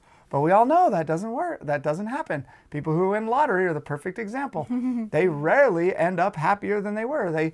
They feel happy right at the moment when they first find out, but it just gives them opportunity to use their brain the way they've already been using it. And if they've been sad, they end up even sadder. So putting off till the end point, all of our emotions and feelings and chemicals usually drives us to escape and to get away from it instead of towards it. And what happens when you're focused on a goal so much and you're so excited and amped, you finally get that goal and you're like, oh, awesome. And then you're like, now what? Right? Because you've amped it the whole time. And so then you may not be as fulfilled as you could have been if you were being able to focus on the journey. Right. And of course, everybody knows that person or those people who, they really focus in on a specific goal and they really go after it, and they're creating collateral damage all along the way. Their life is imbalanced, and they get that goal, right? It's an external goal, and they're able to get it. And then they look back on their life, and they're like, that isn't really what I wanted. We see this happening with older people. It's the saddest situation, is to put everything into reaching a goal only to find out that that goal wasn't going to fulfill you and it wasn't going to make you happy. The second definition, I'm sure you're excited to hear, is a lot different. It's actually quite different. And take a minute to ask yourself if you've been thinking of perfection as this first definition, and think about how that has influenced your life in certain areas. So the second definition is more of a process or a way of thinking that by following improves upon itself. Itself being the way of thinking or the processing. So being able to think in a way that helps us improve the way we think, right? So how does that feel when you think of that one? How does it feel when you think, okay, so perfection is more like just trying. It's not a destination, it's a path. And you can just step on that path. It's not that hard. And to get on that path. And that's what this model is designed to help us do, is to get on that path at a higher level and to be able to analyze our thinking so that we can make changes and shifts to that, so that it will get us to where we really want to go and the things that we really care about. And think of how this new definition sets with you. Start to question yourself and see if this really resonates with you and where it would resonate in your life and how it could change you for the better. And how much might you stop doubting yourself and stop feeling stuck and depressed and anxious and frustrated and angry if you could just say, okay, it's just a path. I'm just getting on it and I'm just trying. And without trying, I'm probably not going to know enough to make the changes that improve the process, right? Great. So we can let go and just say, hey, it's okay. I'm on the path. And actually, can you actually get off the path? Can you not progress or improve? Can you not learn? Is there a way to stop your learning process? I mean, there's maybe a few, but most of them are pretty extreme. I tell people, well, try it. Try stopping it. What would you do? Just lay down and do nothing? Guess what? You learn something from that experience. You almost can't not learn. Or even thinking about when people feel like they failed, right? They failed and so now they're moving backward in their life. Or maybe somebody's on a run or a race and they're running and they fall and they feel like they failed. But it's so interesting because when they fall, which direction are they falling? They're falling forward. And so they're still going forward, but it's just slower. And so a lot of the times we get caught up in feeling like we're failing and that we are moving backwards, but really we're always moving forward. We're always learning from that experience. And when we have a certain breakthrough or an aha moment, sometimes we feel like we're working through that same aha moment that we've had in the past. But the reality of it is it's different. And so everything that happens in your life, every experience will be different than the last. And so there's always something to grow from. And the only thing that determines if you get from point A to B quicker or slower is not about falling, it's about how fast you get up. It's how quickly you learn to jump right back up and keep going, because heck, maybe you find a way. I don't know if any of you played the video game with Link, where it's faster if you sit and jump and Zelda. Zelda, yeah. And you sit and roll, and you actually move faster across the game because you're falling forward and then jumping back up, and you do it really well. And so it actually gets you there faster. And so what really determines this over here is our focus, right? If we're focusing on something that we can't do or something that we cannot improve on, then it's going to make us feel like we've failed. But if we're able to change our focus to something that improves upon itself and start to think about the things that we can learn from it, then that will change our experience. And so focus plays a big part on this side. Focus on what? Focus on the internal things. Focusing on what you can do inside to change how you respond to your environment. And we're going to actually go deeper into that even more about what it is you actually can control directly. And luckily, there's only three. There's only three things you can control. We're putting a lot of stuff up here. There's a lot of things to think about. Life seems complicated, but when it comes down to it, there's only three things that you have control over. So That's going to be fun to go over. And so focusing internally, and think of how much more control, right? Over here, we're focusing on what we can't control. But over here, if we go internally, you can always control your perception and how you see things internally. And so it gives you a high sense of control. So you focus on what you can control. So what you can control and what you can do and what does work. So notice if you're trying to solve a problem and you focus on what you can do and what does work, we get past the tendency to focus on what we can't do.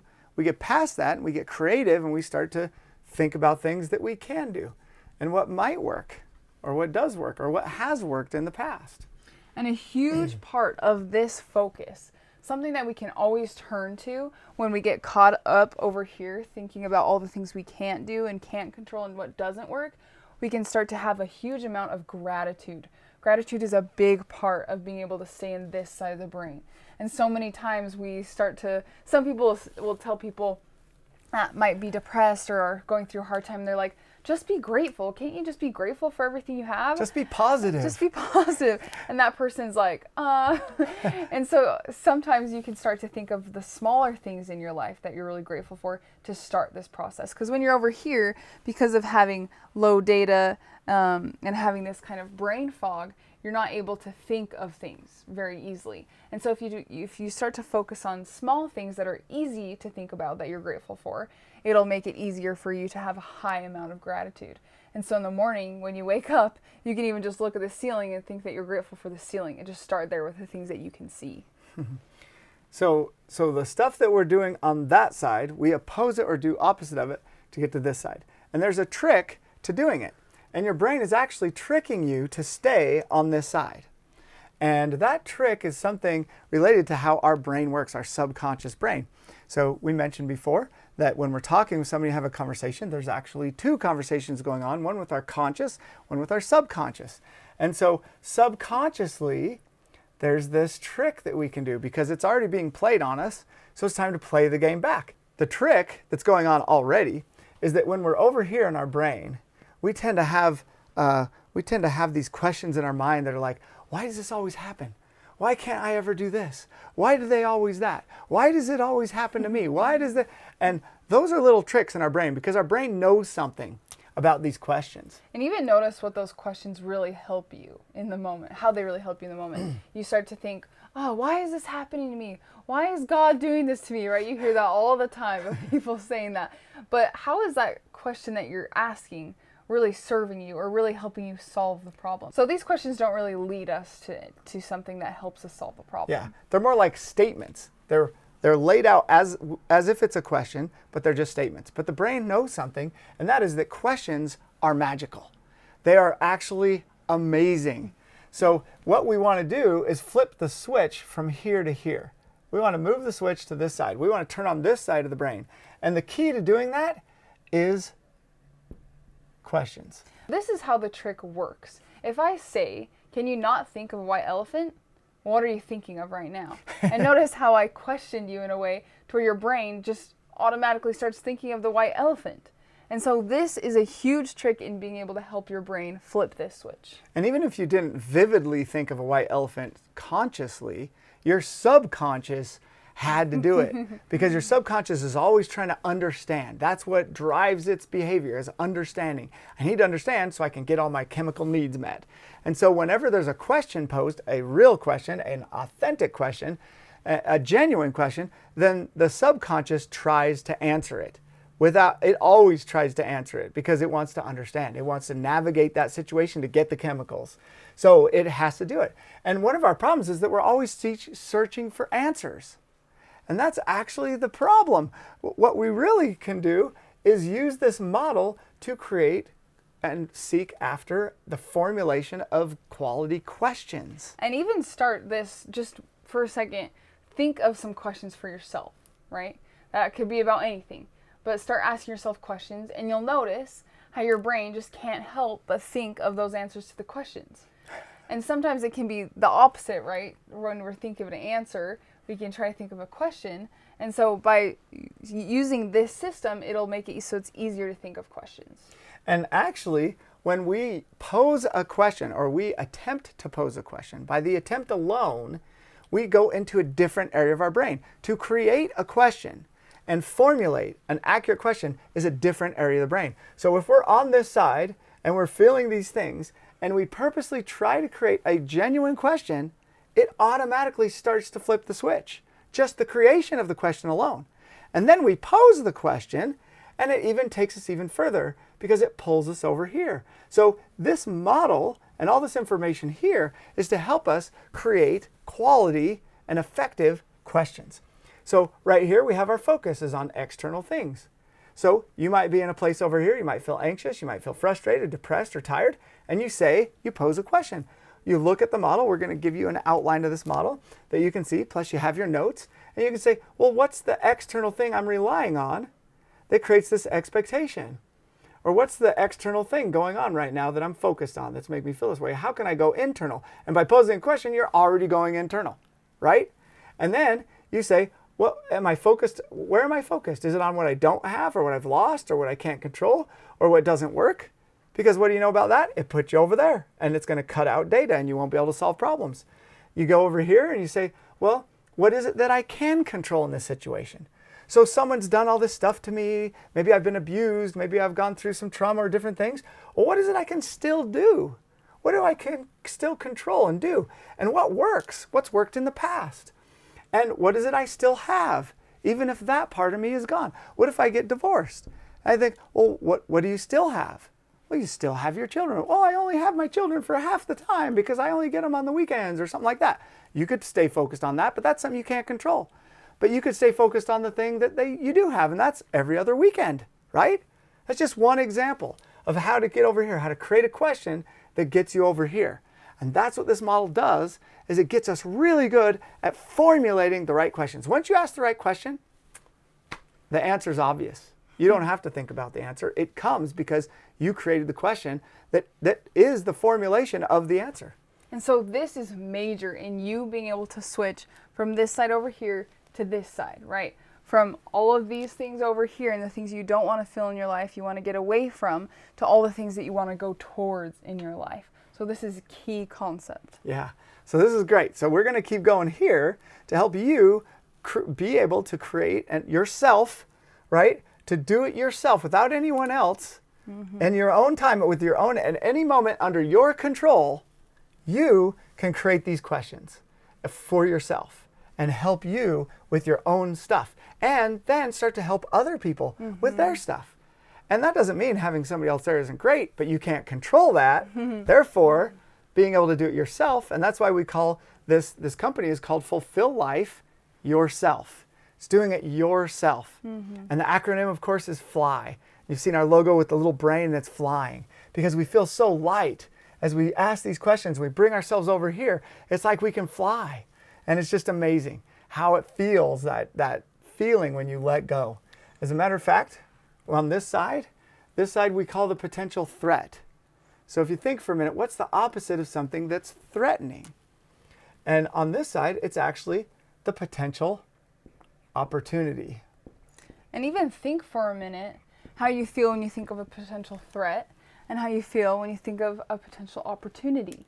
You start to think of things that you can go towards. You start to think of things that may be a challenge that you are excited to overcome, or growth, or ways of being able to become someone you really want to be, your true authentic self. Have you ever seen anybody when they get called up on The Price is Right or a game show where they have the opportunity potentially of winning a ton of money? I had a friend that actually did that one time, and he was jumping up and down. He went running up there, and sure enough, he won the thing, and he got up there, and he ended up winning a buggy, and he was so excited. It was this, $60,000 buggy, and he was so excited, and he had all this energy and enthusiasm and excitement. And then he found out he had to pay taxes on it, which was almost half the value of the thing. So it was almost like he had to buy it for half price. Wasn't quite as exciting, right? So it totally changed because he saw it as an opportunity, and then he saw it as a loss. Because now all of a sudden he thought he owned it, he thought it was his, and then he had to give up a bunch of money to have it. And then he ended up just selling it so that because he didn't want to pay that much for it because it wasn't something he wanted that bad. And a really big question that you can ask yourself to help switch your state of mind from here to here is, how can I see this thing that I'm going through, or this problem, or see these things over here as an opportunity? And just start out by asking yourself that. And that's huge, because that little question alone is, how do I see this as an opportunity? What do I have to gain? And from these things that you're feeling over here, right? Before, it was like, oh, those are so bad. They make me miserable. They make me horrible. But when you start to think this way, you start moving towards them. And they are away from things. So if you start moving towards them, they change. Your experience around them changes completely. Your physiology changes.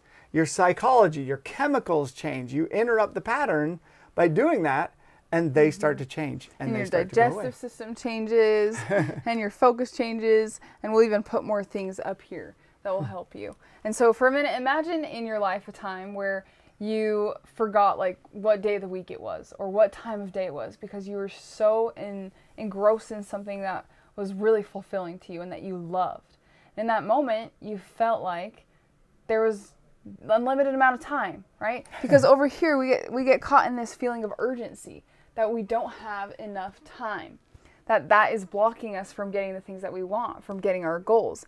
And so being able to switch and change your perspective to an idea that it's timeless, that you have all the time in the world, and that time being stuck over here is really just your perception. And really, when you come over here, that ability to be creative is like creating time, right? Because you have so much time in the day. But when you get in that creative space, and your ability to solve problems faster gives you time. How many times have you felt stuck around something you're trying to solve, and you just spin and spin and spin in this spiral, and you don't really get anywhere, right? That is a waste of time. That slows time down. But when you get on this side and you have creativeness, time starts to work for you. And you get to start to live the life you want. And you get to have these things because of your creativity and the shifts that you make. And our goal today is to get you so much of your belief systems and everything wrapped around this, that this is what you care about above everything. Because it will give you everything. And as this becomes your priority in life, and it raises higher and higher on your priority list, everything else just starts to fall off that you don't want. And all the things you do want start to fall into place. And so next time when you feel this massive amount of urgency, you can stop, take a deep breath, and remember this concept. Ask yourself a question that can help you remember this idea or this concept. That you don't have to deal with that thing that you feel like is urgent in that moment. And then all of a sudden you think of timeless, and you feel like, you know what, I don't have to do this right now. And maybe even go deeper and ask yourself, what would happen if you didn't do that thing? And maybe you're like, oh, it doesn't really matter that much if I do this thing or not. It's just something that I want. I can actually get past it, get on the other side, and it can be great. Even if I do miss my flight, even if I am late for the meeting, even if I do show up late to church with all my kids, and even if my kids are wearing different socks when they show up to school. I mean, whatever that thing is, it's that being able to get past that and use time and have time on your side. And so notice how we've changed the perspective. These two things are the same, right? They're about time. But one has a different perspective than the other. One has a perspective that will lead you or serve you in your life, and the other keeps you in this stuck circle. So when we do this, we help ourselves to remove the blinders. So when you think of the hyper-focus and the blinders, what would be the opposite of that? And so that could be having a broad view, or even having an open-minded way of seeing things. So if you think about trying to solve a problem and you're hyper-focused, if you had a broad view and you step back, and imagine if you did this with life every once in a while, anytime you're struggling actually, is if you just step back for a second and look at the whole picture, right? What do you really care about? What really matters to you? We get so short-sighted when we're on this side. And we don't look that far into the future, and we think right now, right now, right now. Especially parents raising kids. They're like, oh no, my kids are doing this. They're going to go clear down the wrong path and da-da-da. 10 years down the road, they're like, it's fine. It worked out. It's going to work out. especially if you're on this side and not so much on that side, but more on this side, right? So having that belief to be open-minded, have a broad view, also increases the amount of access to the data that you have. And that access, and actually, it's a way that neurons fire. They fire linearly, or they connect linearly. So there's chemicals actually in our brain that encourage this linear thinking. And some people use drugs to actually encourage that chemical that creates the linear thinking, and they get really creative, they get really artistic, they become really capable because it literally turns off the system. And when you turn off the system, you get really creative. You can access all kinds of data, and you can reach way deep into the brain for information and pull it out of this data that you stored from, 20 years ago or when you were a little child or whatever, and it's valuable for that moment, and suddenly you're so capable. It's phenomenal. And so creativity plays a huge part in this side of the brain. Being able to have high access to lots of amounts of data in your head. I mean, we talked about how much information is in your head, right? And so if you're able to resourcefully access that data or that information, your ability to be creative is going to skyrocket. And if you're able to be creative, you're able to think of questions that will raise your state of mind and your feelings and your emotion and all those neurotransmitters and feelings that you want to have on such a higher level. And so creativity is so big. And everybody has different belief systems about our creator and where we came from and what's going on. But I really like the idea, and this really supports the idea, that we're all here to learn this process of creativity, to become creators ourselves, that we can go on to the next life or whatever it is and actually create more. And whether that's actually true or not, I don't have a whole lot of evidence, but this tells me that it's likely that it is. And not only that, but I like how it feels. I like how it feels to believe that there's more, that there's a greater thing, there's a greater purpose, and there's more to create. There's more to experience and more to create, that it's not a destination. We don't end somewhere and then everything's relieved and then we don't have to do anything, right? Because actually, we don't have to do anything here. We don't really have to, right? That's our have to statement over there. And have you ever heard of the ripple effect? When you do something for someone else, I don't know if you've seen the movie Pay It Forward, but that whole movie is around the idea that if one person helped 3 people, then those 3 people would help 3 more people. And each of those 3 people would help 3 more people. And so this idea that when we do one thing that helps someone else or serves someone else, then it branches out and helps thousands, if not millions or trillions, and it goes on forever helping people. And so when we create these collateral damages, we're not doing that. We're doing the opposite. We're doing the opposite. We're creating a ripple of things that are on the negative side or the downside or the side we don't want, or create more of this in people's lives. Mm-hmm. You say something rude to somebody or mean or whatever. Again, we're not judging ourselves for it because it's just our patterns, but you can let yourself go and let yourself be unaffected by what other people say because you don't want to pass on that collateral damage. And so the opposite of collateral damage, when you're doing things on this side and you're smiling and you're happy and you're lifting people up and you're changing and shifting and helping others do the same, it actually creates what we call collateral benefits. Not just for you, but for the world, for the group, for the whole of the earth and everybody. You actually get to send those benefits out. And believing in this changes us. I mean, imagine the times and the moments where you really believe this. And maybe even while we were saying it right now, the feeling that came across you and you thought, wow, I can have an effect. I can increase the happiness on this planet by my acting out, my being a certain way. Because you never know when someone's at a crossroads. You never know when your smile could actually shift that person just enough that they treat the next person just a little differently. And that little difference is what gets them to create a relationship. And maybe that relationship turns into a family. Who knows? You don't know. And then that happy family goes on, and it's all because you took that little thing. You never know. It's happening when you don't know. So why not just believe it's always happening? Or even imagine that it is. When you help somebody else, take a minute to kind of soak in what you've done for that person and think of all the things or all the different ways that it's affecting their family and their families and just that whole ripple effect of helping tons of people. Because what will that do for you if you take a minute to stop and think that? It'll just motivate you to keep doing that thing that you wanted to do in the first place.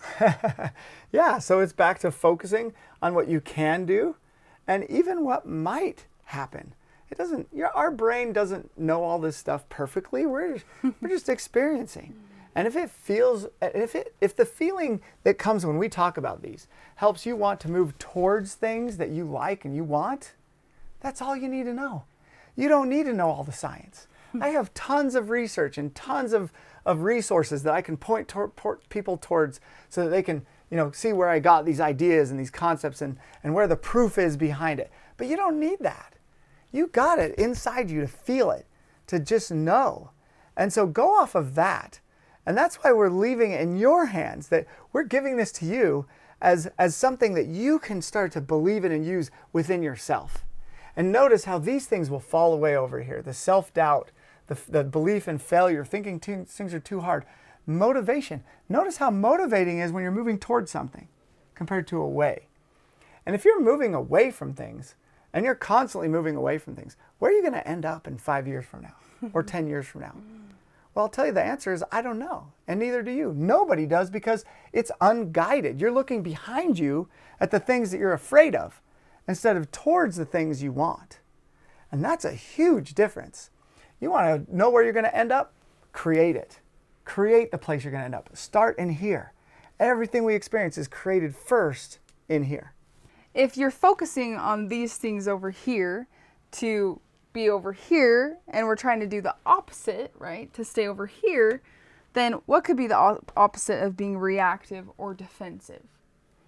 And sometimes we get caught up in being reactive because we're just letting our environment choose how we want to feel. But instead, we can be proactive and think of how we can change inside of us and our perception to be able to really get the outcomes out of life that we want. And it won't depend on our environment of what's happening for how we feel. And so this is such an amazing way to see life, that no matter what happens around you, you'll still be able to be your true, authentic self.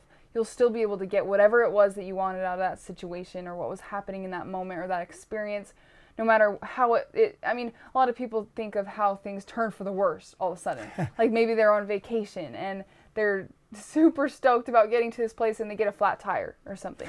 So now, you being able to know this and being proactive in what's going on in your brain and being able to analyze, you'll be able to ensure that in that moment, you're still your true authentic self and you're still having a good time or feeling happy. So here is a process that you can actually use, and it's related to the word expectation. So having an expectation is where we're in this reactive state instead of proactive. And so how do we become proactive with this concept of expectations? Being able to do something opposite of expectations is kind of tricky. Like, how do we be productive? Because in this state, we're thinking about how we're being acted upon, but what we want to do is learn how to act upon. So in other words, we choose and we decide our actions and where they're going to go.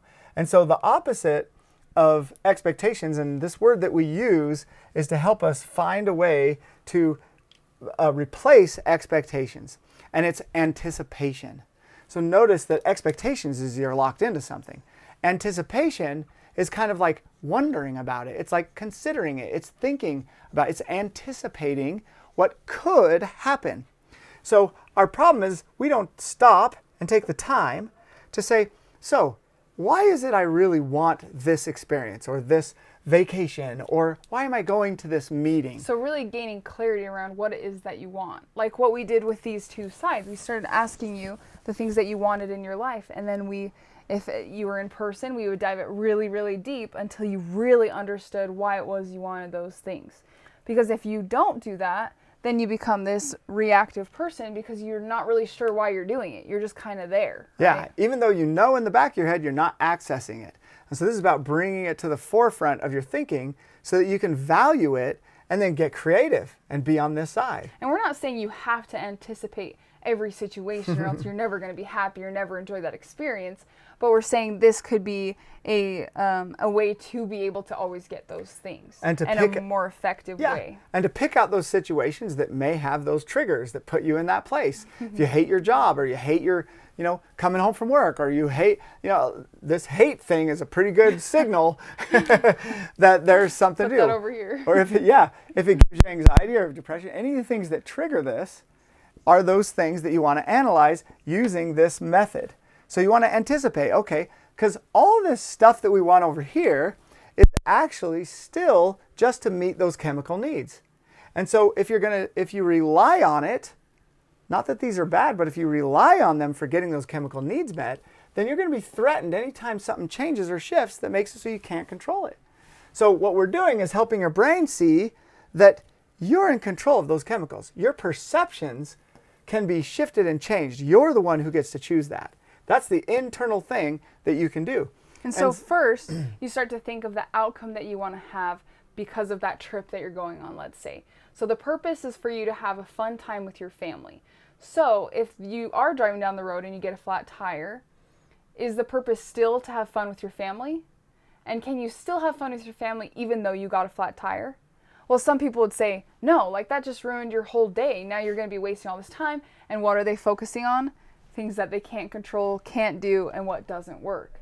But if you're able to stay over here and you've already kind of pre-thought of this might happen to you, right? Because how often does this happen to people while they're driving down the road? And so you can start to think of how you can still have a fun time with your family in that moment. And you can even do it before you go on the trip. And that's by analyzing, what does fun mean? Why is it fun? Well, a lot of people will say, well, because we interact with each other. Does a flat tire make it so you can't interact with each other? No. Well, we play games. Does a flat tire make it so you can't play games? No. There's a lot of things that we don't realize are going on in our head that's messing with us. And if we stop and anticipate different possibilities by getting clarity around why we want it, man, in that moment, you'll be creative, especially as a parent. You get a flat tire, one of you has to get out and work on the other tire. The other one says, hey, kids, look at da-da-da. Maybe let's go walk over there and see that, or let's da-da-da. Or maybe all of a sudden you start to teach your kids how to change a tire. And then how valuable would that be in their life for the rest of their future? And so now all of a sudden, you might be excited that you get a flat tire because it'll be opportunity to teach your kids. And maybe that was part of your purpose of your whole trip, was to teach them and to help your parenting with them and growth. And most importantly, as a parent, is that you're showing them how to do this process, right? Okay, so they're going to be an hour late to Disneyland or whatever. They're going to be an hour late to their destination. But in that hour, why focus on what you can't control? Focus on what you can. And I know this is a challenge in some situations, but that challenge means that it's super beneficial for your particular brain to do it because of the level of challenge it is. That's the indicator. That's the key indicator that that's one of those things that'll be valuable for you to figure out. And it'll change your life. And it'll be different on you. So when we talk about these trauma experiences, as a matter of fact, we say, well, when people have trauma, the way we see it now, the new science and the new way of psychology is that trauma actually existed in you already. It had been implanted as you soaked in information as a child. And the event that came only brought out those patterns. And they created conflict within. And the way we dealt with conflict is this escape. And all these traumatic responses we have are a way to deal with that. And so, but it doesn't necessarily solve it. But this model can help someone get through it to where it solves those underlying struggles and issues and patterns that we have, so that the trauma next time it comes along is not traumatizing. We can have the same thing happen and we're totally fine with it. Better than fine. We see it as a way of learning and changing and shifting. And if we value that enough, then the trauma, those negative effects of trauma is just not there. And so you can stop and ask yourself, what would traumatize me? And if you want, you can walk yourself through this process of anticipating how you want to react when that trauma does happen. Therefore, making it so it's not a trauma anymore. And that when that thing could happen or it does happen, all of a sudden you have this arsenal of things that you can think and perspectives that you can have around that thing that you didn't want to happen, to where you stay in this state of the mind, or you still perceive that trauma as an opportunity, and then you can gain from it, and now you value that experience. And those fears around the trauma drive our daily experiences. So being able to get those out is valuable. And me being a parent, I unintentionally planted lots of trauma in my daughter and my other kids. And so we've used this model to walk through a whole bunch of those things. And her reaction to those difficult life experiences that might come, we've talked about a lot of different things that could come. We talked about ones that women are typically generally really traumatized by, and that's being attacked by someone, that's by being, physically abused by someone, or any of those kind of things that create that. And now she sees it totally differently. And the way that she would respond to that, and the way that she would think about an attacker, or about all these scenarios and situations, is totally different. And with that, her ability to do that keeps her over here. And then that creativity kicks in, and actually in those situations, she'll be much, much more capable of being creative and capable of solving that problem, and potentially helping that person to see more clearly and help their perception and shift and change. Maybe, but if not, she knows that's that person's foundational way of thinking, and that they didn't really choose it, and there's no reason to hold any feelings towards that person, because what does that do for her, right? I mean, isn't this is amazing. This is a life-changing stuff, and this is one example of many things that you can use and apply these principles. So the other thing is that when you anticipate, you're also analyzing your stories of the past. And a lot of times these stories of the past are failures. They're that we failed somehow.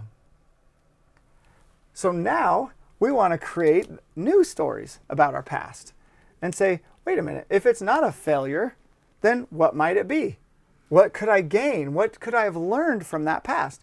Because if you don't figure out the stories of the past and what they're meant for you, and what that pain, the change that pain was providing, then it's very likely it's going to come back.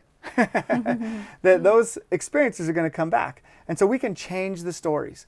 We can change that and go through a process of asking questions about that and create a new story around it.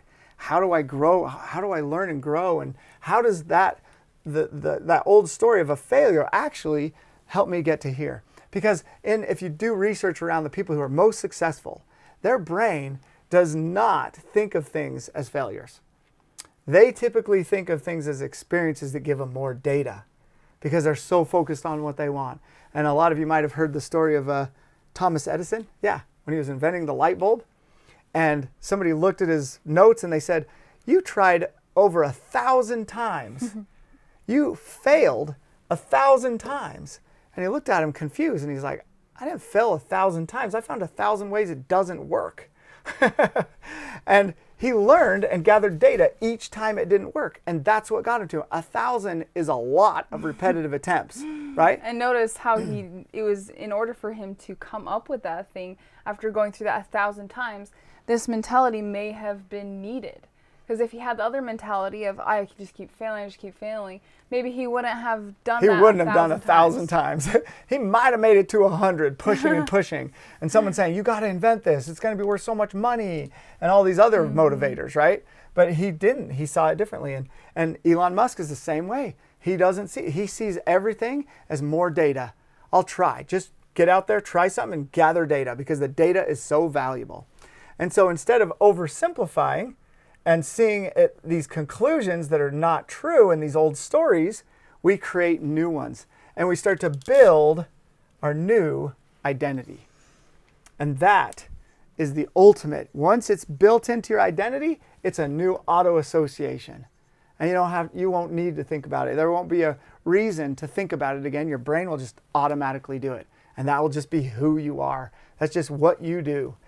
And so many times when we come to these oversimplified conclusions, we're thinking that we understand everything, right? How many times do we come up with an oversimplified conclusion about someone else, right? We judge them and we think that they made the wrong decision, or they're dumb, or they're doing this thing in their life that we don't agree with. And that is kind of a prideful way of seeing things, right? Our own pride gets in the way. And so we think that we understand them, but how complicated is their brain really? How complicated is their foundational maps and how, what percentage of the story or the situation do we actually understand? Like, right? When you tell a story to somebody, you're only giving them fractions of what really happened and what really was there. And that's why the same person can be in the same scenario. The police struggle with this every time there's a crime and they have witnesses, that they have such different stories because they're focused on different areas of what happened for different reasons based off of these foundational maps. And how many neurons are in our heads that make up these maps? And trying to think that we can dissect that person and really think what they're thinking and know why they did what they did. It's like you'll never be able to get to that point of really understanding them. And so then we can just let it go. We can understand and remember that we don't understand that person and that we never will. And so having this new perspective helps us to be humble, to have humility, that it's too complicated. There's no way to fully understand what is happening in that situation. But that doesn't mean that you don't try to understand, and using the 6 human needs that we'll talk about later and try to dissect, and do what you can to help that person, but you don't rely on that situation for how you feel, which is very key in this. That being able to let it go puts you in this free state. But when we get upset and we start judging them, and notice how I said we're getting upset, even though it's that person's situation going on in their life, all of a sudden we're being reactive to that. And so notice that the oversimplification of what's going on is like a closed door in the mind. It's a discontinuation of thought processes and thinking and creativity. And what we want to do is open the doors. So by saying, okay, it's just too complicated for me to totally understand. I can't rely on it, but I do want to help. I do want to do whatever I can. I want to gather data. I want to try. And now you're open-minded and you're collecting that data and using those resources to help you help that person or help that situation. Whereas before, if you get caught up in these oversimplified conclusions, thinking that then you're gonna be like, oh, they're helpless, right? You start to have a closed mind and think that, they can't be helped, right? And you start to feel stuck. Maybe. And these are all ideas or scenarios that we're giving. So now let's say you have a problem and you're on this side of the brain. You've asked enough questions. You've brought yourself over here.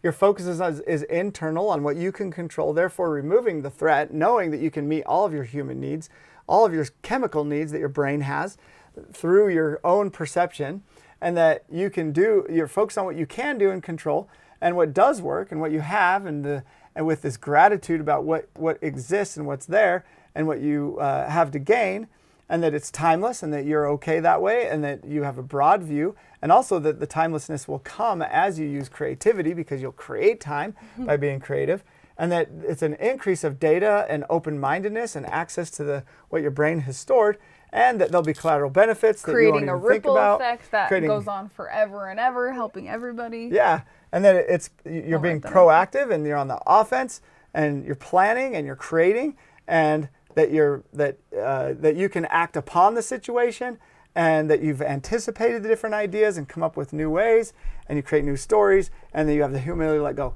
What are your chances of solving the problem? I'm going to say if you do that, it's going to be 100%. You're going to figure it out. It might take a little bit of processing. It might take a little bit of time for you to get over here, but it's just about being over here.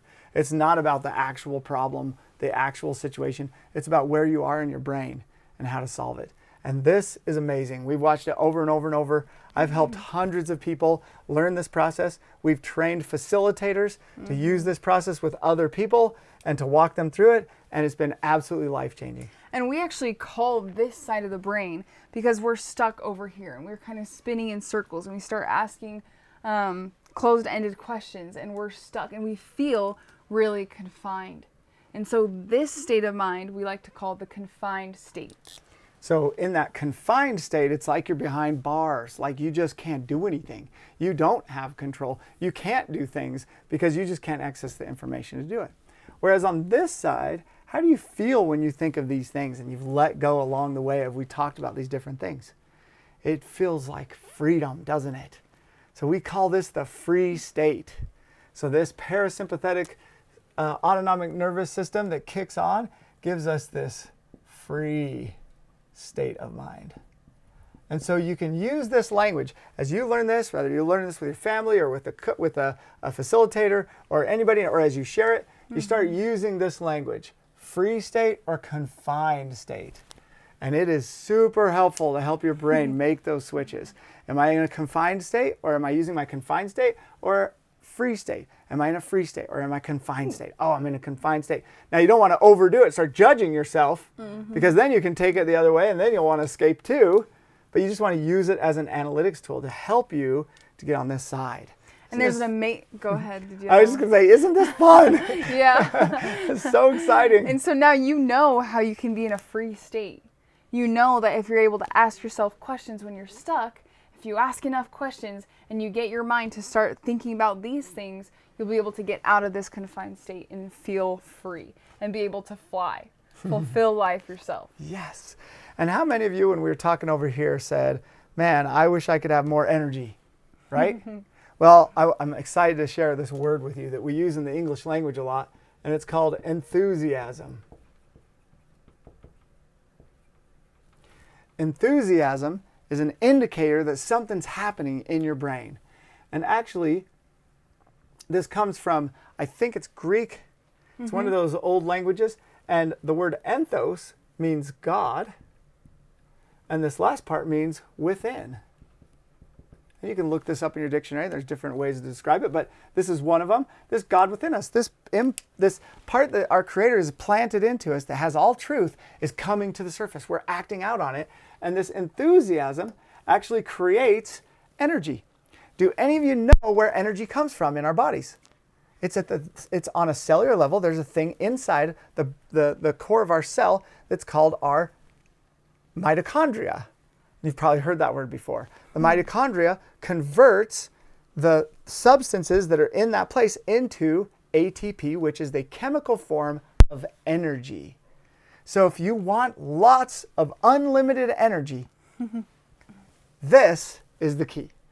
And this enthusiasm tells you that you're getting it.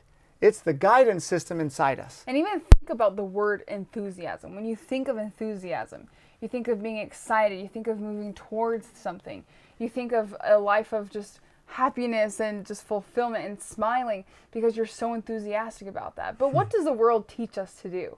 Right? The world is always saying, especially when we're young calm down. kids. Yeah, that's too much. You don't want to act like that. We have these social norms to not live at our highest level. Sit down, be quiet, stop yelling. And so then we grow up thinking that we need to be this quiet, careful, reserved kind of person. But think of how your life would be if you were always enthusiastic. Yeah, and some of us more than others. And some of you are like, well, it's just not my personality Maybe you're to be out there. We've labeled ourselves as introverted, and we're not like that. Well, remove all the fears out of your life and then ask yourself, would you like to be around people and doing things with people? And if you didn't have the fears. And I think all of you will say, yeah, actually, if I could get rid of all those outcomes. Going deeper and really going through that process. Yeah, I would love to be around people. And would you like to be enthusiastic? Would you like energy? Would you like the energy to do all the things you want out of life? And you might have a really different list than what's here. Either way, they all take effort and energy. And this is where it comes from. It's that mitochondria. And there's different things you can do to light up that mitochondria. And when we talk in our program, our 30 modules and our neural wellness program, we talk more about specific things that activate the mitochondria and the things that keep it from activating. And so you want to make sure you get into that because we don't have time in this session to do it, but we'll spend time there. And it is amazing getting energy mentally through your perceptions and then bring your environment into it to give you even more, because it's actually really rare that we're not getting enough of the basics to create ATP in our environment. Almost everybody, even if you don't eat well, even if you don't exercise, you don't take care of yourself, you don't get out in the sun, you don't do a lot of these things, we actually have those resources available. And here's how you can tell. At your very lowest low, if your house was on fire and there was someone close to you loved, especially a child, in danger, would you be able to come up with the energy? And of course, we all know the answer is almost every scenario, yes, we would. So the energy was there. Why couldn't you get it before? It's just accessing it. It's that ability to reach that energy. And this process is what gives that to you. And you know, because you felt it as we've been talking. You felt the energy, you felt the hope.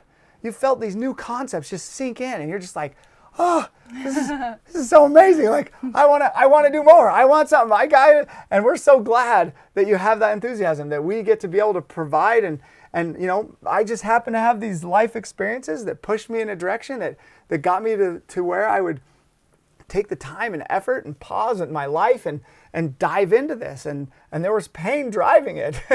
and I'm so glad that I get to be here. And I'm also really glad about this next part, because we're going to dive into the specific chemicals. So I know we've talked a lot about chemicals. If you can understand those chemicals at a new level, then what could you do? Because if it's the driver for all behavior, what if you understood what was behind people's behavior, including your own? And this is so fun, because now, once you learn these, you'll be able to see why people do what they do. Because so many times, how many times actually have you asked yourself, why did they just do that? Why are they thinking that way? And you are trying to help somebody. Oh, especially when you're trying to help somebody, maybe somebody that you love. And you're like, I just don't understand them. They keep doing this thing that's totally hurting them in their life, and they're not getting what they want out of life because of it. And I keep telling them they're doing this thing, but they just keep doing it over and over, and they're stuck. And you're like, I don't understand. Or you're actually saying, well, when they feel bad, I comfort them, but then they keep feeling bad again. But I keep giving comfort. I keep giving words of comfort. I keep giving support. But they just keep coming back. It's not, because you're not actually helping them with those chemical changes and needs. So we're going to talk about them. Now, in this video, in this time we have together here, we can only briefly go over these. These are a huge part of this model. And actually, in our modules, we have a full module for each one of these. We want you to spend a day or two applying and looking for ways that these principles work out in your life. We're going to give you some examples of some common ones, but there's a lot more, a lot more. So we hope that you'll take the time, and that the energy, enthusiasm in you drives you to the action of dedicating little, even just small parts of your day throughout the day to dedicate to this concept, and to keep this going in your life, because it will change so much. And it's really fun to be able to think about how your brain works, and to think about how this need or this behavior is meeting a certain need, and why it is that you're doing that. And it's really fun to really just get into this and dissect it. And so not only will it help change your life and help the way that you see others and yourself, but it's also a really fun process to go through. And these are what we call, they come from a psychologist, actually, and we're going to talk about the chemicals attached to them that the psychologist doesn't mention, and nor does anybody else. This is something that in my research through neuroscience and psychology kind of came together and went, hey, these actually match up. So we're going to give you the chemicals that go along with these psychological human needs. And the psychological human needs themselves come from Chloe Madonis. She's a psychologist from many years back, and years ago she came up with this, and it's actually exploded. It's actually really popular out there amongst a lot of life coaches and people who are trying to help others with mindset and shifting and different things like that. But the way we present them is a little bit different, and we also attach them to those chemicals so you can kind of understand at a deeper level. These are called the 6 psychological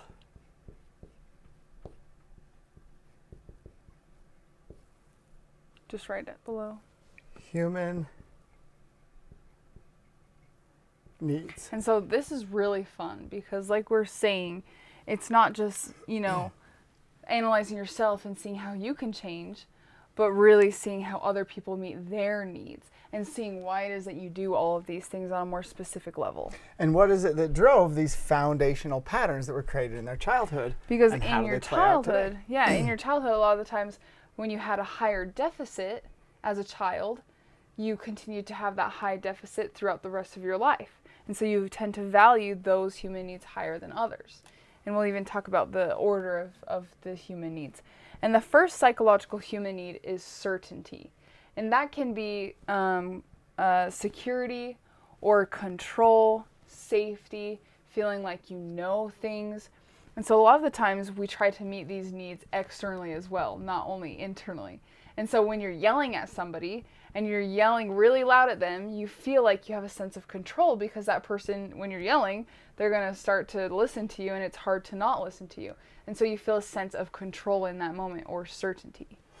So these are ways that you can feel certainty. That doesn't mean they do or they will, but these are different versions. These are, in and of themselves, are not certainty. And so everyone is different. And everyone's a little different. So we have the feeling of security or safety, control, also knowing, like we know something, and that we're for sure knowing, right? We talked about here about oversimplified conclusions. Well, now we know one of the drivers is this need for certainty. And that need for certainty can really be very useful and very helpful, but also very detrimental. And of course, certainty is one that actually kind of runs throughout. So it's like that closed door of thinking. It doesn't help us have creativity or go into more things. And remember how we talked about that at the beginning when we said, try to not put it in that bucket of like, oh yeah, I've heard this before, I know that, because you're doing that to meet this need. And maybe it's not serving you to stop, to keep closing that door and stop receiving that information. So if you think about it, if you had all certainty, you knew everything. As a matter of fact, another one we put on here is predictability. Things being predictable. If you woke up one morning and you had all certainty, in other words, you knew what was going to happen no matter what you did, you're in total control of everything, so that gave you total safety and security, and you could predict anything. You woke up that morning, how would you feel? What would you do? Right? And actually, most people say, well, it'd be really boring, right? And I would have no motivation to get up. So this certainty is a huge motivator. And the chemical that we're going to talk about, and these chemicals, I'm just going to erase a little bit here, so hopefully you got that down. These chemicals are the neurotransmitters in our brain. And they are the chemicals that jump the synapse of our brain. And when they are secreted into that, I shouldn't say jump the synapse, they are secreted into the synapse of our brain. And that experience of emitting a chemical into that synapse where these two neurons connect is where we get emotions. That's the emotions that drive our behavior. They're the ones that make us feel what we feel. And whichever ones, and we talked about those neurons and that all-knowing center of our neurons, that memory, that's what drives what will happen and what we'll feel, and that drives us towards things that are good and away from things that are bad in general terms. So when we do something for someone, we feel good and we want to move towards it. When we hurt somebody, we tend to not like it and not want to do it again. Generally speaking, now in the moment we might want to, but deeper inside we know that we'd much rather have not hurt that person. And we might think, well, there's people that are in the extreme situation where no, they love to hurt people. Well, it meets their needs in some ways based off of these childhood maps. But once those are out of the way, they don't want to. And they can't really see another pathway to meet that same need because their brain hasn't thought of it, right? Because when we're stuck over here, we have this low access to data and we can't think of things. And so we get stuck in doing this pattern that might be hurting someone else, but we're like, there's no alternative. Like, I don't know what else to do to meet this need. And so they keep doing that pattern over and over. But if they're able to get in a free state and be able to have high access to data and be creative, then they could think of different ways to meet their needs that wouldn't hurt other people, right? And so they just have a higher deficit for a certain need and they only see one way to get it. And notice that belief that you can go internal and meet all your human needs and that there's no threat feeds this chemical of certainty because you have control over it.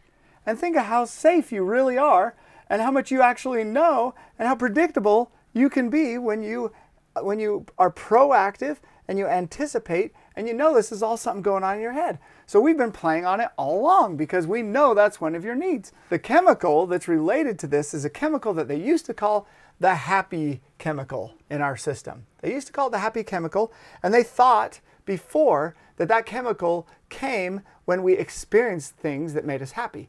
However, the recent research has shifted that and changed it. That it is the precursor to our actions. So every time we take an action, this chemical comes up. And you've all heard of it before, and it's called dopamine.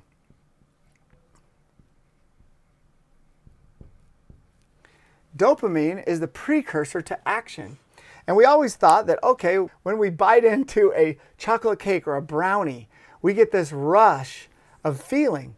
But actually what they say is dopamine is that anticipatory chemical. That anticipate is what it looks at the cake and it thinks about cake and it remembers last time there was cake. So this is all the previous thoughts and patterns before they actually do the action, right? And thinking of how it's going to be when they take that bite and what will happen. And so then predicting all of these things actually makes it so that the dopamine is released. And so then they're going up to eat it and the dopamine's just rushing in as they do it. And then as they bite into it, they get the feeling that they were predicting. They get the flavor they were predicting, and then some other chemicals come into place. And as a matter of fact, if we had all certainty, it would throw us way off balance. So if certainty is the driver to all action, but if we have all of it, then we don't take any action, then because dopamine is actually adaptable and we adapt to it, and then our baseline goes up and then we wouldn't take any action, then we need the balance, and that balance is uncertainty, or in other words, variety. And kind of like we talked about before, when we're being bored all the time, if we have variety, then that gets rid of that boredom, and we start to meet our needs through different things, right? Going on a vacation. A lot of the time people like going on vacation because of the variety. They get to see and experience new things, different things. And this also has a lot to do with people who are kind of thrill seekers, right? You know, you jump off a 40-foot cliff and that's been fun, but then you get bored of it and then you want to jump off 60 and you keep going because you want that feeling of variety. And when we take that chocolate cake and we're bringing it up and we bite into it, the dopamine rush comes in, and right before we're taking it, and then a little bit still keeps coming, but then suddenly the change happens inside of us, the variety. That flavor comes back that we've predicted would come back. And if it's the same as we predicted, then we get this rush of combination of dopamine. And then the second one is endorphins. And variety can also be called uncertainty, right? The opposite of certainty is uncertainty. And so we get this rush of endorphins. And these endorphins in our system are the thing that makes us feel like, oh, great, it's wonderful, it's good. Now, that can actually be blocked if our prediction is inaccurate. So if you take something and it looks like chocolate cake, but when you bite into it, it tastes like an apple, then, actually, let's say something that's worse than an apple. Maybe it's rotten. Maybe the cake is moldy. Maybe it's rotten red meat. That's cooked red meat that is rotten. That looks like a brownie. That looks like a brownie, and we eat it. Has anybody had an experience where you pick something up, you thought it was one thing, and it was something else? My brother reached in the fridge, grabbed a jug, and he thought it was water, and it was vegetable oil. And he took about 3 swallows before he realized it. And so he did not feel endorphins, even though there was a shift, but it wasn't what he was predicting. So when you combine the certainty with the variety, it's the perfect mix, right? So a really good movie or a really good story has both.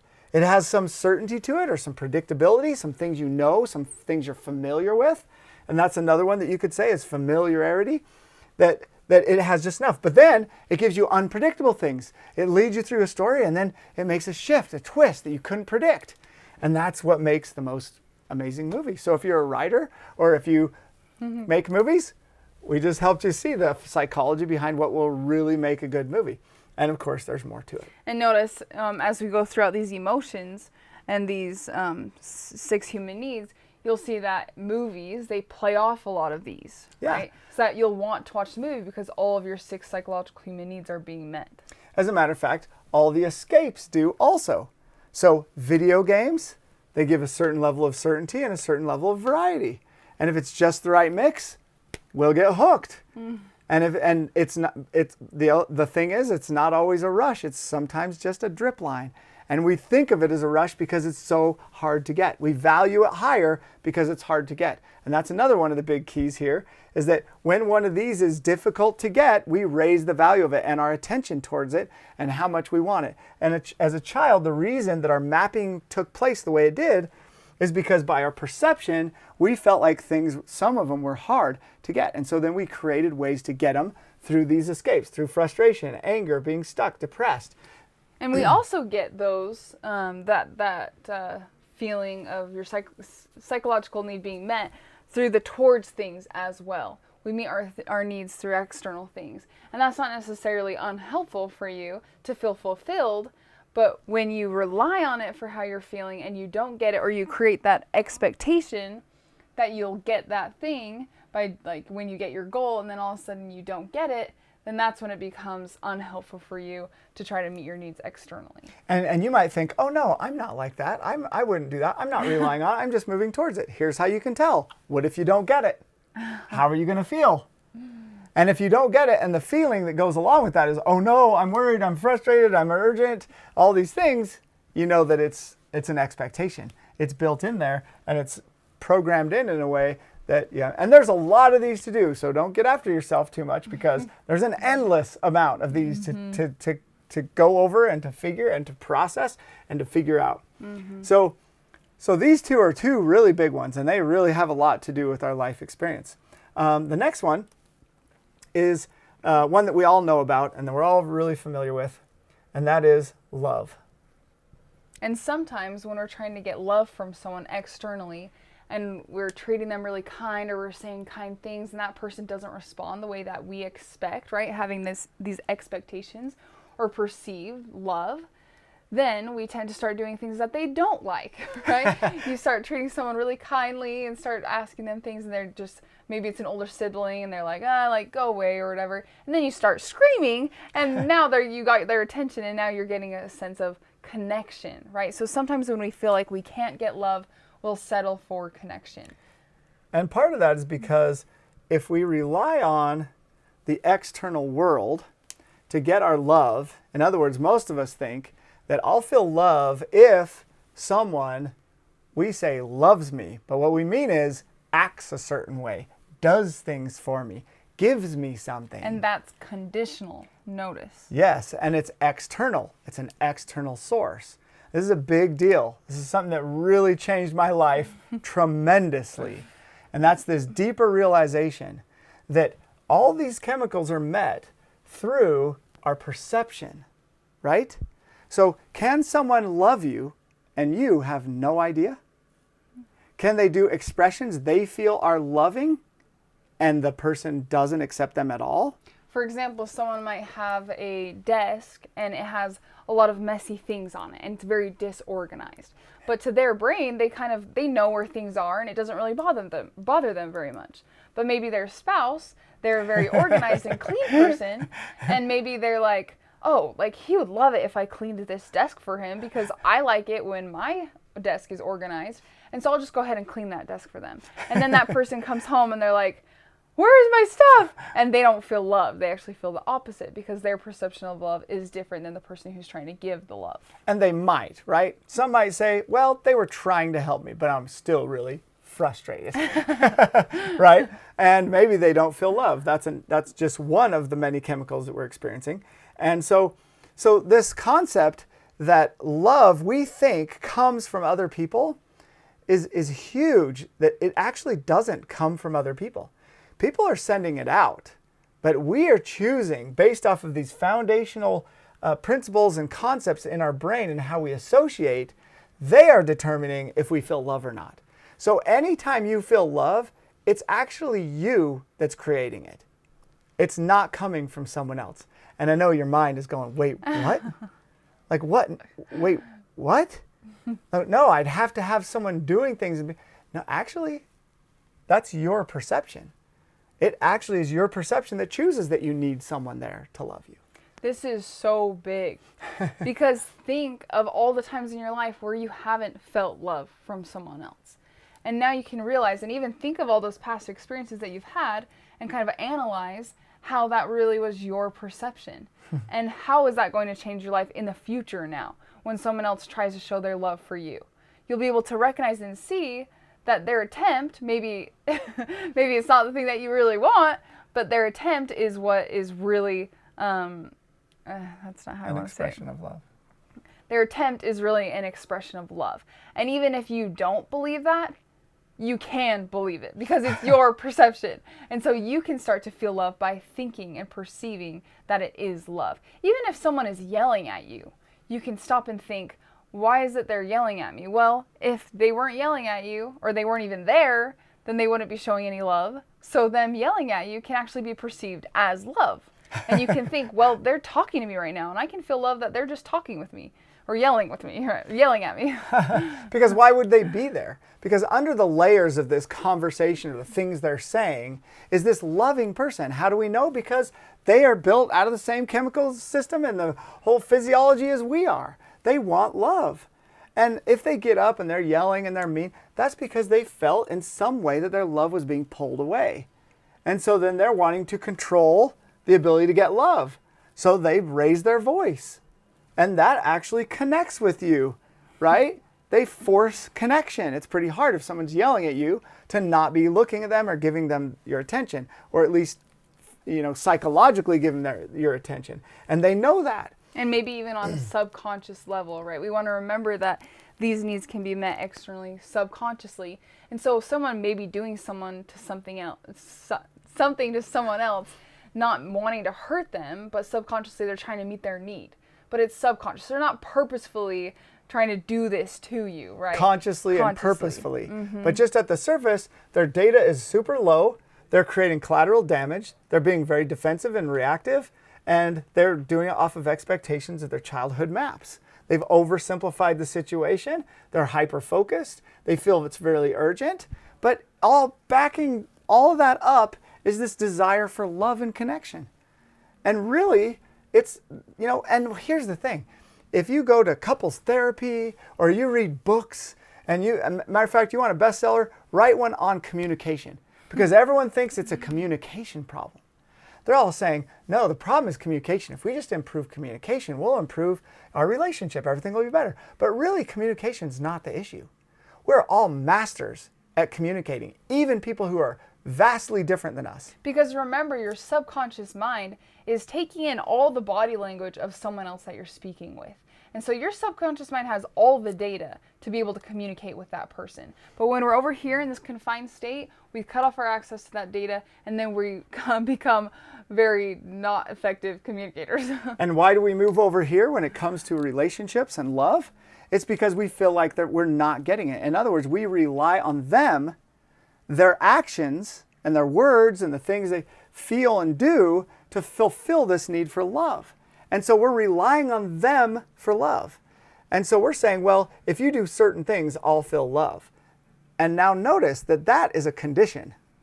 You're putting a condition on your feelings towards them. And how does that other person start to feel, right? They may think, oh yeah, that's what love is supposed to be like, like trying to be positive or trying to think that that's how it's supposed to be. But on the inside, and having disagreements. But on the inside, they're really feeling this pressure from the other person that they need to be a certain way to make that other person happy. And they feel controlled. Mm-hmm. They feel like agency is being pulled from them. Because one of the things is this whole model is teaching us to analyze and choose consciously through our own means. In other words, exercising agency. And when we have that kind of relationship, we're doing that. This is huge, guys. This will change every relationship in your life. When we're doing that, they feel threatened and suddenly they don't know how to respond and they stop communicating. Again, it's not communication. Yes, with communication, you can make improvements and help. However, you can also build on this threat. You can also build on this reliance on the other person when you focus so much on the communication. That you got to have the communication just right. That it becomes even more and more reliant on that they do it right or that you get the communication right and you finally understand each other. Mm-hmm. I'm telling you, you can let that go, and by letting that go, your communication skyrockets. Skyrockets. You're very capable. You might say, well, I have a best friend. I communicate really well with them, but my spouse I can't communicate with.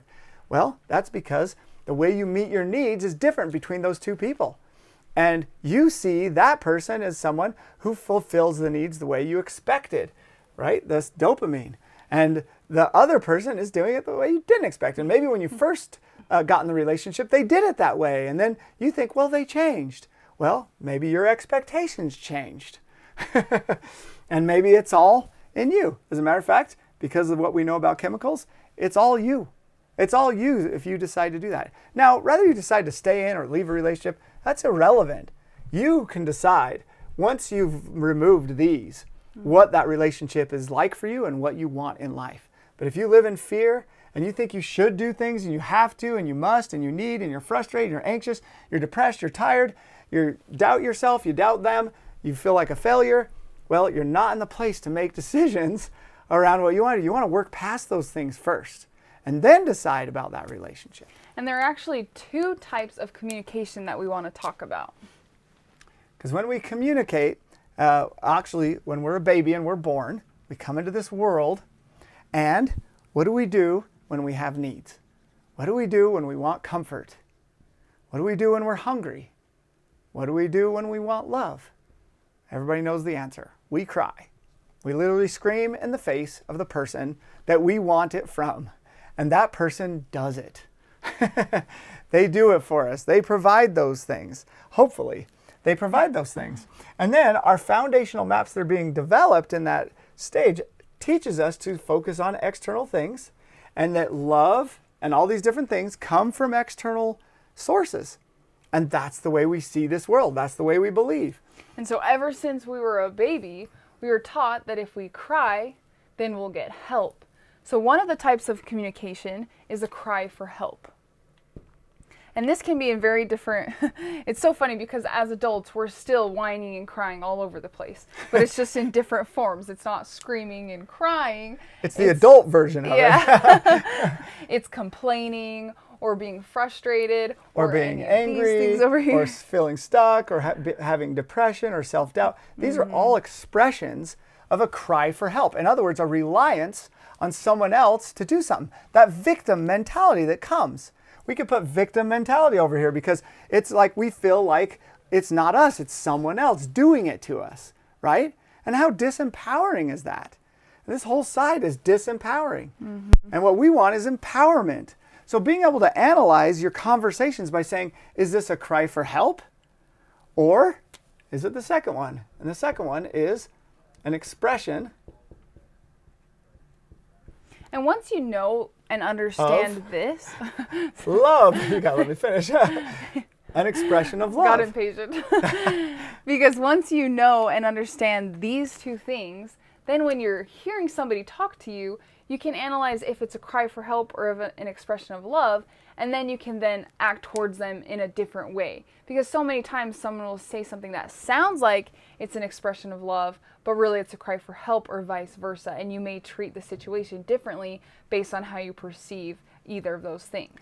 And maybe even more valuable to you is you can analyze yourself. Yeah. So before you speak, I stop myself so much now. Am I crying for help or am I expressing love? Because what is it that you want to do most of the time? Right? Almost all the time you'd rather express love than cry for help. And solve all your problems internally inside you because they're yours. Nobody else is creating your problems. They're all you. It's your maps that create all your problems. And so relying on someone else for it. Now, that's not to say that you go to people and you talk openly and you have conversations and you try to help and be helped and all that stuff. That's all great. It's the reliance on it. It's, again, that reliance on the chemical. And by the way, the chemical, a lot of you have probably heard of this and some of you might have already figured out, but it's oxytocin. And oxytocin comes also from physical touch, or a lot of people get oxytocin from animals and they feel love from animals. And it's so interesting, the idea of animals, because a lot of the time we don't know what an animal's thinking because they don't express themselves with words. But yet we still perceive that they love us or that we're connected with them, even though they're not saying anything at all. So this is a really big one. I know there's more to talk about in this and more ways to apply it in your life. So definitely when you get to, it's a later part of our program, each one of these that we go through and we spend a whole module and a whole day or two having you use it apply it and see how it works in the experiences you're having in your life, and help you be able to get to a place where you are getting the oxytocin that you want within and not relying on other people, and therefore not trying to control other people or making them feel like you're taking their agency. And that's a big deal. So you really want to get to that module. I can't remember what number it is, but it's in a little ways. It's 20 something. and you get to spend, we go deeper on this and really go into what that's like. And so the fourth psychological human need is something that drives us to really want to express ourselves a lot of the time. And that is significance. Sometimes someone will wear really strange clothes or dress a certain way to get attention from other people, or maybe they like the praise. And so significance can come in many different ways. And a lot of the times we get confused when we feel like we're giving or contributing to someone, but we really are doing it to get something from the other person. And that's where it becomes an external way of meeting an external way of meeting our human needs. So if someone doesn't respond a certain way that we expect, then we're going to be disappointed. We're not going to feel significant because of it. And so oftentimes younger children in a family feel a little less significant because they might perceive that they're getting less attention, or that they're and again, it's a perception. So some youngest child will feel like felt way significant because of all the attention they got with all these siblings. Based off of their perception. Based off they their may perceptions. have grown up in the same family, and one feels different than the other. And some will focus on their parents and say the parents didn't give me as much attention because I expected because my friend who was an only child got all this attention, or something like that. Totally depends on what their associations are. But some people go out and they get their significance by feeling unique. And like she said, wearing, getting piercings in certain ways. And not that I'm against any of those things, but they might get tattoos and piercings and because they want to feel more significant. And that usually comes because in their childhood, they just didn't feel as significant. Their parents, in their attempt to parent and to get their kids to do what they want, they might have said things that made their child feel less significant, or maybe they didn't give them the attention that they could have, or that the child wanted from their perceptions. Doesn't mean the parent messed up, just means that by the perception of that child, it didn't align and it didn't meet that need. So they raise that value of feeling significant. And we talk about people, we say, oh, that person just wanted attention. Well, that's very likely because they didn't feel significant. They just wanted to be recognized and that you're aware. So if you're someone who likes recognition, you like to achieve things so everybody can see it, and you have things on your wall that say you've accomplished things or awards, those kind of things, you might be one of those people who really value significance. Not that that's a bad thing, but it's something that you want to be aware of and analyze to see how it serves you. Because sometimes it might get you in this place where you use perfection as an end point. And that's what you need, is that end point, so you can get that significance. And so if someone doesn't respond a certain way that you'd like them to, maybe if you show them your achievement and they're like, oh, okay. And you're like, oh, right?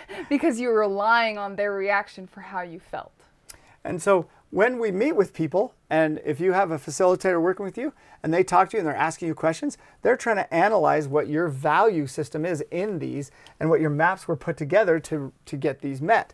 So they can help you, and you can help yourself figure this out for your own. And a lot of the times with significance, people can get caught up in validation, that they feel like they need to be validated in areas of their life externally from other people. And so they're always questioning themselves and saying, well, do you think it should be like this?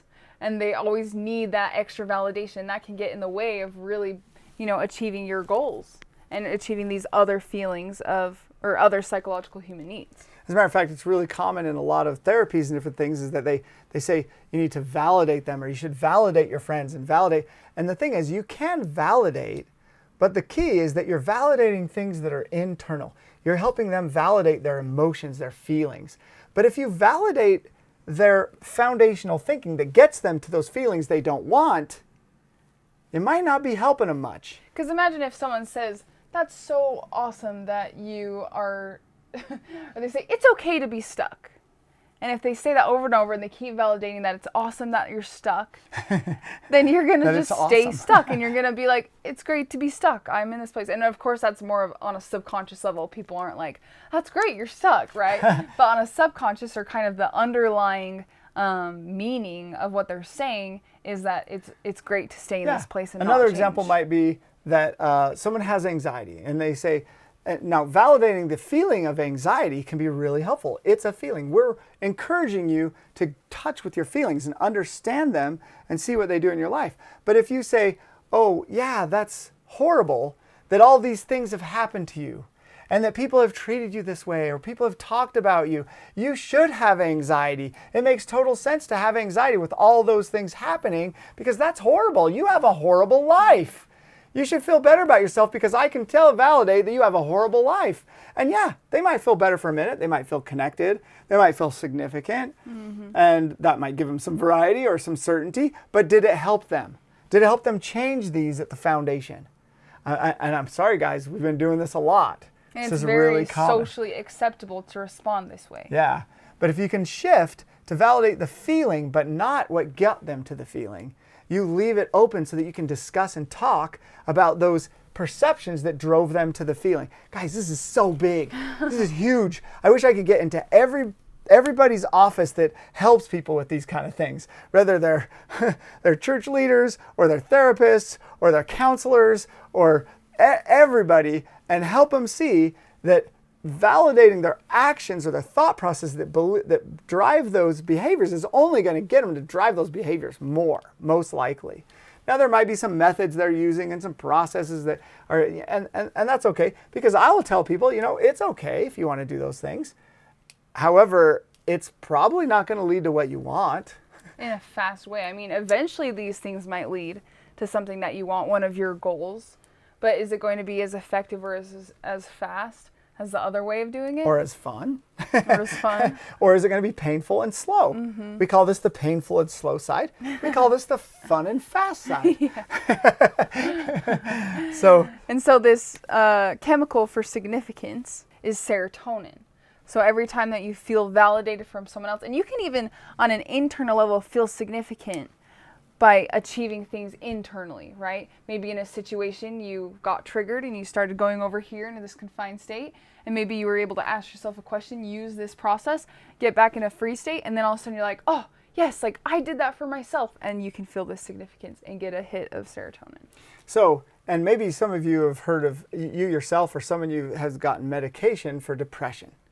Depression is a deficit in the experience of serotonin. In other words, they feel very insignificant. They feel like they're not growing, they're not moving towards, people don't care about them or whatever. They feel insignificant. And so they have SSRIs, which are serotonin reuptake inhibitors. And they inhibit the reuptake of the serotonin so it stays in that synapse longer, so they have that feeling longer. That feeling that they're significant. But the medication doesn't train them to think differently or change their perceptions, although it could open up an opportunity for that. And sometimes it does, and that's why sometimes it's helpful. But at the foundation, they want to learn to see this world and live in a way that makes them feel more significant. And we mentioned some things that you can do, and one of them we erased here, which was the ripple effect. That the effects of what you have and do to other people, that has collateral benefits. That reaches out. Believing that you mean something to other people, whether they believe it or not, is irrelevant. Because you know more now, right? That this stuff works. This is what happens. You can remove people's threat and you can help them live in a better place, and they won't even know it. I do it all the time with people, and I bask in it, and they don't know. They might not know at all. Now, some of them do. I've had people that have, when they go through a full process like this, come back years later and tell me how much it changed their life. I got a message from someone just a month or so ago, and they said, I don't know if you remember me, we met once. This was before I had the whole program and the other stuff we had, and we just met once. She goes, one day we just did one thing, and she had been struggling with self-harm, and you'll actually get to learn more about it, because she said, it changed my life so much. My perspectives and my shifts in the way I saw things and dealt with life. And I had 2 little kids, and I had all these challenges come up in the last 2 years, and I've just lived at such a high level. I want to write a book about it. And I was like, wow, like sometimes you get some feedback that's pretty amazing.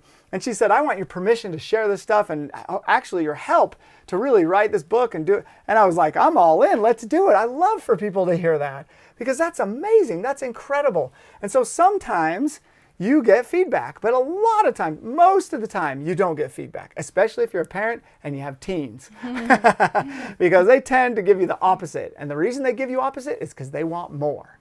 They want you to try harder. They want to get more significance, more oxytocin, more endorphins, and more dopamine, because they're living in a time where their chemicals are doing all kinds of things, and they want more from you, and they're testing you. They're just testing you.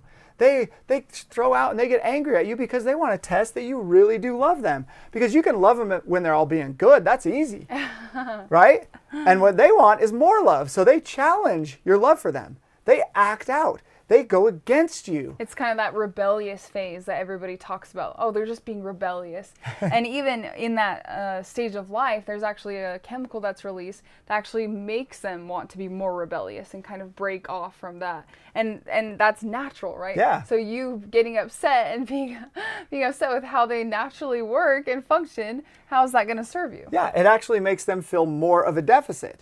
They're like, I'm going to test this out. They get upset, they attack you, they call you names, they tell you you're stupid or whatever your child's level is. Maybe you're a child and all your child has to do is look at you funny and you just break down because you can't handle it, right? So it could be different levels, but what it is they're testing to see if you have the love. And when you don't, and you don't respond and you don't let it not bother you and you continue to give love, they feel more and more a deficit. So then they want to do it again. And this doesn't only happen with teenagers and parents, but this can happen in all kinds of relationships, that someone stops showing their love because they're not feeling like they get enough and they're trying to meet their need externally.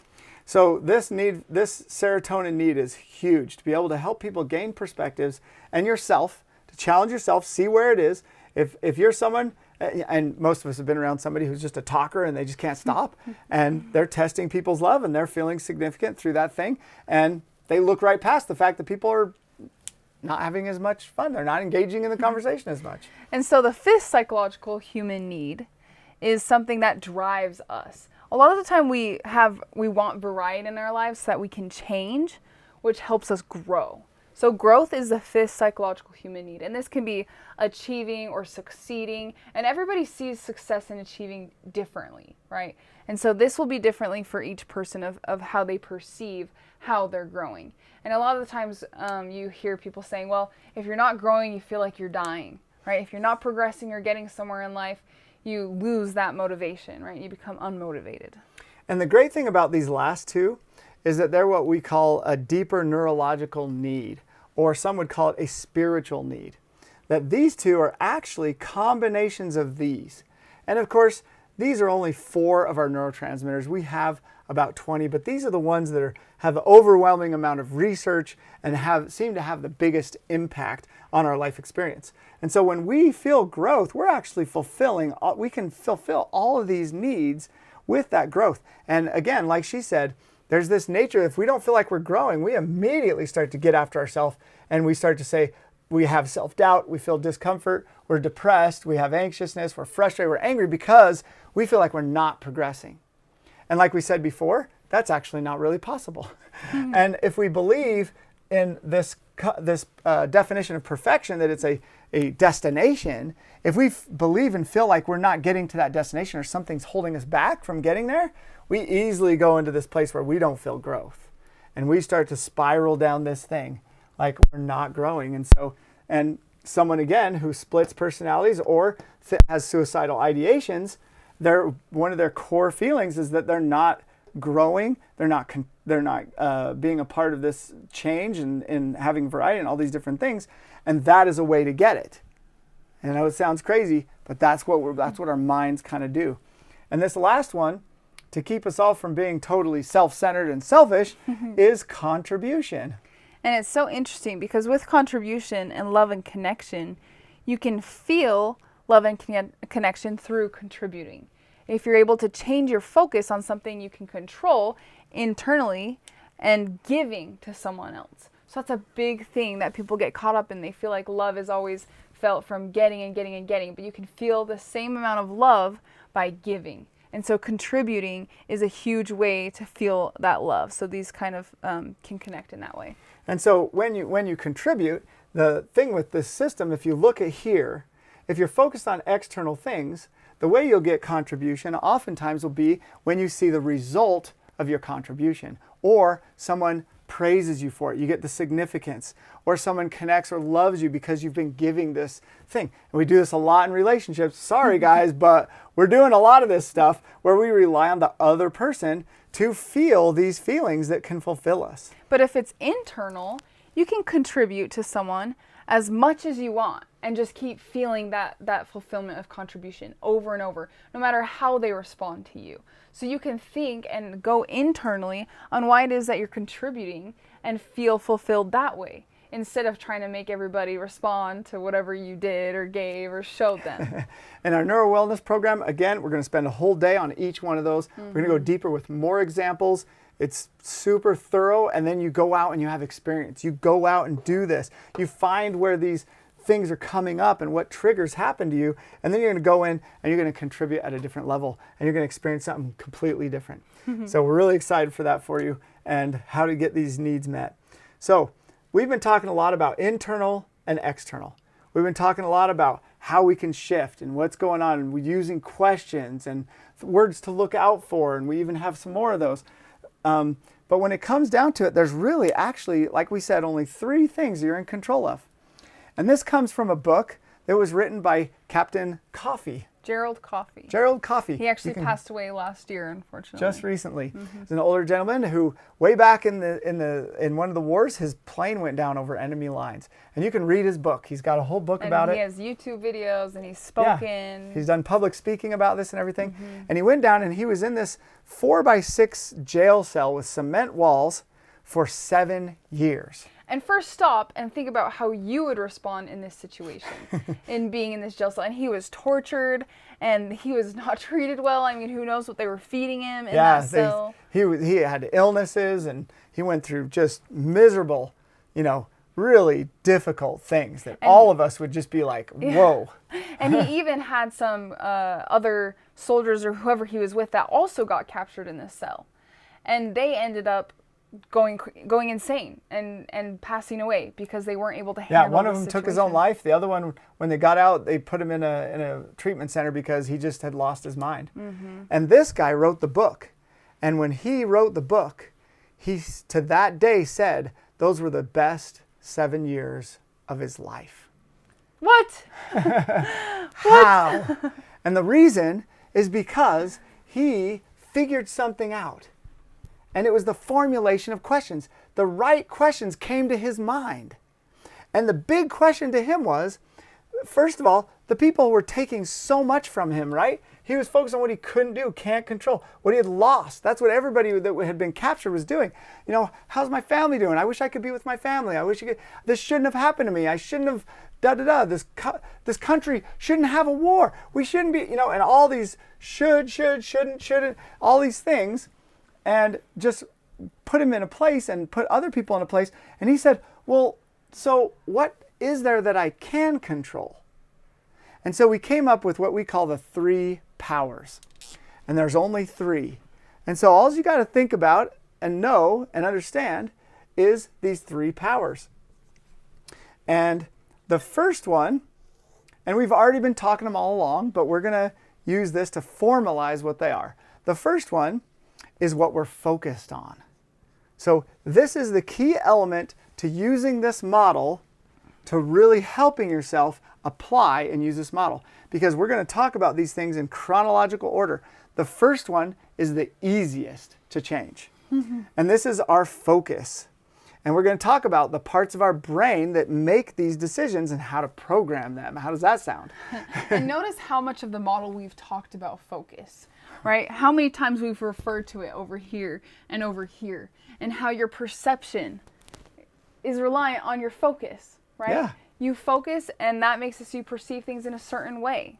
And we've been going through this whole thing, and if you would have turned on this video and you weren't really focused, and you had a dog running around your feet bothering you, and you had to keep pulling away to do things, or a child that needed something, or a spouse that needed something, and you kept pulling away, or we just kept talking, but someone walks in the room and you talk to them for a minute and you come back, your focus shifts and you miss things and you won't get things. As a matter of fact, I encourage you to rewind if that's been happening to you and make sure you get it. And this is a big reason of why we created the Neuro Wellness Program.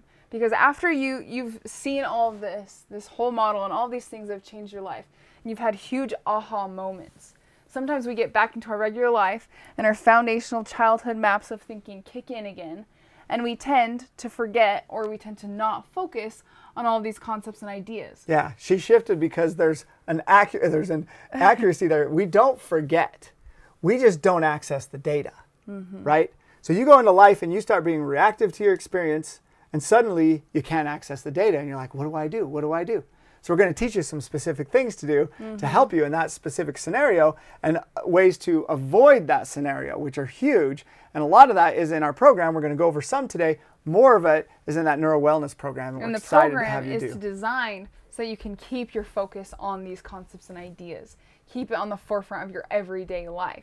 And that's how we have lived now. It's become a part of us. And we've taken it to an identity level to where we can't forget these things that we've learned. It's ingrained in us. It doesn't take effort for me anymore to get up and exercise, because at an identity level, that's just who I am. And when I wake up, the first thing I do is put on my gym clothes every day, no matter what the day is. And if it's a short workout, it's a short workout. If it's a long workout, it's a long workout. But it's a part of my identity. That's what I do. Certain foods I don't eat. And there's certain foods I do, and I rarely question or think about it at all in those scenarios. And other ones I'm still working on. So it's just getting it to that identity belief. So the first thing is focus. And I want to talk a little bit about what chooses our focus. This is a little brain. I'm going to draw up here. And we have our subconscious mind, or our midbrain, oftentimes called, and then we have the front part, which is called our prefrontal cortex. And so our prefrontal cortex is our consciousness. When we're developing as a child, as we talked about before, we didn't have the ability to analyze our thinking. This is a model to help us take deeper this ability to analyze our thinking, which is agency. We're actually teaching you how to take your agency to a new level. Now, our brain has this thing that chooses the information and where it goes when it comes in through here. So we have this subconscious. I'm going to put subconscious here and our conscious here. Now, as the data comes in, it comes in at 40 million bits per second. Can you believe that? 40 million bits per second through all of our 5 senses. The neuroscientists have found a way to turn that into data like a computer, and they're saying it comes in about 40 million bits per second. Now, there's a place right here it's an interstitial group of neurons called the reticular activating system, or the RAS.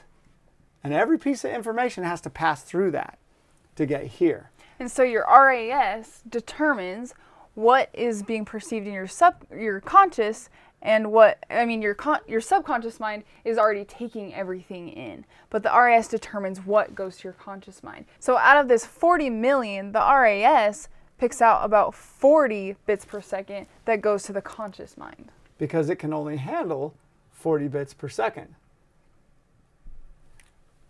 There you go. So that's the RAS's job. Now, we have programming. We can program that RAS. But so this first power we have of focus is all about the RAS. It's how to program that. So we're going to teach you some methods to program that, because that's the easiest place to start making changes in your life. And the RAS becomes an automatic thing. And we call this neuro-auto-associative programming because we can auto-associate the things that we see, right? We can choose how we're associating those things, and then it becomes automatic, so that we don't have to put this discipline or this effort or this work into seeing those things and perceiving them that way. It just comes more naturally. So the second power that we have is, of the things we're focused on, which already reduces how much is being processed, is the meaning or the perceptions, meanings and perceptions that we have around the thing that we're focused on. And meanings and perceptions we call maps.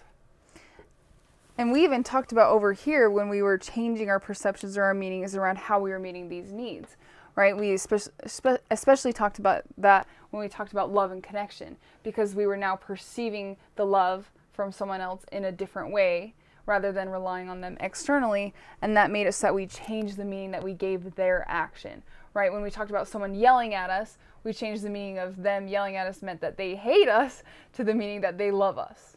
So in other words, it's changing that story, changing the story behind it. The belief systems and the framework at which we process something we can shift and change. And the way we do it is we use questions, right? That's what we did, is we used questions and we answered questions about that love that we feel and how we process it. And so those meanings and perceptions can be changed. So we have our focus that leads to our meanings and perceptions.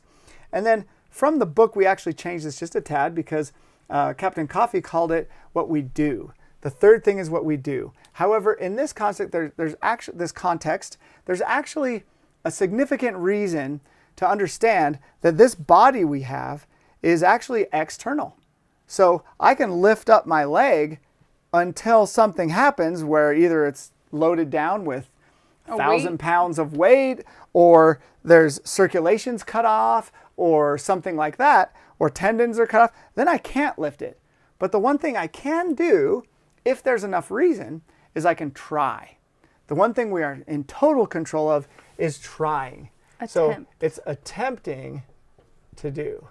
And notice how that even feels different for you when you think of when you are relying on something for the result of it, right? That if you don't get the result that you want, then you won't feel happy or fulfilled or meet these human needs through that because you didn't get the result, which can also be called an expectation. So we have first our focus, and then the meaning we give that thing, and then what we attempt to do. Our actions, what our habits are. They go here. So if you want to change a habit, trying to change the habit is the hardest way. It's the most difficult and most slowest way. But to change our focus, that leads to, and then changing our meaning will change our habits. So I have people that we go through this process and they come back to me a week later, a month later, a couple months later, and they say, hey, just so you know, this other part of my life changed too, that I really wanted to change. Maybe one of them called me up and said, in the 6 weeks since we met, I've lost 30 pounds. It's like, but we didn't really even talk about that. And it's because they changed their focus, the meanings and perceptions around how they met their human needs, and then they didn't need the overeating or the unhealthy eating to meet those needs anymore. And so it just fell off. And that's the key. If you work on these, your actions will just fall off. Your patterns, all these other away from things will slowly just start disappearing in your life. And it's not this hard discipline work thing you got to focus on every day. It's like it just happens and you don't have to fight against yourself, or you don't have that conflict of your subconscious and your conscious mind just fighting all the time. So what we do want to do and put our efforts in is the easiest thing, and that's our focus. And that is programming our RAS. And so in our program, our neuro wellness program, we're going to go through and teach you a morning routine. Because when you wake up in the morning, you're a victim to whatever's going on in your brain because you're asleep.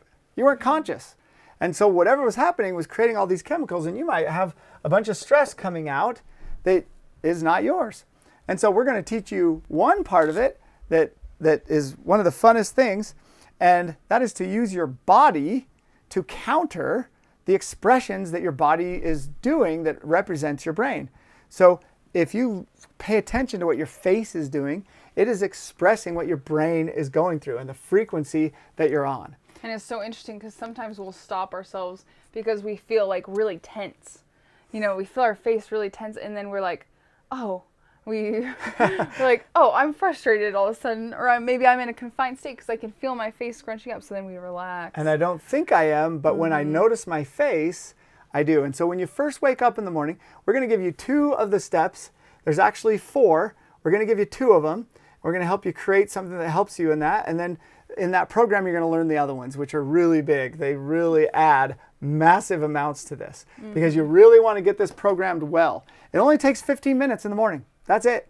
15 minutes in the morning to totally change your life. Literally change your life in a huge way by programming that. Imagine wanting to get all these things that we have over here and then saying, wow, 15 minutes a day could get me there. And it will pull me towards it. It won't make it so I have to work hard to. The effort goes into programming our RAS. And as you do that in the morning every day, it'll start to become natural, and you'll start doing it all the time. Start doing it throughout your day. And then we have something we do in the evening also that we talk about in the program. But we're going to teach 2 of them. And the one that I was going towards is about our face, and it's to wake up, and the first thing you do when you wake up is you put on a big smile. You just smile. It will freak your body out because normally we smile as a communication to other people. We actually rarely smile when we're by ourselves. Now, if you're one that does, great. Some people do, a very few, but there are some that will smile when they're alone. Just for fun. It's so interesting because when you wake up in the morning and you smile, your mind's kind of like, what is going on? And then you're like, oh, that's for me. This smile is for me to feel good and for me to have an awesome day. And then it kind of sets the tone for the rest of your day because that's how you started. And you tell yourself that, hey, I'm not going to be reactive. I'm going to be proactive. I'm a proactive person. And so we're going to put together another thing that helps you in the morning. Because when you first wake up, there's a lot of things people talk about. You've probably heard of them. One of them is being really positive. One of them is saying positive. Some are saying affirmations. Some say declarations. Now, each one of those have a way that we can sabotage. Our brain can sabotage every one of those. because think if you're like trying to lose weight, for example, and you get up in the morning and you say, I'm skinny every morning. And you look at yourself and you're like, I'm skinny. Your brain is like, you are not skinny. It can. Now, we're not saying those don't work and they can't work. But your brain can sabotage it by saying, that's not reality, therefore I'm not going to listen because I'm looking and I'm not seeing it, right? So there's a way, I'm not saying those can't help. I know they can help. I know lots of people, they've helped me, right? But what we're looking for is something that can't be sabotaged. It can't be, shifted and used in a different way. You can't use this self-sabotage or self-doubt to get in the way. Yeah, so positivity is another one. People say, be positive. Just be positive. Well, guess what? Every time you're positive, your subconscious and the other side of your brain says, oh, where's the negative? There must be a negative. The creation of positive is an in turn automatic creation of negative. And so this also falls under some of these words, these linguistics that we get caught up in using negative and positive in a way that makes us feel like there needs to be a negative. So not that there's anything wrong with being positive. However, there could be a way that your brain is sabotaging yourself by being positive. And I'm going to tell you that before I learned this stuff, I was one of those really positive people. I just naturally was positive. I just, in my childhood maps, was kind of a positive person. So my childhood maps taught me to be positive, and I was a really positive person. I went around and I was really positive. The problem is, as I went through life and problems came up and difficulties and severe difficulties, and my escape was being positive. So what happens to all the problems if you escape them? Right? I was brushing them under the carpet and not really facing or addressing them and just being busy in life. Sometimes to an extreme where he didn't even see those things anymore. And then later he realized that wow, I was dealing with this, but I tricked my mind into not seeing that, so much so that I didn't even see the reality of what was happening. But that reality was affecting me. It was turning me into somebody I didn't want to be at an identity level. So it can blind you. Not that it's a bad thing necessarily, and I wouldn't go around blinding you. Yeah, I wouldn't go around judging everybody who's using positivity, right? Because that can be helping in a lot of ways. But just know that every time you create the positivity, the negativity exists. It becomes an existing thing in your brain. Without humans on this earth, there wouldn't be any positive and negative. And this goes along, has a similar concept with the linguistics in saying bad and good. And I know he's said bad a lot in this presentation to kind of connect with you and kind of help you understand what we're talking about. But we can get caught up in thinking that things are bad and good. And that goes along with shutting the door, right? Being closed-minded in thinking that, oh, that's bad, so I'm not even going to think about that thing. And it's also an oversimplification to say, oh, yeah, that is bad and that is good. I know a lot of you, your brain is going, wait, what? No, wait. No, some things are definitely good and some things are definitely bad, right? Your brain your childhood maps are just screaming at you now saying, what? But you know what? Notice how that's a closed mind, right? And that pattern inside of us to say things are good or bad is so natural and simple. Now, we're not demonizing it. It's not like it's evil or bad, right? Because we don't believe in good or bad. But what can happen, is that when we say something's good, it's a very generalization. And we tell our kids, oh yeah, you're a great kid, you're good. But the detail's not there. The real parts of information are not there, and they don't have much of an effect if you just tell someone that they're good. But if you go into detail, you can. It's same with bad. That is bad. Well, is it all bad? Is there things out there that are all bad and nothing good comes from it? Right? Because I really like this story, and maybe some of you have heard the story, and I'm not going to tell the whole story, but basically someone judges someone's situation, rather good or bad, and the other person says, well, I don't know, maybe it's too early to tell, right? We're so short-sighted when we're on this side of the brain. Because, and the story goes on that this guy gets, I think, maimed or something. And oh, that's too bad. And the guy says, well, it's too early to tell. And sure enough, down the road, there's a war starts, and then he doesn't get drafted. And he's one of the men that gets to stay back in the village and help. And so they're like, wow, that's great. And the guy, that's wonderful for him. And someone says, well, it's too early to tell. This person keeps saying, it's too early to tell. You don't know. Someone has an event, they have a trauma, whatever. How many people have come out way better off because they had those experiences, right? So it's not all bad. And it's about getting away from those generalizations that don't serve you, don't help you, that are dead ends, that don't help you make changes and shifts or help others to make changes and shifts. And so being able to just analyze and recognize those words we're using, super powerful. This is a great one. And this isn't easy to grasp. And even we still catch each other saying good and bad or positive and negative at different times. And then we analyze deeper and say, what's a better word to use for that? Because a lot of the times when we come to this closed-minded way of seeing it, we don't really get specific on what we're trying to tell someone. And especially with linguistics, we just get lazy in not wanting to really explain what we're thinking or finish our sentence and kind of wreck communication in a way. Yeah. And so being able to use different language helps us to get more clarity around what it is that we really mean. Because someone else's perception is so much different than yours, or can be. And so when you're using loose language, they could be perceiving something totally different than you. And so it increases your chances of communication when you use different language or more specific language. If that's what you want, right? We're not saying it's good or bad to say good or bad, right? If I come down, if I'm walking by and I say, hey, how you doing today? And they say, oh, good. Whether they're really good or not, but in that moment, you're basically making an agreement that you don't have time to spend with each other to really figure out each other's lives and to sit down and have a talk. It's okay to just say, oh, I'm doing good. Thanks for asking, right? They move on. How are you doing today? Great. Exactly. Or I'm doing okay. And if the person says, wow, I'm actually having a rough day, you might not have time for that right then to sit down with them. And that's okay if you don't. You might have other priorities, other things that you're focused on, and that's fine. It's your choice. But know that if you want more, if you want to dig in deeper, those kind of responses, reactions, and language are not going to help you get there.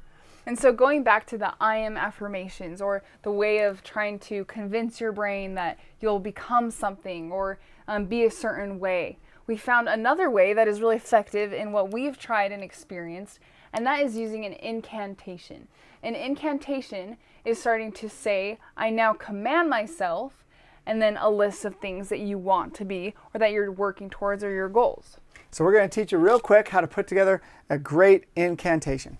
So first, to do this, you're going to want to pause this because we're going to give you 3 minutes, or you're going to give yourself 3 minutes to brainstorm all the words. And this is a great time to do it because we're in this place where we're just understanding and learning all this stuff, and we're absorbing, we're growing.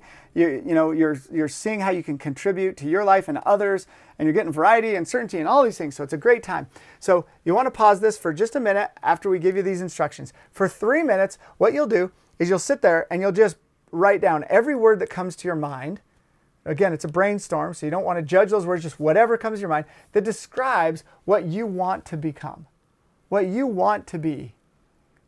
And there's a lot of words out there, and we'll throw out a few just to give you some ideas. Empowered, powerful, capable, loving, kind, passionate, any of those words. Playful, fun, all those different things. You just put any of those words out there and you just write them all down. And you'll do that for 3 minutes, and then you'll go back over it once those 3 minutes are over, and you'll star the ones that really resonate with you, the ones that really stick out, the or ones you really like. align with the goals that you have and the things you want to work towards in your life. And this isn't like this permanent thing that you're always going to use. You can always go back and change your incantation, or maybe you're experiencing something different in your life and so you have a different goal. And so this is just for something now, to help you now with this routine.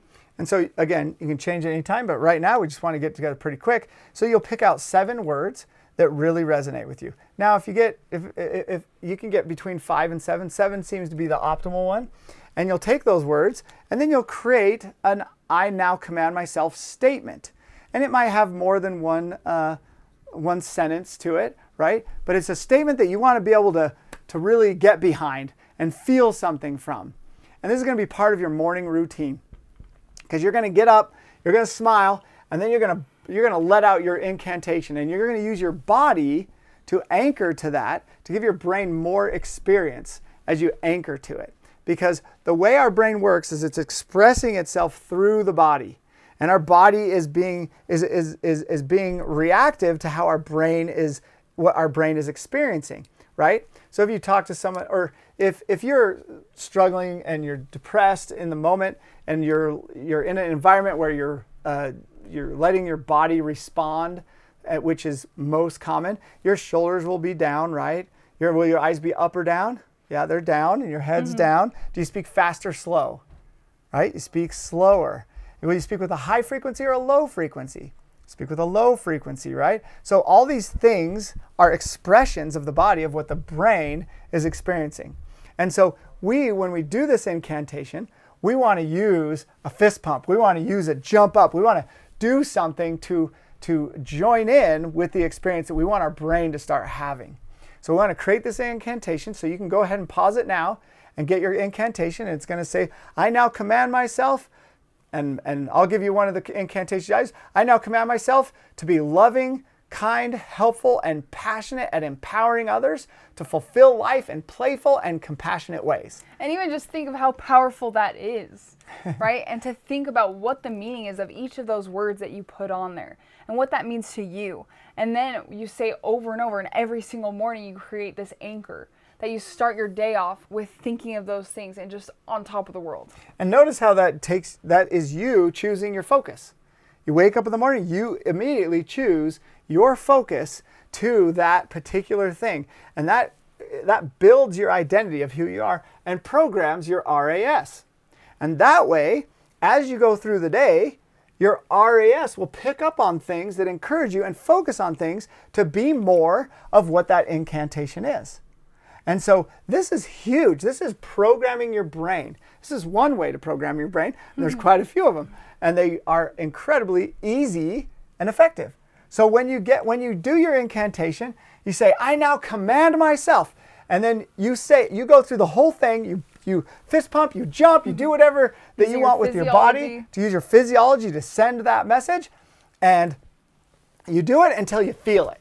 That's the key. When I first started, it would take 10 or 12 times. After I did it for a while, it'd only take 2 or 3, right? Or sometimes 1, because I'm feeling it. I'm thinking about it. It's about bringing yourself back to center and building on your idea and programming that RAS. It's super powerful. And so go ahead and pause the video to create your incantation. A lot of times in our lives, when we start to kick on this confined state, kicking on the sympathetic autonomic nervous system, we start to go into this old childhood pattern way of thinking that is away from, that tends to start to play out. And so one of the big keys we're about to teach you is how to stop that pattern and have a proactive approach to that, so that it doesn't keep going in this spiral of thinking all these things and going deeper on all these things and amplifying how you feel about the things you can't control and can't do, because that's what happens when we start to go into this confined state. We tend to go deeper and deeper and deeper. And remember that being in a confined state is only part of you is in a confined state. Do not get wrapped up in thinking, I'm in a confined state now all is lost and I'm stuck and I have this brain fog and I'm not going to be able to function. Right? It's a part of you is going into a confined state. And so when you do go into that confined state, it's being expressed throughout your body. And your body has the ability to help you change it, to make it easier, right? Our goal is to make it easy and fun. And we even talk a lot about physiology in the neuro wellness program. We have a whole half day, I'm not sure how long it is, but we talk about the ability of physiology being able to change your brain and change your neuroplasticity and change the way that you're seeing things and help you stay in a free state. Free state over here. So one of the things we want to do is what's called a pattern interrupt. So it's a way that when a pattern kicks up, you can use your physiology and your thinking to shift what part of your brain in that moment is happening. And you want to give yourself an opportunity because the patterns can come rushing in. They can come right out of the blue, right? You're unprepared for it. You did your morning routine. Because you can think really fast. And so once you start thinking about one thing and it spirals, you start thinking all these things. You start thinking of lots of different oversimplified conclusions. And sometimes so it can happen fast. So you want to stop it before it gets to that point of just this big thing. Yeah. So psychologically, our brain thinks of the left side as the past and the right side the future, which is why we designed the board the way we did. Because we want you to see this as your past and this as your future.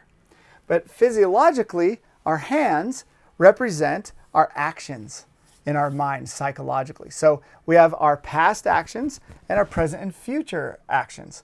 And so what we can do as a pattern interrupt, and you may have heard of other people using different ones, counting backwards and some other things that tricks your brain into freeing from the pattern it's about to go into. Well, this is much more powerful than anything I've seen out there.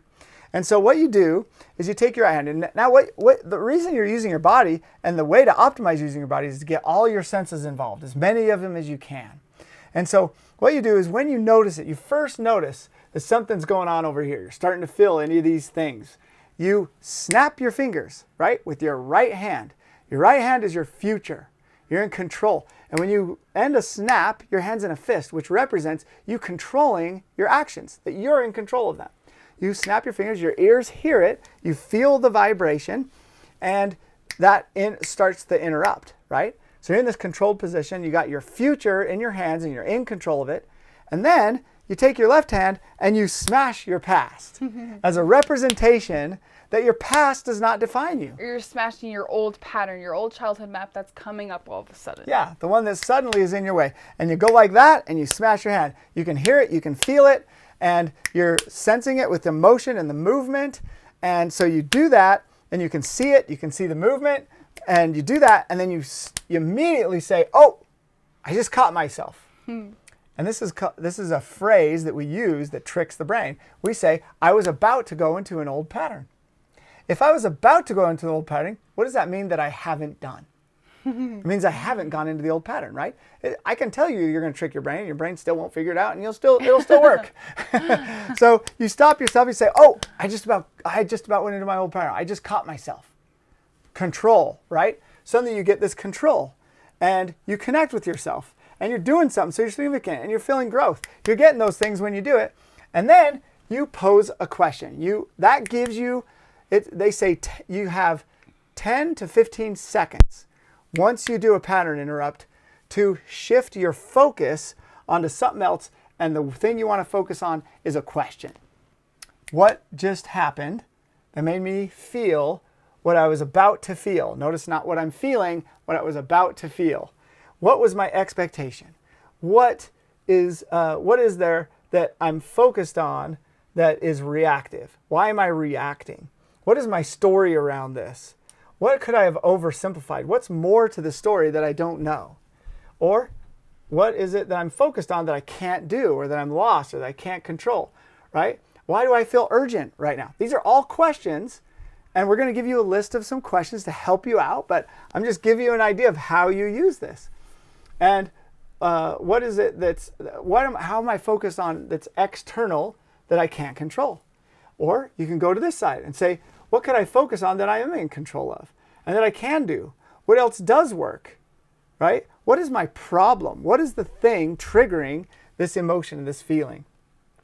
And how can I increase, or what can I do to access the data?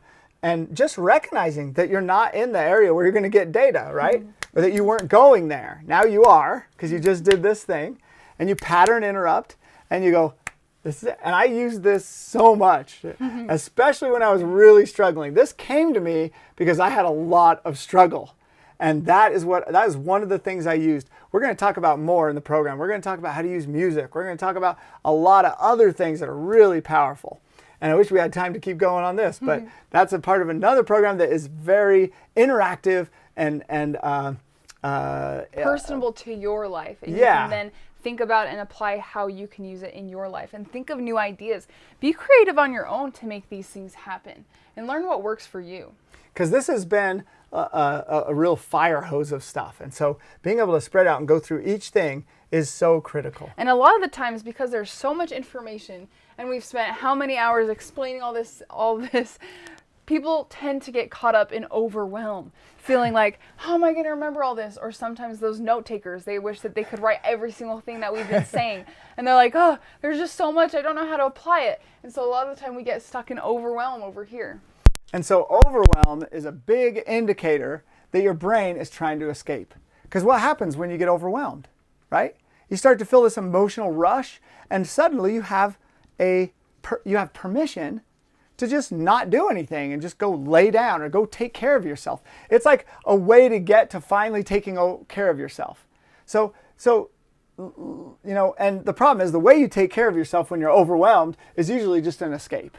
And it's not really taking care of yourself. So overwhelm is not going to serve you. We did this on purpose. We did the fire hose approach, so you would get a lot of information in your subconscious, so that as you went through our neuro wellness program that has those 30 modules, you'll be able to, and if you have a coach going with you, even better. Somebody facilitating you, walking you, talking through it, drilling it deeper, even better, much better, because then you got somebody else actually helping you apply and learning how to be independently doing that. Or even in a session where you have someone else that is close to you that's also hearing all this or knows this system.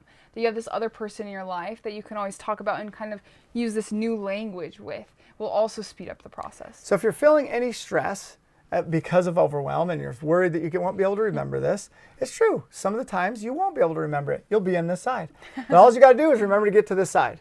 That's all you got to remember. Get to this side. And your first thing is where you're focused. And the 3 things you can do is focus, meeting, and attempt. And that's it. There's lots of ways to do it here.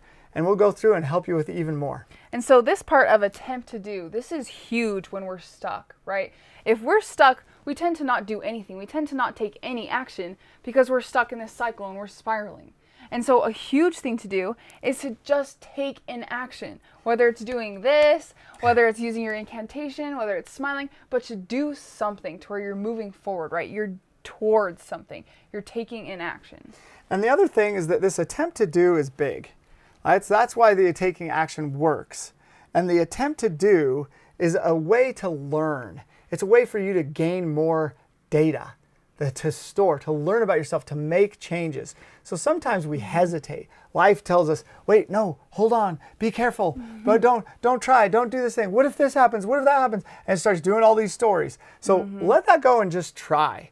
And one of the things that we encourage you to do is, in this moment, as you have all this in front of you and you're thinking about it, this next step is to go into this neuro wellness program and really go after it. Commit yourself to action. That is the key. Use your body. Use your action. You know, commit to a half hour of 20 minutes to half hour is how long these daily videos are that you can watch and listen to. And then there's little assignments that you just do throughout your day. It's not really like sit down and do this. There is a little bit in the beginning where you're going to do some deep dive over here in this goal setting and processing. That one I'll give you to tell you to definitely spend some time on that, because you want these things to be really clear, because the rest of the program is going to program you to drive towards the things that you really want in life. And they are going to come about. They will. You do this program, they're going to come about, because your brain is going to start pulling you there, because it's there to program you to that and teach you how to keep programming yourself. And also feel free to go through and research this stuff that we've been talking about and the research that we've mentioned. Because you can also learn way deeper about all of these concepts and these ideas. And if that's something you like to do, that will also enhance all of these things that we've talked about and help you believe it in even more. And so as you go through this neuro wellness program, and hopefully you have a facilitator helping you, because one of the things that you can do that's one of the most powerful to take this to a way deeper level is to be focused on someone else, to walk someone else through this process, to be coaching them using the NAP process and the NAP model to walk someone else through something changes you like nothing else. Because when you're thinking of someone else, the threat gets removed and you don't have that threat in your mind while you're helping them. So your focus is on them and helping them. And so we have courses that you can take to become a facilitator. And it's cool because you can even become a facilitator just for yourself to learn this on a deeper level. Maybe if you're struggling on a higher level and you've been through the Neuro Wellness program, and maybe you've had one-on-one coaching, but you just want to take it deeper and learn how to apply it to maybe family members or other people in your life, this will also be so huge in that progression towards that. And our goal is to help the world. I mean, look at this. This is huge. This is life-changing. We could solve the world problems if we could get this into our leaders and then eventually down to everybody else. But maybe we need to start wherever, right? Wherever we are, go with what we got. And our goal is to get everybody to dive into this at the level that they truly want to and really have it, envelop a huge part of their lives. And the way to do that is to become a facilitator. And so we encourage everybody, and I don't know what your career is, but I've seen people take really solid careers and shift them because they found a way to meet these needs at a higher level, this contribution and growth. And so I hope you're considering having this as a potential part of your daily life in a way that you're serving someone else. And the great thing about it is the value is here, right? Think about all these shifts and these things you've had. If we could press a button right now, they would erase this whole thing from your mind and however you got to us and the way you were connected to get to this point to learn these things. If we could press a button and erase that whole thing from your mind, everything you learned here, and you wouldn't be able to get it back, what would that be worth to you? What would you give to prevent us from pushing that button? Yeah, because mostly when we talk to clients, they say, I would give anything. I'm not giving this up. This has been life-changing, and we hope it has for you. And if it has, we hope you want to share it with other people. Give it to other people because it'll take you to the next level. It'll really help you to be helping people. And if we can help you get to a point where you're actually making an income while you're serving and helping other people, being on your own schedule, being an entrepreneur yourself, living life in the highest level of all the things you want, this is an incredible way to get there. It has been for us. It has been for a handful of other facilitators. And we invite you to come and be a part of this and make this so that you can be talking to people and helping people all day, every day of your life, and having an income from it and enjoying life at its highest level. Because the value you provide is higher than just about anything out there. I don't know of anything that provides more value than being able to take control of your life and live and have all the things that you want out of life. And it is 100% possible. It is beyond 100%. You can do that. And it's a matter of just letting go and giving in and doing what you feel. If you feel this, we invite you. And if not, that's okay too, because everybody's on a journey in a different way and different ways to get there. And I hope you find it where you look. And we are so excited that we're able to show you this model and show you the neuro-auto-associative programming model so that you can have hope in your life. That you can have hope that these things don't have to exist in your life. And all the areas that you feel pain, that you can change. And that is one of the biggest things that we want for you, is that you will have this tool to kind of be your own superhero, your own person that you can go inside internally and really change your life. And there's other ways that to apply this and to dive deeper with it. So thank you so much for taking this time. And I hope that you've gained as much as we've gained through this model, and that you'll keep gaining and getting and receiving and see it as an opportunity, and every day wake up with that feeling of opportunity. And our love goes out to you, and we thank you so much. We hope to meet you at a live event someday, to see you in person. We'd love to hear your experience, and send us a letter and let us know. It lights us up when we get to hear from people and say, hey, this changed my life. This is what I was struggling with, and now I get to experience this in life. And it's so great. It's so wonderful. And most people say, I have a long ways to go, but I'm loving the journey, right? So we hope to hear from you. Thank you so much. It's been a blast. And we are so excited for you to fulfill life yourself.